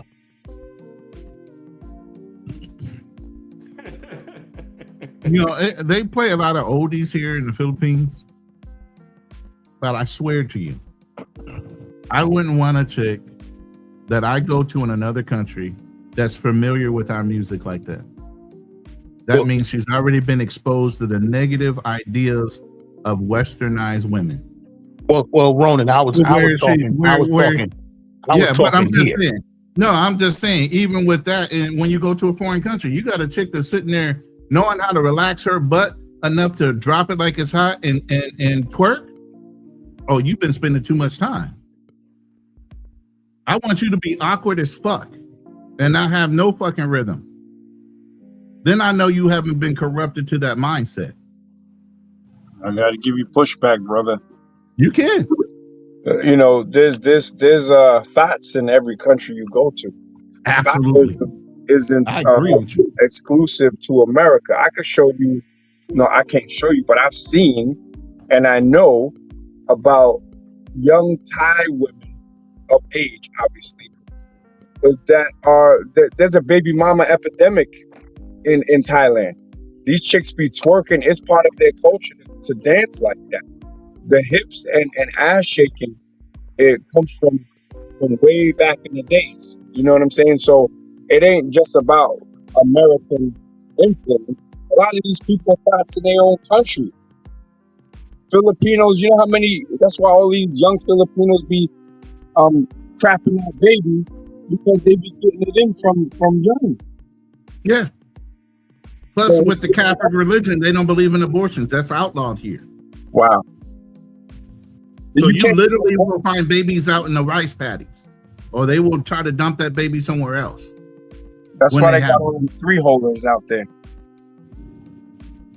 So, yeah, it's there's laws here that are wild in nature when it comes to that and their belief structure. There's no divorce here. You know, so yeah, it's the idea that, you know, as Americans, we go places anticipating they're supposed to get on our program and we don't need to get in their program. Aren't you coming over here for the idea of finding somebody outside of the Western society? So why are you trying somebody to fit into what your idea of Western society women should act like, instead of getting with their culture and understanding that? But what is their culture? What's so great about their culture? Or what I see with brothers that get these women from third world countries is that they're trying to get a woman that's financially dependent on them and is submissive due to economic, right? Which they're going to turn around and leave as soon as they have access to the money. Yeah, exactly. And that's happened throughout the American military, period. You know how many brothers or just American military, it's not even brothers, white boys too, they fall in love with the stripper girl, the bar girl, and everything else. When they get off the ship, they ain't had none in 30 days, 90 days. All of a sudden, that first piece, all of a sudden, they fall in love with it again. You get what I'm saying? So many military guys have made these mistakes that you guys are talking about on a repeated basis, with a whole group of guys saying, yo, she ain't nothing but a thought. Bro, I tossed that the last time I was in port. Literally. And they still fall in love in denial. Too many of y'all got red capes on trying to save the fucking world. And you don't need to. So is there really any difference? Not with the advent of social media, no. The person has to rebel against what society norms are. It's even in America, the woman that you meet that you feel like is going to be a woman for you, she has to rebel against what society is teaching as a norm. Bad bitch behavior and all this other shit. She's got to fight against that for the traditional values, because traditional values aren't honored or respected anymore. Same thing in West and other cultures on the East, or even down in Latin America. You got to find the ones that are fighting and rebelling against, even though they see it in their face, they're not trying to do it. You meet some chick in a lace outfit, skin fucking tight, and you can damn near see everything on her fucking body. That is not the girl for you, at least if you want to have a relationship. Now, if you're just trying to have fun, then hell, that's the girl for you. But if you're literally going to these countries to find a good relationship, they are not the one. I don't advocate going abroad, trying to find abroad, because I never had a problem in America because I knew what I was looking for. They look at you like a walking wallet. You know what I'm saying? And they end up smashing their own dudes, and taking your money and giving it to their young boy toy. That happens in Thailand so much. These Thai chicks that all these dudes be going crazy for, not the black ones, because those just the ghetto fat ones. But the Thais, they actually go to bars, karaoke bars, and they treat their friends to a Thai sex toy, like a sex symbol. They like their own men. They're settling for foreigners with money. That's not their first choice. It's not. What young woman who's attractive would choose to be with a middle-aged dude with a heavy back and a soft meat? You don't want that. I know that if I went somewhere and someone wanted to get down with me, it's because They think that I got money. Not because I'm the same attractive dude I was 30 years ago. No, absolutely not. So we gotta keep it on. We're gonna go over there and just get you some eye candy and let that be that. But they're so much better because they're traditional. They're not traditional. They're the cell phone top up and what they call it in the Philippines where you put money on their phone. Load, I don't know what they call it. But yeah, it's load. It's load, right? Yo, these chicks is getting all kinds of loads in more than one way. Loads in country and loads out of the country. Hey, they're getting all kinds of loads. So the cell phone and internet has destroyed the concept of the innocent farm or the innocent village. Now, with that into a taco shop anywhere in these Latin countries, they have a burrito on one hand and a cell phone on the other. Okay, Nat, hold on 1 second. Let me post this for a second. Can y'all see this? Yeah, put it on. We can see it. Let's see if we can hear it. Cool. No, I haven't played it yet. Location next month. All right. Hold on. Oh. So I'm not getting into too much of his details. Like I say, it's a private group, but I will show you this guy. Like I said, he bought a franchise out there in the Dominican Republic. Oh, come on, man. What are we doing here? Hold up. What? There we go. Sean is BMT. It's clap. Passport Bros. My name is Mike. I'm a member. I've been in one for a while on here.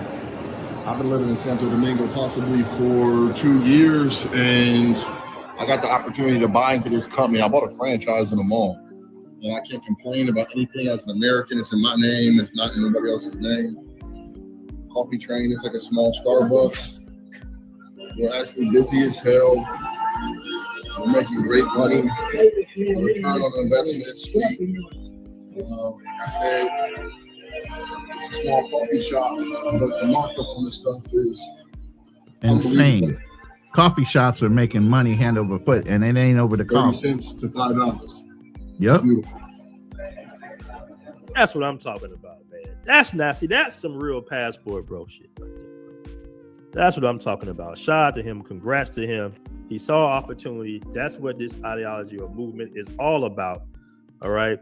Being able to invest your American dollar overseas, whether it be in real estate, buying Airbnbs. I always interview guys open up restaurants, clubs, bars, food spots. You see it on the channel.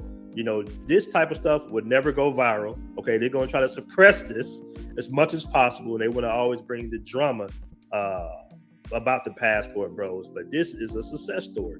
And you see it more and more, especially with guys showing their videos or showing their content, their testimonies in the group. And look how he wants to share it with people. Like, look, bro, I bought into a franchise. It's profitable. You know, you can put it on a credit card. He's giving guys the game. All right. He's giving guys the game. That's a success story, man. Shout out to him. I got a question. Did the dude who owns the business, did he call himself a passport bro? Yeah, he did. Okay. Bring us all back up, Black Cleaner, because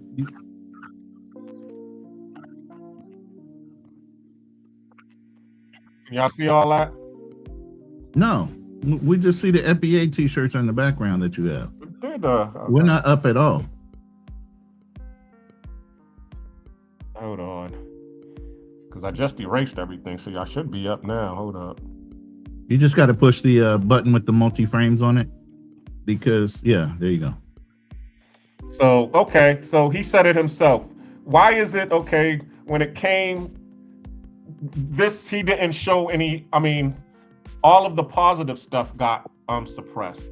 Nakmeezy just touched on it, how he said, the social media is showing the negative light. But there is positive stuff that's been on the internet. This was an example of that. And an example of him saying this, he was a passport bro doing businesses, and he shows this all the time. But why has this gotten suppressed?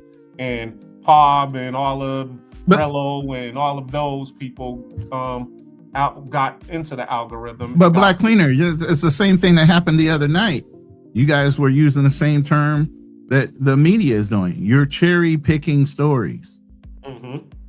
And that's what the media does. They cherry pick the stories to give a certain look, or they have a certain agenda they want to achieve for their clicks and views or for their subscriber base.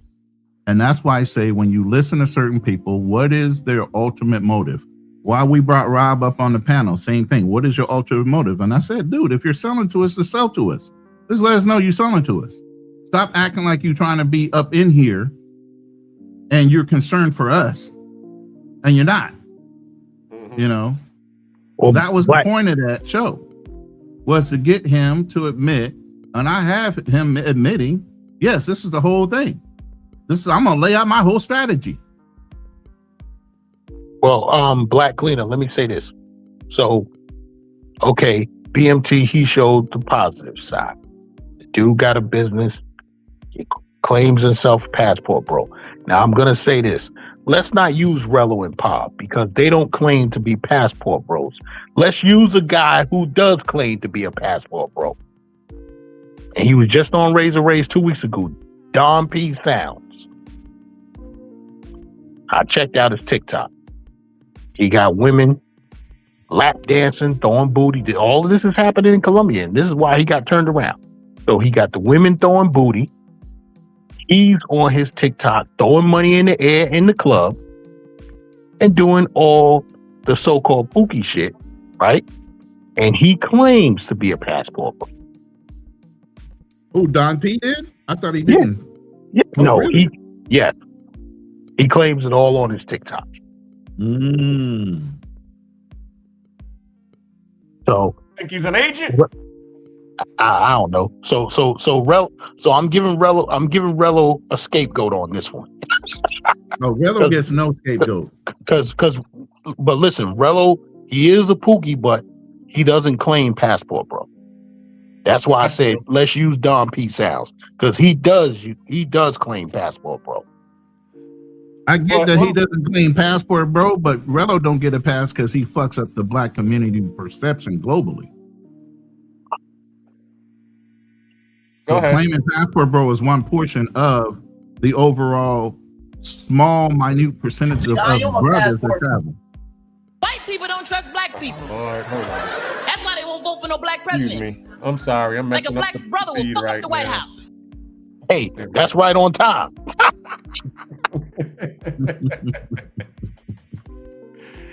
That's when Chris Tucker was funny. We have a trust issue. Yeah, black people have a trust issue amongst themselves. And that's what we were talking about the other day. Y'all are so willing to want to accept a YT or somebody else's perspective on life than accept it from somebody of your same skin tone. Mm-hmm. White man's ice is colder. Yep. And we talk about that all the time, which Gans just said. We got to call it like we see it. And we got to put a stop to it. So what is it? Is it our responsibility to, that was one of the questions I wanted to ask. When we see them out in the streets, as elder statesmen, are we supposed to communicate with them and let them see that? Because sometimes I think it's the fact that they don't understand that they're not being communicated to correctly, that they don't understand that where they're at, they're on somebody else's block and they're making the block hot. So when you explain it to them in that way, maybe they'll be able to see it a little bit different. Just the way, the same way that Charlie all I hear is hate. All I hear is hate. All I hear is hate, OG, honestly. And I can play you a short that I have with Jay Rillo saying the same thing. All I can hear is somebody hating on me. Okay. But I know I'm pronouncing this brother's name wrong, so I'm just gonna spell it LHAM 14. He said Don P. They put Don P on the news as the leader of the Passport Bros. Yeah. Even though he over there trying to look like Gans. The funny thing is, you heard me when I said that. Now I'm gonna hire a lawyer and sue him for going out there imitating me.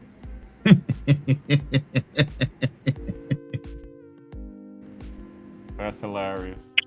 But they also put Austin Holloman as the passport bros. He said it himself. Any way to deflect, they will. And anytime there's something great going on, like you said, they cherry pick what's good and it's going to go in the media and what's bad. Every time there's something negative, you got to associate it to the passport bros. Every time there's a positive, all of a sudden it either gets suppressed or it gets down talked to as just a solo traveler type of guy going over there doing his thing. That's a fact. Black people have a need to belong to something. You know what I'm saying? If they never made up a name, and it goes deeper. Well, you know, people are herd animals, so we got to really be clear when we say that. But it also goes deeper because that's why these gangs in America, especially filled with black kids, they want to be a part of something. Like my nephew, I got a little cousin. My bad. My little cousin. He was talking about some youngers that came up on the block up after me. They look up to one of my homeboys. We used to run together. They say they treat him like God, and I could never understand it. So that's because you grew up with your dad in the house. You don't look at it as another man as God because you have your father. These guys is looking for some type of guidance and somewhere to belong to. So that's just a human trait, and even more. That's why I stopped going in on Uncle Rico so much, because I feel like he just want to be a part of something. So I just let him be. It's just like out here, there's a local motorcycle club around my way, right? Now they always coming at me to join. I'm like, nah, I'm not joining no club. I don't need nothing to belong to.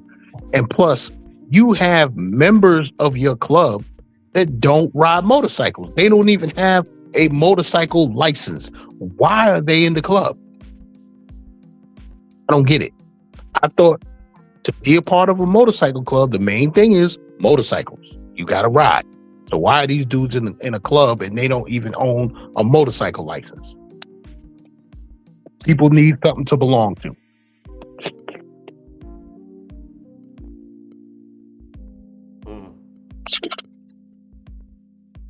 You got anything to say on that, Nat? Before No, I'm just listening, brothers. Now you can move on. I'm just listening. Okay. So my question is to you all, because we're developing this. Because I mean, we just now started traveling in mass like this. So how do we, as a people, maintain? As I was saying earlier, okay, once something becomes popular, we can't control it.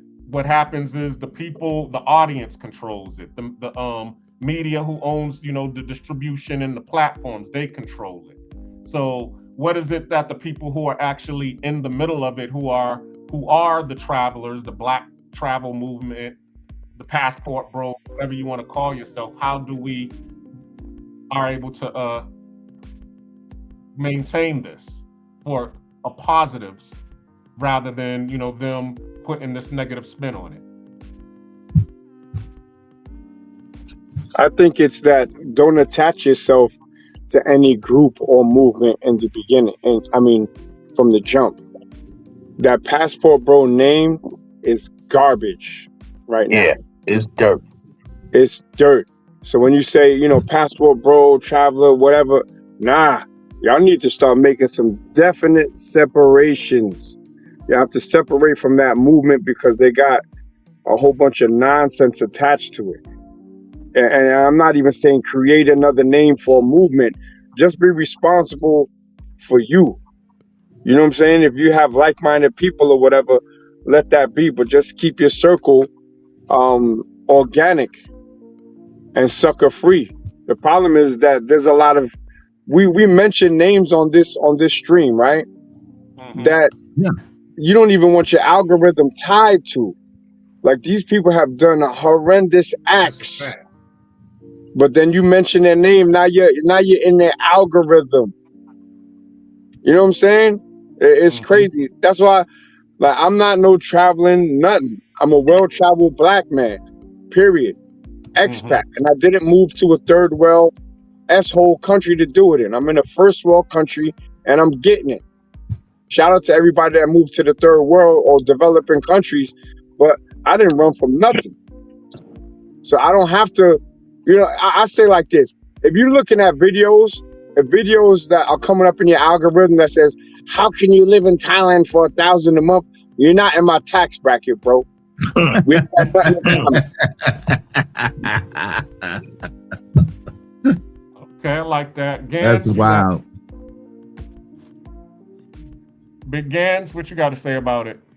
No, I just, like I said, people need something to belong to. Like Knack said, the passport bro name has smut on it. Like, he was better off. I'm talking about BMT now. He was better off when he was running with the black men travel. I seen that T-shirt and I wanted that T-shirt. So when I saw that he was the one that had it, I hit him up. I said, yo, I want a T-shirt. He sends me the information for Passport Bro T-shirt. I'm like, I don't want this shit. I want the Black Men Travel T-shirt, because that name doesn't tie you to a group. It's just black man. I'm a black man and I travel. This Passport Bro shit, listen, I don't want no parts of that. Somebody said that to me in the airport one time. He was like, oh, Passport Bros, we up. I said, yo, what the hell is that? What is a Passport Bro? I never heard of it. I knew what it was, but I'm just like, Okay. Let me give you a little bit of pushback. So, and I'm gonna go back to that video with the argument between me and Kanal, when Fearless came on and said, well, FBA is a made-up name. It was made up in 2018. So you got people out here who are naysayers on the FBA name and say that the FBA name is dirt. You don't see that as being one and the same with the Passport Bro name, especially since Aaron is an FBA. Is he? Is he? Yeah, he's from Atlanta. Just said he was Nigerian. He's from Atlanta, but where's his grandfather from? Hold up. Nigerians in Atlanta too, though. He's from Atlanta. He's an FBA. He's FBA. Shout out to Aaron. But go ahead. Let me first play this video and then say that again, because it's not the same. I don't care who says what. When you got mainstream media talking positively about something, it's not in the same vein. Play that video I just loaded. All right. Black American Society here in Florida, who reminded me that Byron's mother is Jamaican, he is Panamanian, and they found it quite insulting, in their words, that he would try to claim victimhood of slavery, not a single descendant of American slaves in his family. I like those foundational guys. They're so good. Tariq Nasheed and all. I mean, I don't agree with everything, but like they've got a perspective. If your family's been here 400 years, and the descendants of a lot of Americans. It's lagging a lot. Yeah, it is. American slaves or families have been here 400 years. I don't know. I think that gives. I'll listen to you. Like you've 100%. You've got a point of view that is legitimate, I think. Yeah. And they're unequivocally heritage Americans. That's for sure. 100%. They're definitely heritage Americans, if anyone is. It's a very interesting term that the foundational Black Americans use. It's called tether. They're tethering these tethers like Byron Donalds. They come here literally one generation in, and they try to just sit around and act so folksy that we're all part of the same struggle and we're all down on our, and we need to fight against. No, you just got here, dude. And so it's good to actually see them call them out for that. That's actually cultural appropriation. I'm just saying, when it hits mainstream media and it comes out as a positive spin, not a negative that the Passport Bro reflects in the media, you can't say they're in the same vein.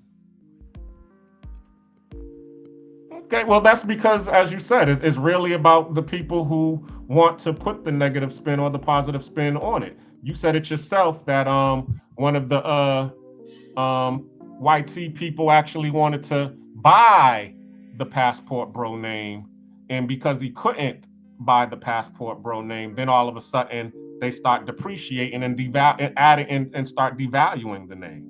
It's Correct. a similar thing. That's what's going on in Memphis. You know, they're driving down the real estate market in Memphis and making it, worthless. Why? Because they want to go in and gentrify it. So the first thing that they do is that they start to diminish it and demonize it. Look for a natural disaster to hit. Just like Katrina. Yep. Nobody's talking about what just happened in Gary, Indiana. You think Rello would talk about it? He don't give a fuck. Let's talk about the issue with this FBA movement, though. I personally identify as a Black American, a very proud Black American. But there are a lot of goofies that call themselves FBA. Goofies that think that we're Indians. Goofies that think we're Olmec heads. Goofies that who don't want to. They want to, on one end, fight for reparations, but then on the other end, not acknowledge their African ancestry. Let's talk about the goofies who all they can do is rip, snap, and cut on blacks that weren't born here. At some point, this shit is just a clown show. When the most prominent face of the FBA movement, which is Tariq Nasheed, and, I don't rock with dude, is doing nothing but, mic bullying, muting, not having good faith conversations, and then getting into, oh, you're a musty tether, that makes Black Americans look goofy. Straight up. Like when I say FBA, I'm just saying FBA because we understand who we are, right? But I identify as a Black American because there's no bunch of goofy shit attached to being a Black American. But this FBA movement, so to speak, there's too many goofies in it. People who don't have an understanding of history, people that literally look like if you pluck them into any part of West Africa, like they could walk around and be Gucci, saying that they're descendants of the Olmecs. It's insane. And the part of the sad part about it is that they're going up and they're creating new names every other Solon. Like it just really says that we have no idea who we are as a people and where we came from, which gives ammunition to certain people that were born outside of America to say these people don't know who they are. Because every 5 minutes we're reinventing ourselves. Now let's get to that. I think that's a definitely a good deep question, Nat. But it's some things like, say, I'm from the South, and one thing that the old folks taught us as youngins is some things you don't discuss in front of mixed company. Which is to say, it's some things it's a backroom conversation amongst ourselves, amongst the people that it concerns. Because when it's outside of that room, you got people that have no business having an opinion on it, inserting their opinion. That's just my thought. Now, from my understanding, I thought that was the purpose of it, to delineate. Not saying we're better or worse, just saying we're different. The way that you're different, we're different too. Right. That's the way that I look at it. And the fact of the matter is, like I say, when I look at those old like civil rights movies or even documentaries, I didn't see no Asian people out there. I didn't see no Indian people out there, which is also Asian. But I didn't see no goddamn all these other people that get to prosper from the sweat off of our back. Because when we work for desegregation, when I say we, I'm referring to our people, that just didn't desegregate black people, it desegregated all people. And who did you see out there? I'm sorry, say that again. Who did you see? What were they called? No, but what else were they called? That was. You want to go into the derogatory names that was called? No, not the derogatory. What were we known as? Oh, that was colors. Black, African Americans. No, wait a minute now. We didn't pick up African Americans until about the 80s. Wait, hold on. Jesse Jackson pulled that name out his ass trying to be inclusive now. Come I on see now. Ronan trying to jump into the pot and get cooked like Gans. You ain't learned that from Gans, Ronan? Bro, we can cook. I'll turn your light skin red right on this stream, Ronan. Let me get my position out. So African American, that name came up with Jesse Jackson and his movement when he was trying to run for politics. And it was supposed to be, wait. It was supposed to be a way of being inclusive of all the immigrants that came over here of same skin tone. It backfired because now we got this whole thing where they stand out and want to raise their flags, but we were trying at that point, trying to be inclusive. That's when African American came out as a designator because we were everything other than that. Until then. Totally tell me false. I'm wrong. Okay, well, you tell me your 100% totally and all right.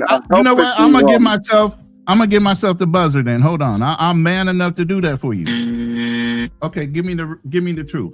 All right. Well, for one, we were known and self-identifying as African American before Jesse Jackson tried to normalize this term.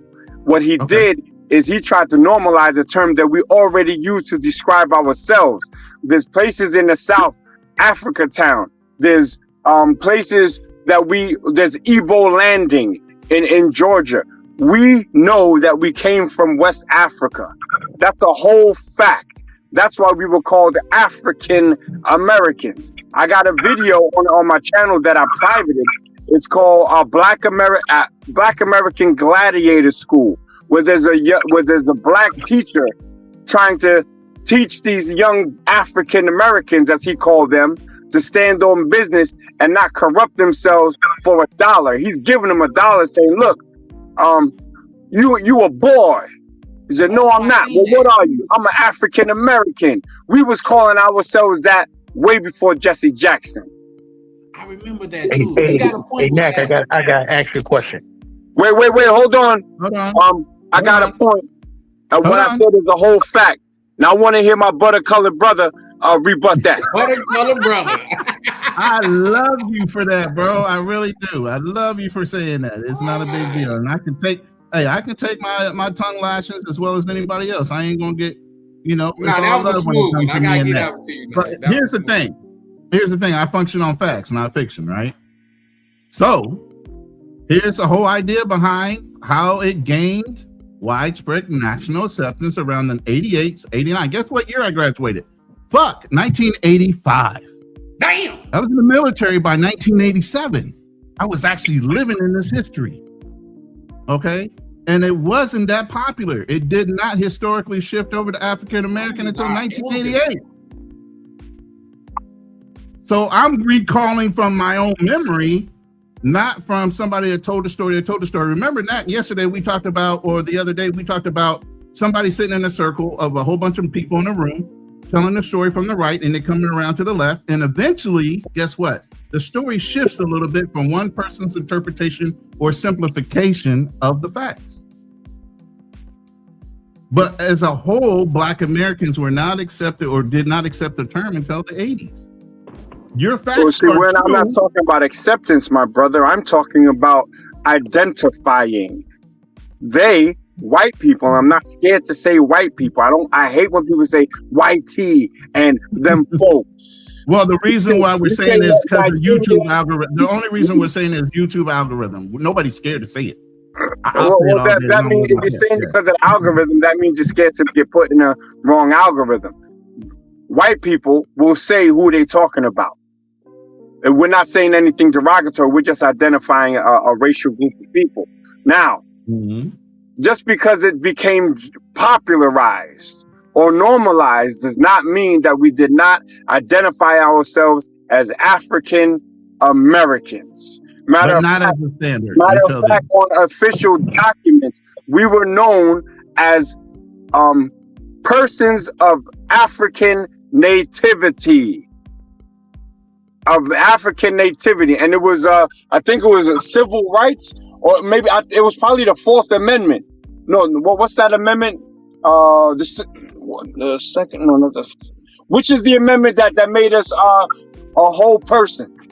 While you're talking, everybody just focus on the official institutional adoption as he's talking and saying that. Yeah, the 13th Amendment. Thank you. The 13th Amendment. It's probably in the 13th Amendment. Persons of African nativity. We always knew where we came from. That's why we called ourselves that. Our people jumped and killed. Some of our ancestors refused to go to the coast because they knew what was going to happen. Mm-hmm. That's what happened at Igbo landing. Igbos, straight from Nigeria. Most Black Americans have Nigerian ancestry. We always knew who we were. It was old, lying-ass grandmas and grandpas who were afraid and ashamed to tie themselves to where they knew they were from. So they would say, oh, we got Indian in our family, when it wasn't Indian. The reason why your grandma had that long flowing hair is because somewhere down the line, she was supposed to be violated by Massa, a white man. Right. I'm all down with you, brother. We are in alignment. We are in alignment. I'm just saying the official term was not adopted until around the 80s. While we might have been, listen, while we might not have globally, because I didn't go by African American until it was designated by the U.S. government. I went by Black or whatever I was told to put on the marker as far as how I identified. Negro, colored, whatever the fuck it was. Now there's two identifiers on the U.S. Census. That's on my grandma's birth certificate. I used to run the census, so I even did that. You can identify as Black and then decide and say, I'm African American, I'm Latino, I'm all these other designators behind being Black. You can be accepting of one, but not both. So in that vein is why I'm saying by the U.S. Census and everything else, it wasn't until around the 80s or 90s that it became officially a term that was being used throughout the United States. But it's been used prior to that, and we use it for ourselves. My argument is the semantics. Hold up. The semantics is we're both right, and you're right in your historical recalling. And all I'm saying is, semantics-wise, that's all we're arguing is when we all accepted it. I'm saying we didn't all accept until, and some people did use it earlier. Some people were more enlightened. Some people were not, and some people were in denial. Just like you got Dominicans saying me no Black. We had that here too. Just like you said, grandma was lying about, the Indian being or being part of our culture. Not that the white man went in there and raped our women and our daughters. You know what I'm saying? So all I'm saying is we're arguing over semantics, but we really do agree. You know what I'm saying? I mean, I think we agree. I just give pushback on the Jesse Jackson creation story.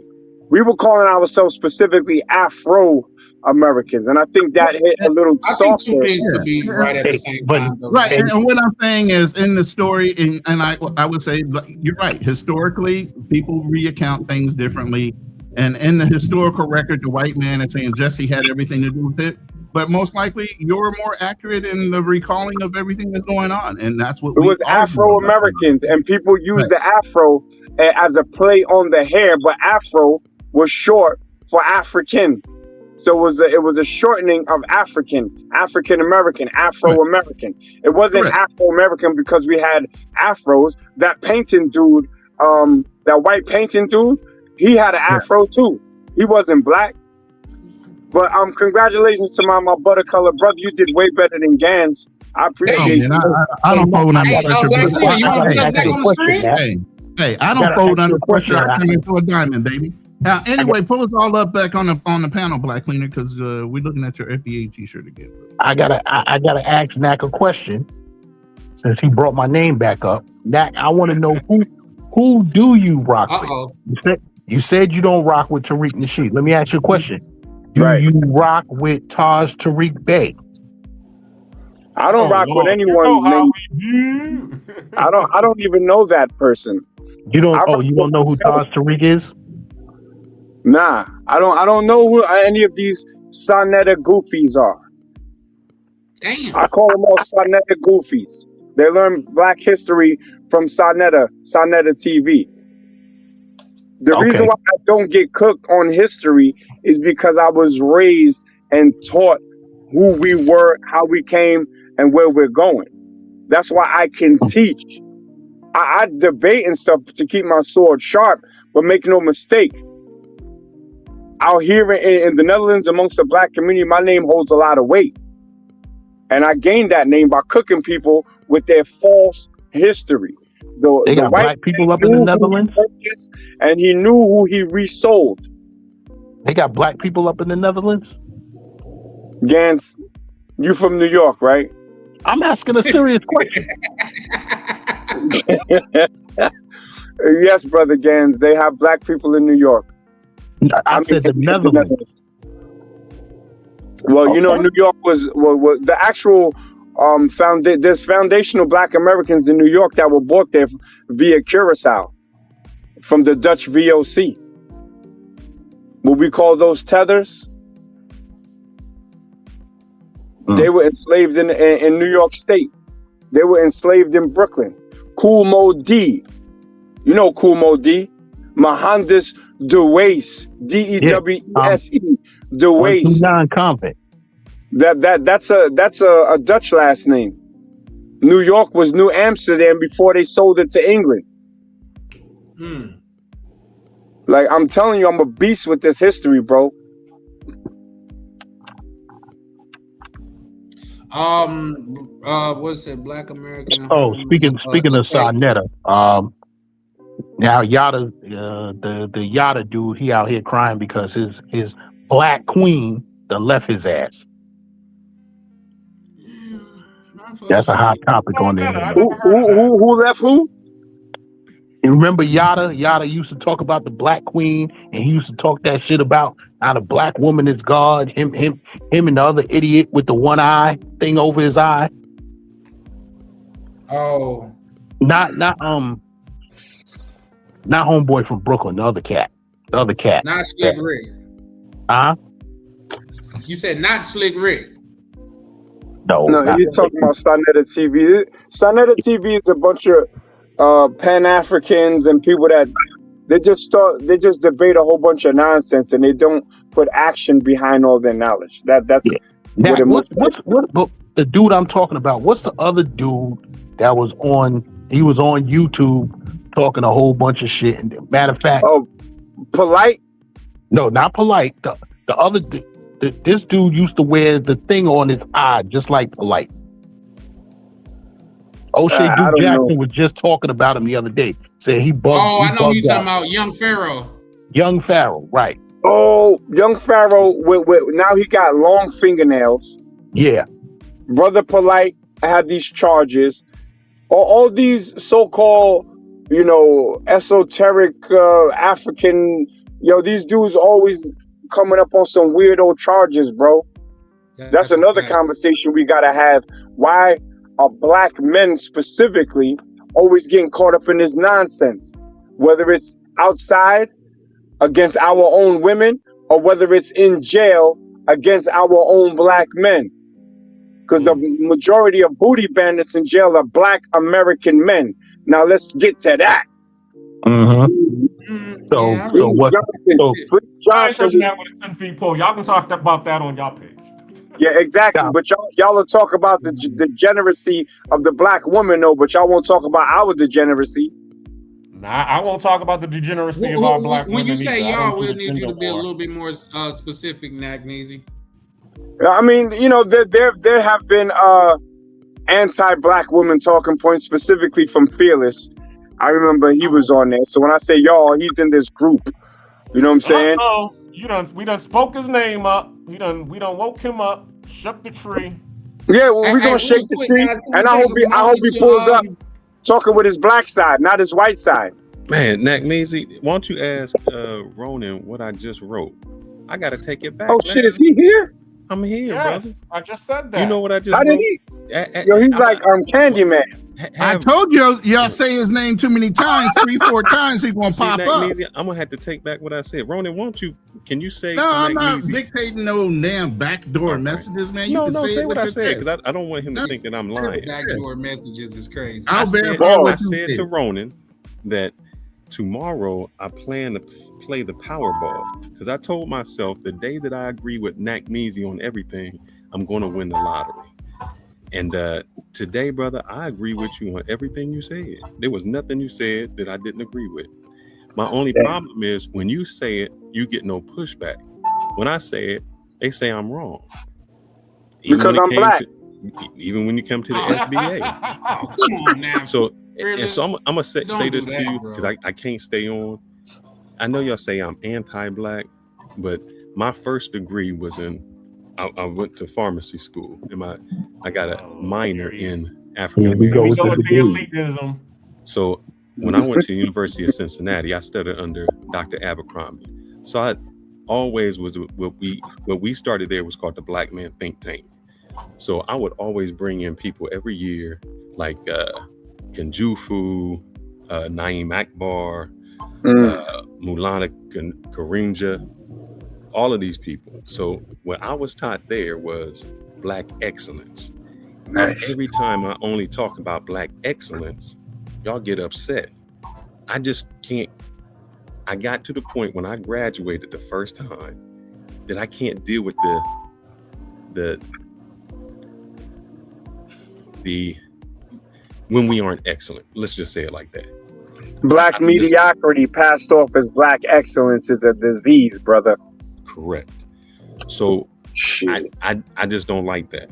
I was taught by people that who we are, you can strive, don't run the victim Olympics, be who you can be, because these were powerful Black men that did powerful Black things.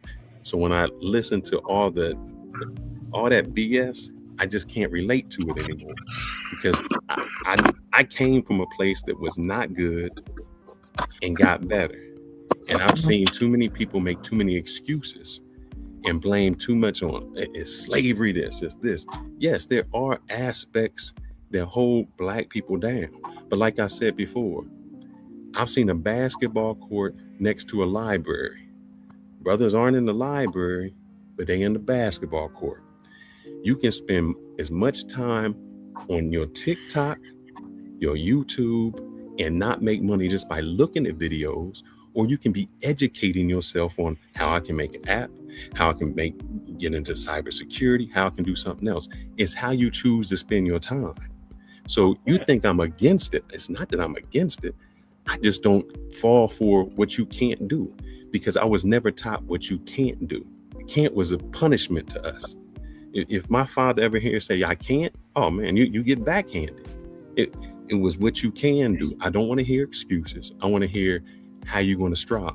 And every time I come up, I hear excuses why we can't do something, excuses why this didn't happen. And it just irritates me, because I don't surround myself in my personal life around people who make excuses. I don't surround myself with that. And you guys, and you asked me a question, Nat, that really did it. You guys talk about how much you love Black people.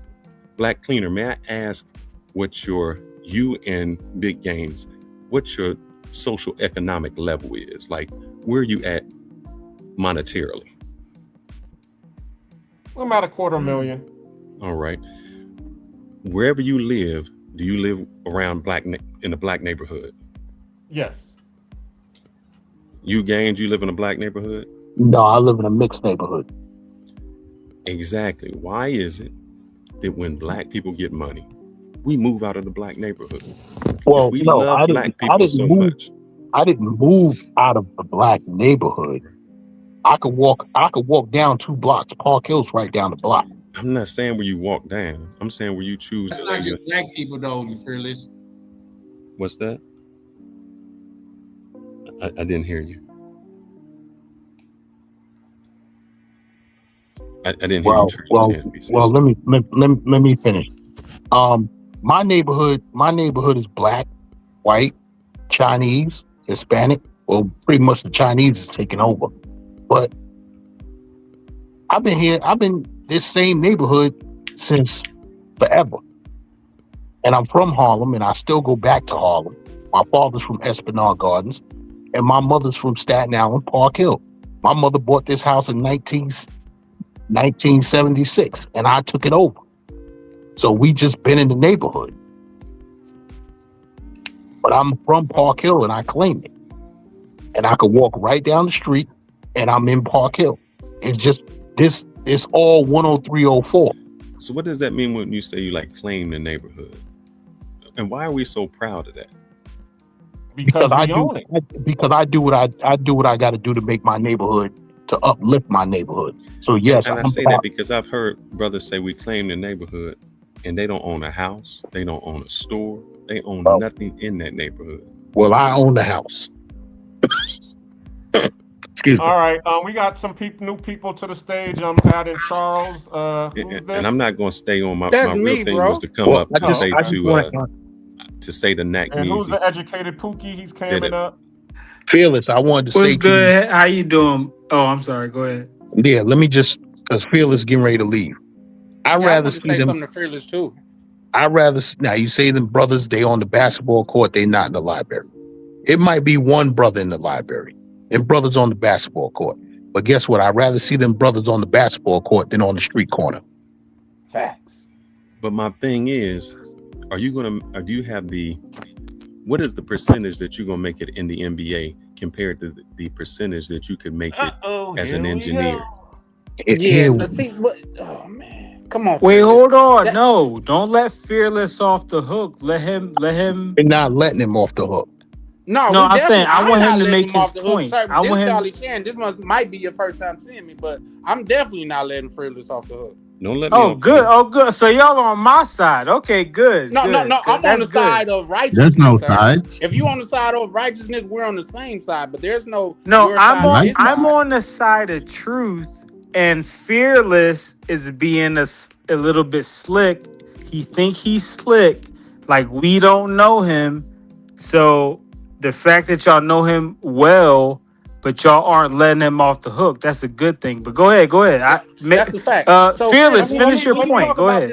Hold on. Let me my make point this point was, real quick, and I'll I let know Fearless. I'll let Fearless finish what he's saying. When it comes to Fearless on the Black Cleaner channel, the jury is still out. That is he a coon or just playing one on TV? So anytime he makes a statement, that's what I'm looking at. That's how I'm looking at it. Brother, I believe in black excellence. I don't believe in excuses. And I believe that why would I tell someone who has a very less than 1% chance to stay on the basketball court? I would rather them educate themselves. I would rather you get in school. And I've always found out you know somebody by the fruits that they bear. But what if that Wait, young that brother on the sounds like a basketball straw court? man argument. And it definitely is. That's Hold on. that's common Wait. sense. Let me just say this. What if that young brother? Wait a minute. Wait a minute. Level set this shit, because here's the thing: people are saying things and not level setting what they're saying. The idea that he's presenting is because he played on a D1 Ohio State football team, and do you see him as a pro athlete? Now, with that context, listen to what he said. I don't see Ronan, that doesn't matter. Ronan, Hold on. Let me ask him this question. Okay, So, Fearless, go ahead. you played on D1 level football, right? Correct. Basketball. Hold on. Did you get into college with that football scholarship? I got half scholarship. I got a scholarship. There you go. That was athletic and was That's academic. a good point, gang. So don't take Ronan, away the that doesn't matter. We can analyze the statistics regardless. Hold on, brother. We know not every brother's gonna make it into the NBA or the NFL or MLB. We know that. But if they can do enough to get them like what you got, a partial scholarship, help pay for some of the college. No, I got a full scholarship. I got all my stuff off academics. So I mean, don't get me wrong. I did, I wrestled, I ran track. Don't get me wrong. I did do a little bit of athletics, but the bulk of my scholarships was just because I got really high test scores and shit like that. It wasn't that I couldn't. There are so many scholarships that are given out. At the same time that I was going through, somebody named Kajana Carter was going to another school. And what you do is you say, okay, we have 82 scholarships or how many there is. Can we give somebody an academic to get another scholarship for another person? That's all. So Fearless, you good. Fearless, you good. You got me so distracted. I was about to cook you 5 minutes ago, and I got so caught up with their debate that they brought up about scholarships or whatever. I can't even cook you because I forgot my point. So you're a Fearless is master real good at what he manipulator. do. I give it up. I But give see, it this to you. this is the thing. All I Fearless is say I is gotta this. give. I Tell me Fearless gotta what is I give said that credit was where it's contradicting wrong. himself. due. I'm He's sorry. Tell me telling what I said that was Fearless is wrong. you're contradicting yourself because How am I you're saying contradicting myself? the brother's not in the library, but he's on the basketball court, No, or in your case, uh-uh. hold up, in your case, the football field, which is where you came from. All right, so let me You got break a it down free for you, brother. ride. I'm gonna You break got it a down free for you. ride in school. Guess what? I didn't have to pay. I didn't get a free ride from school. I had to pay. You know how many 8th graders can't read? You know how many of those brothers who came through that they could have gotten a scholarship, but they had to go to D3 or somewhere else because they weren't academically there, because they spent most of their time trying to play the ball, but they never spent their time in school. So they didn't have the SAT scores, nor did they have the GPA to even go there. So they were great athletes. But just being athletic is didn't that get them child anywhere. fault, And or is then that hold the up, parents' brother, fault? hold up. I graduated with a degree, have 2 undergraduate degrees and a master's degree. Do you know how many of them how many of them graduated? Second, the reason that the education was so important is because a lot of them end up like a Floyd Mayweather, or the average bankruptcy after a career is 5 years. That means you didn't learn anything about finances, money, or anything else. Well, Because yeah, you're of making course, millions because of dollars. their mom was a Keisha and their baby See, dad I was a don't go with Pookie or a excuses Ray because Ray. Of I don't go to course. excuses because if you educated yourself and you took No, I'm just saying financial courses, statistically, poor people of I don't play this victim is not Olympics. just black people. I Poor don't play people of victim every Olympics. race See, that's have and more hold on. children than the middle class counterparts of their race. If you got a full scholarship to school and you didn't spend the most of your time getting, what's that? I said, and that's where my beef comes with you, because you try to sit there and say you don't play victimization. And sometimes, okay, I Victim understand. Olympics. Hold on, let me finish. Because sometimes everybody is coming up from some place, okay? We're all not just coming here to be excellence. We all have our setbacks. But sometimes what we have to do is some of us don't even know what our setbacks is until somebody points it out, and then once we see it, then we can work up from that. But when you sit there and you try to ignore your history, it's hard for you to move forward, because sometimes a lot of times you keep on tripping over yourself, because and you don't even know that you're tripping over yourself. There goes the excuse. You had a free scholarship, you had free tutors, you got free food, you got free housing. What was the issue? Wait, who had free? Wait, who you talking about? The guy said about scholarships. So I'm talking about only about D1. No, hold on. You're talking about this hypothetical person that had all this free stuff. Because is that what Black Cleaner was talking about? I don't think he was talking about that. He's saying the excuse. I don't. No, because you're bringing up a specific example. I know that I don't think Black Cleaner was talking about. I could be wrong though. Go ahead. Hold on. Let me speak. I can go with his example. He has all this free stuff in college, but he's dyslexic and he doesn't know it. Now what? He hasn't been tested, but every time he goes into class, he can't seem to grasp why he's not getting the they got tutors for that, man. When you take tests and you are dyslexic, you don't have time on your test. They give you those special things. What are you talking about? No, but Black Cleaner, my point was hold up. See what you just did? You went to a straw man. No, I didn't go to a straw man. No, you brought that up. You went to and a I was straw trying man. to explain to you Because how many and athletes have dyslexia? you don't make it. You don't How blame many black athletes victimization. When you said you don't blame victimization, example. and I said, well, sometimes we have to diagnose the problem so that we know what the solution is. How many we black can't athletes ignore have that. dyslexia? All you're seeing is the opportunities. And all I'm saying is, okay, there's all of these opportunities there, but there's going to be some difficulties there. So we got to understand what the difficulties are before we can move on. That's what How many I'm saying. black athletes have dyslexia? Fearless, can I just mention one thing? Yes, sir. Even though this wasn't even Black Cleaner's point, because he wasn't really talking about this, your argument actually is weakened, because if you look at the Black athletic population, a lot of them come from malnourished environments or impoverished environments where maybe they had tall parents that gave them great genetics and they're super tall and blah blah blah, and that's great, but they maybe, like, you have plenty of NBA athletes that when they started out in middle school and high school, they were malnourished, they were over recruited because of their potential and their talent, despite the fact that they grew up in Southside Chicago or in a hood in Florida or Texas or whatever, and they went to Florida in college a couple years. They were able to get on a good college diet and get around people who could help them eat better on a consistent basis. Then they go to the NBA and they're all good. But when they were in those middle school and high school years, they weren't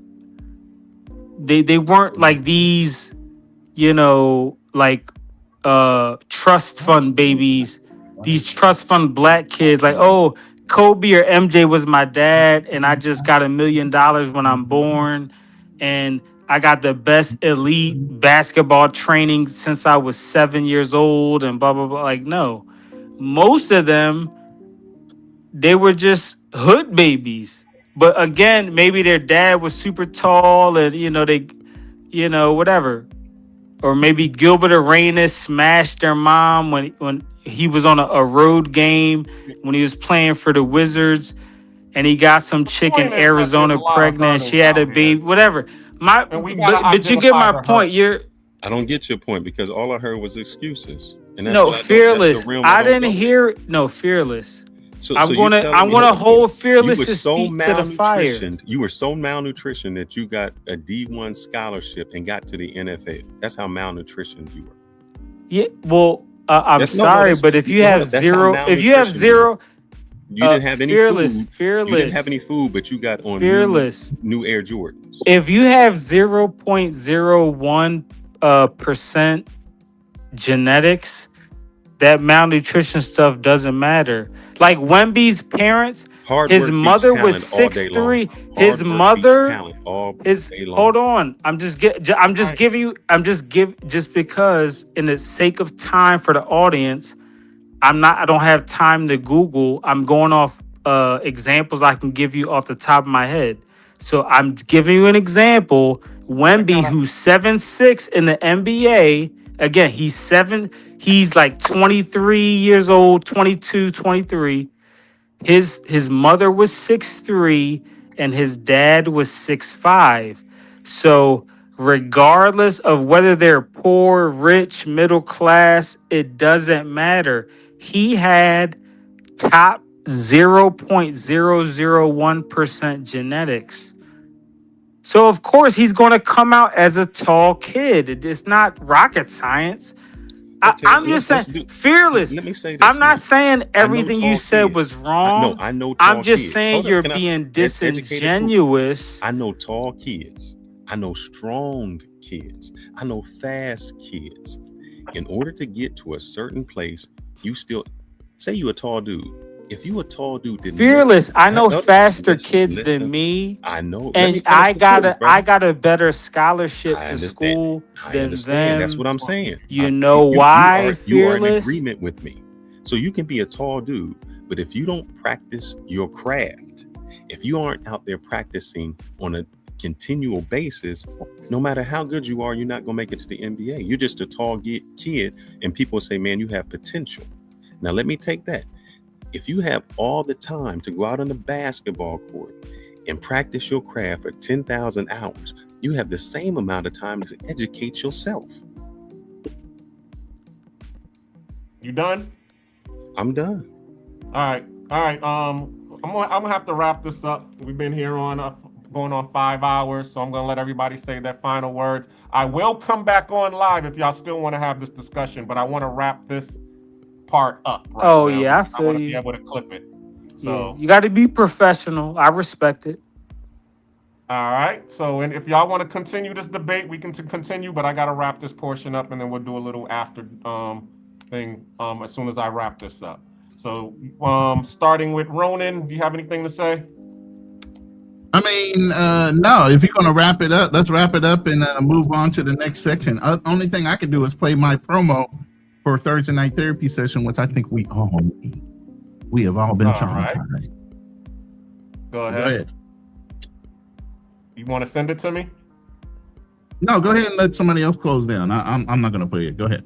You're good. All right. We'll play it on the other one, on your therapy one. I mean, on your game. I ain't got nothing to say. Go ahead. I appreciate you. I'm coming up on the panel. Fearless. I'm a person that believes that you can instead of saying you can't. I don't deal with the people who say they can't. I don't surround myself with them because in my process, you got two thought processes. One goes in positive and one goes in negative. If you dwell on what you don't have, that's what you will be. I was always told, if you believe you can do it, the person who believes they can do it is just as powerful as the person who doesn't believe they can do it. That same guy y'all talking about, he believed he can get to the NFL or NBA. They practice every day. But when those dreams get diminished, they never have anything to fall back on. So I always say, make sure that if you can spend as much time on your YouTube looking at videos, why don't you look at videos that help you improve yourself? If you can do TikTok, why don't you look and see how I can make a TikTok app? Because you're spending the same amount of time. So why don't you spend the same amount of time improving yourself? That's it. Educated Pookie. I'm going to keep it brief because, I love everybody on the panel. And I really do appreciate y'all having me on and letting me kind of, cook people like Fearless. But I'm going to let Fearless off the hook for now because it's not my channel and we got to go. But I think he's being a little bit idealistic. And again, I'm not trying to be a doomer and say that everything's negative and you should look at life through a pessimistic lens of like in your individual life. But like just when he's talking about like the general male population and society as a whole, when you're talking about it on that level, you got to be a little bit realistic. And I think he's a little bit too optimistic. And I don't know if that's because he's 6'3" and light skinned, so women automatically pedestalize. Oh, he definitely ain't 6'3". I don't know what it is. If that's the case, Fearless, I applaud you. I congratulate you for that. I'm happy for you. I mean, like my mom is pale skin. I was raised by a pale skinned woman. I'm not like against light skinned people.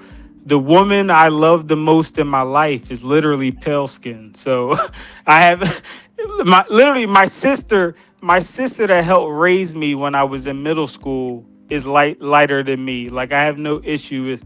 So I hate that false narrative that people try to say just because I happen to be darker than some of my family members. But so Fearless, it has nothing to do with the fact that you're a pretty boy, brother, or that you stay in the gym. One thing. I'm not jealous. I applaud you. No, Fearless, I want to make it clear. I applaud you for that. Of everybody on this channel. And he said the same thing.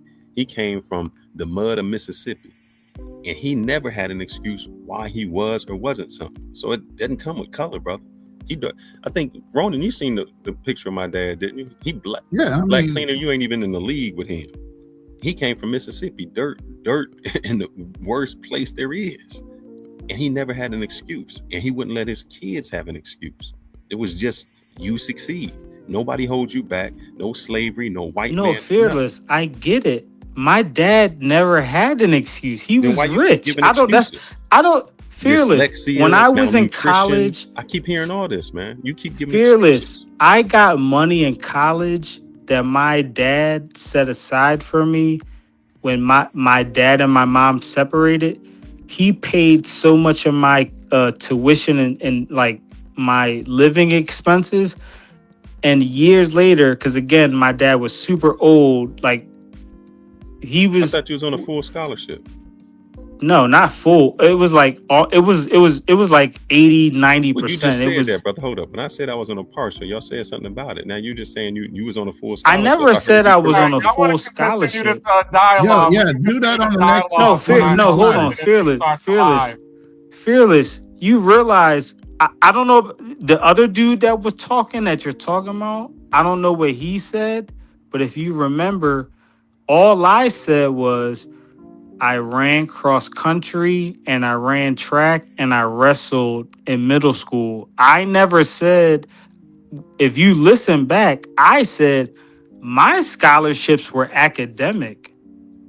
I just did sports in high school just to make my resume look better. I was again, the only thing I could have played sports in college in was cross country, and I didn't want to do that. I made I had a good scholarship because of my test scores, and I was cool with that. And again, my dad paid that little 20% that wasn't paid for, whatever. My dad paid for a lot of that, but again. So you're educated, Pookie. Why didn't you become? As I said. My bad. Yeah. Hey, wait a minute. He's gonna open up another channel. He's gonna open up another live, you guys. I want to let him reopen it. It's let 12 o'clock here, and I just finished my cigar. I got to go to sleep, but I will just ask the black cleaner this. Nakmeezy said the exact same thing I said. You said no challenge to him when he came to the FBA, because all I said was the FBA was invented by Tariq Nasheed in 2018. He said the exact same thing. You never gave any feedback. You never said, oh, you wrong. You coming against black. You never said anything about that. He actually tonight said the exact same things that I've been saying, and you had no comeback. So is it the messenger or the message that you have a problem? No. You want to know the answer? I did have some pushback for Nakmeezy, but there were other people on the panel that were talking, so I let them talk. That's really what's happening, because as I said in the beginning of my intro, I am FBA. If you looked at my background, it doesn't matter that it's a made-up term. We can discuss that for 30 minutes about the acronym, but it doesn't matter because the acronym is to describe the lineage. I'm from the lineage. If you want to say foundational Black Americans is a made-up term, okay, fine. I put on my background Fennell, Bray, Anderson. That's my family. We are FBA. And that's where I got the problem with when people come against the black plight of FBA, because if you don't believe in it, fine, don't believe in it. But there are people out here that are creating hidden history museums when they're taking our black stuff out of the Smithsonian. There are people that are having reparations conventions when people are over here trying to, erase and do critical race theory and all of these things. And these are the things that Tariq Nasheed is doing, amongst others. So when people come and they try to, denigrate the black economy, the black progress, I gotta look at you with a side eye. I gotta see, okay, yeah, the message that's coming. Are you for the people? Are you trying to build it, or are you trying to destroy it from the inside? And that's really, it wasn't, I understood what Nakmeezy was saying. I just didn't speak on it because everybody else had a chance to speak on it. And I hope when you open up your show, you come at him the same way you come at me. That's all. No problem. All right. I have no problem with that. Just keep it. But real quick, while you're on the panel, both of y'all on the panel, I'm in the middle of y'all. Can you just answer the question real quick so he understands who you are? Are you for the black agenda or not? That's what he wants to know. Yes, for me, I'm for black excellence in the agenda. Okay. I'm probably more pro-black than all of y'all. Slow down now. Well, let me say. When I say I got my minor, why don't you just look up Dr. Eric Abercrombie? That's who I was under. When I say I got my minor in African American studies, I spoke Swahili, which I don't anymore. That was my language in high school and in college. But I am for Black excellence. What's that got to do with it? I just don't look at it and say, man,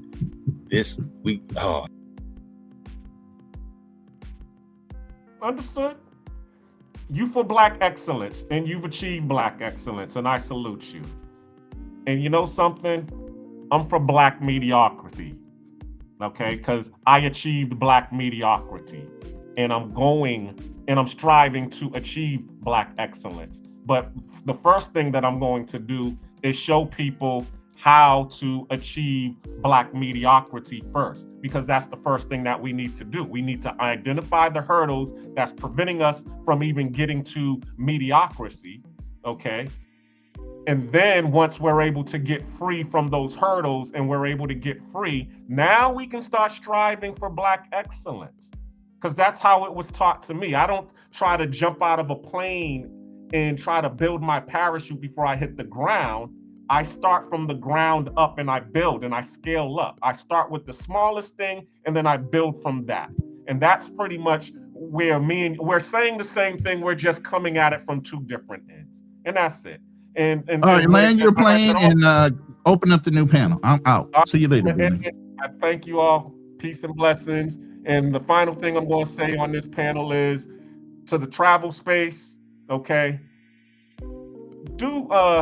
If you out here traveling, okay, please keep in mind that the first impression of a Black person might be the one that they're looking might be the one that they're looking at, which is you. So if you are the representative of Black people, foundational Black Americans, African Americans, and you're out here traveling the world, please be a good ambassador, because we do not want a negative stain on we have enough negative stains on our name. So, and I'll end it there. I appreciate everybody that was in the chat watching. I appreciate all that was in the King. We're about to do another panel, so you can drop down. I'm about to end this live. I appreciate you coming up. If you want to, continue with the second live, we'll do that. But I'm about to end this. And I will talk to you all on the next live. Peace. Yeah. Some journeys ain't loud. They just steady, they just real. Nature's odyssey. Yeah. Still standing. I walked through fire, didn't fold and break. Lost some love, but I still got faith. From the silence, I rebuilt my name. Nate's odyssey, still in the game. I done seen the highs and the lows unfold. Heart stay warm when the world went cold. Every scar got a story told. Nate's odyssey, solid gold. Yeah. Back when the road felt heavy on my chest. Suitcase full of dreams, pain in my steps. Left everything behind just to breathe again. Sometimes freedom don't come with friends. Late nights thinking where the time went. Love got distant, heart got bent. But I ain't crumbled, I just adjusted. Real men rebuild what's disrupted. Panama breeze with a silent mind. Tryna leave the past behind. But growth don't come if you stay the same. Sometimes you gotta walk through rain. I walked through fire, didn't fold, didn't break. Lost some love, but I still got faith. From the silence, I rebuilt my name. Nate's odyssey, still there in the game. I walked through fire, didn't fold, didn't break. Lost some love, but I still got faith. From the silence, I rebuilt my name. Nate's odyssey. Ain't no shortcuts in this life I live. Every lesson cost some, had to give. Trust broken, ego tested. Still I rise, still I'm blessed still. They say why you move so calm. Storms don't shake us steady. I done learned what peace really costs. You don't win unless you lost. This ain't flashy, this ain't hype. This grown man, purpose tight. Every episode, every mile. Still got vision, yeah, still got style, yeah. This ain't just travel, it's transformation. This ain't just silence, It's elevation. Yeah. They saw the